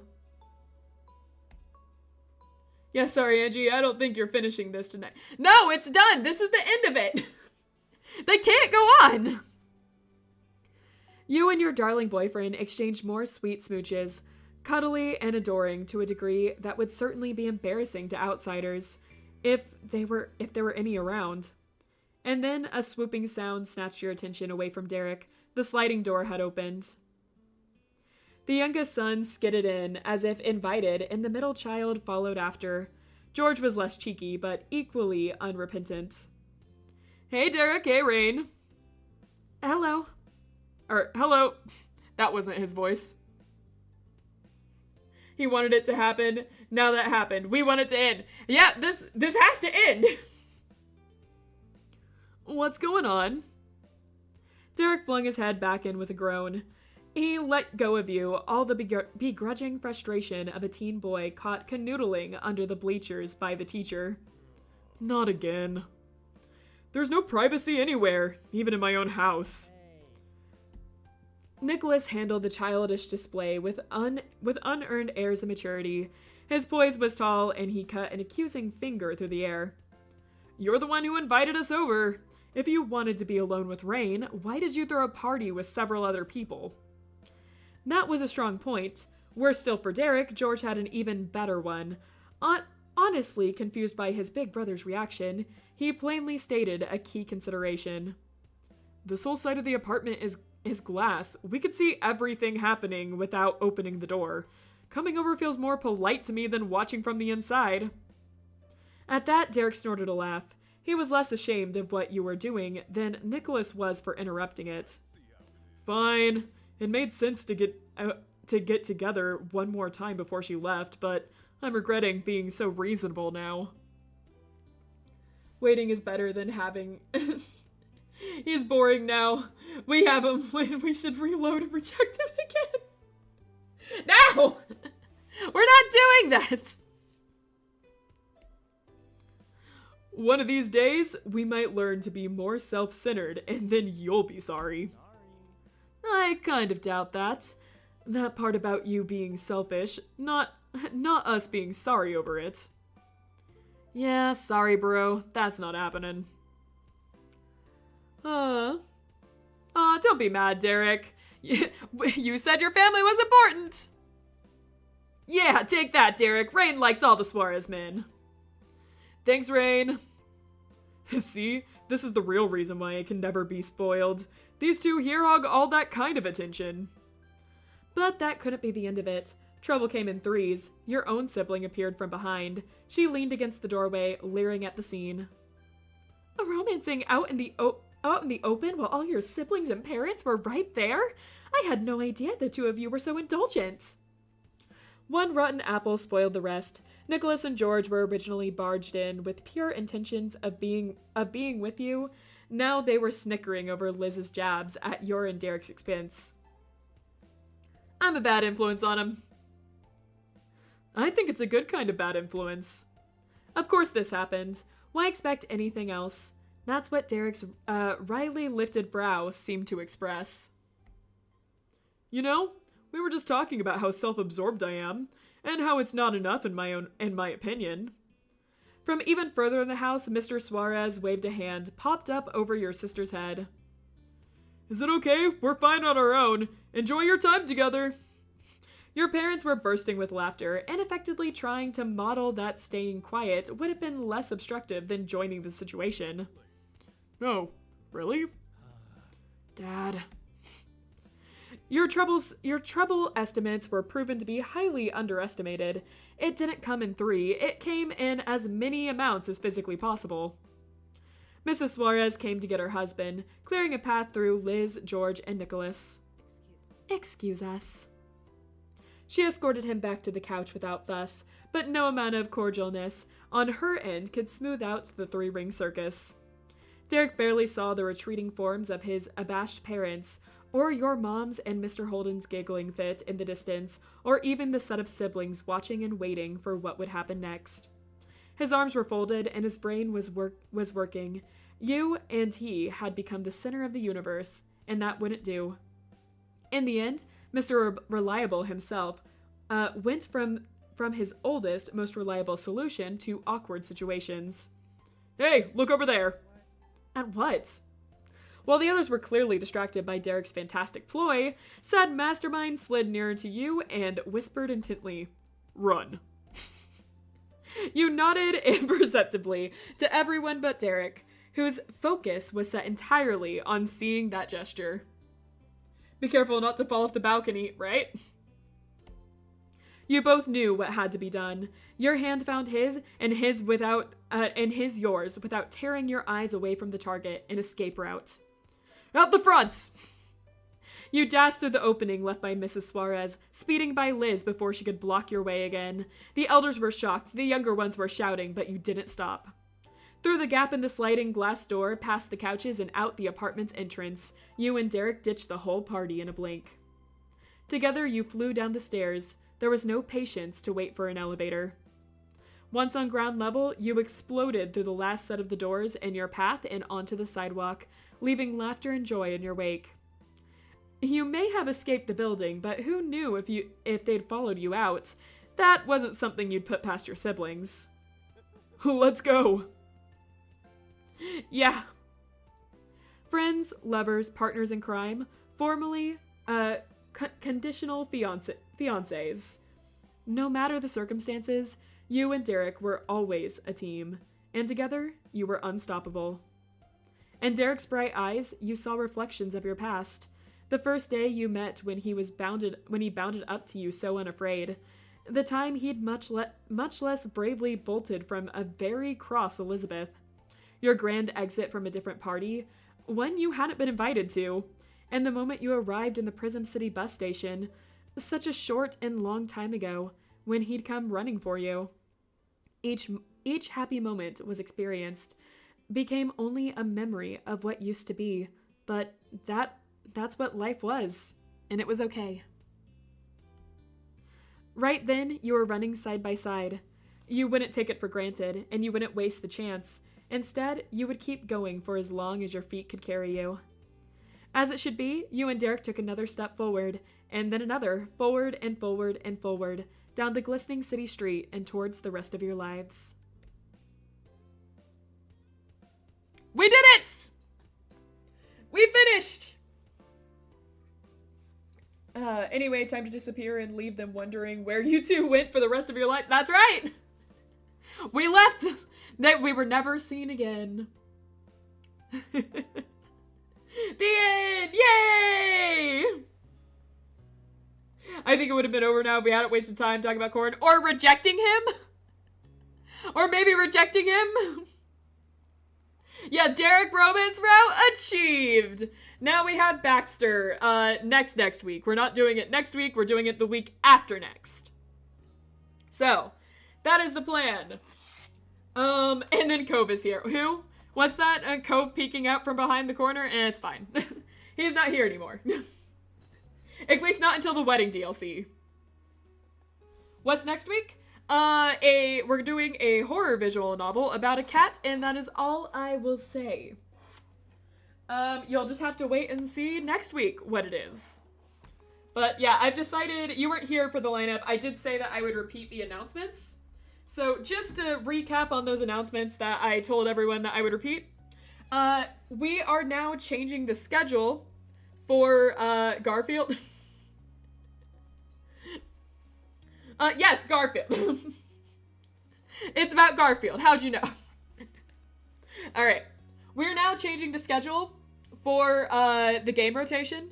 Instead of doing the same rotation we've been doing, I decided that we're going to switch it around. So this week is still going to be the same. However, next week we will have probably completely new games. So it won't be next week. It will not be Our Life, Lobotomy Corp, or Hollow Knight, probably. Instead, it will be 3 different games, and then the week after that, we will go back to Our Life, Lobotomy Corp, and Hollow Knight. So we're gonna do, like, every other week kind of thing. But, like, I want to play a variety of games again. We've been playing the same 3 games for a few months now. It's either been 2 months or it's getting close to 2 months. So I decided this was, like, the best way that we could kind of get into that. I'll be posting a community page about it. So, like, anyone that didn't see it here, the community page will be posted, and I'll probably say it on the Wednesday stream, too. I'm trying to... There was other ones. I wrote them down in case I forgot them. Other announcements were... Anyone remember what I said? My notes are so messy. Oh, right. Can't believe you made it to the end. Yeah, congrats! You made it! Thank you so much! 4.5 hours. Thank you. Alright. Other announcement is that I am planning on moving to some other social medias. I've been having some problems with a certain site that I will not name directly, but I've been having some problems with some support. Nothing, like, overall bad. It's not channel ruining. I'm not going to, like, move from YouTube. I'm going to be staying on YouTube. But, you know, I have other social media. Please support me on there, and I will post any new social media links. I'm trying to also find a alternative to Twitter to use, such as, like, Instagram or something. Just so, like, you know, I'm able to communicate with people that may not be able to use Twitter. It's good to have a variety anyway, and I'm trying to, like, branch out to other social media sites. But I already have a Twitch, if you guys want to visit me on there. I've never streamed on Twitch yet, but I might try and do that in the future. I might try to stream on both YouTube and Twitch. I might start up a TikTok, stuff like that. We'll see. I have never used any of this stuff before, so I gotta figure it out. But yeah, I am going to start moving to some other social media stuff, so support me where you can, please. But I'll post in the community tab when I have all of that set up. And last but not least, I plan once a month to replace one of the visual novel book club streams with a talk stream. I want to do more, like, just talking streams with you guys. And so those are the 3 announcements that I made. So that's what you can expect from this channel going forward. Thank you all so much for coming. I really do appreciate you guys sitting here and making it to the end with me, or even if you didn't and you're just watching this in the future, or you can only watch part way, I appreciate it so much. So, as always, love you guys lots, and I will see you in the next episode.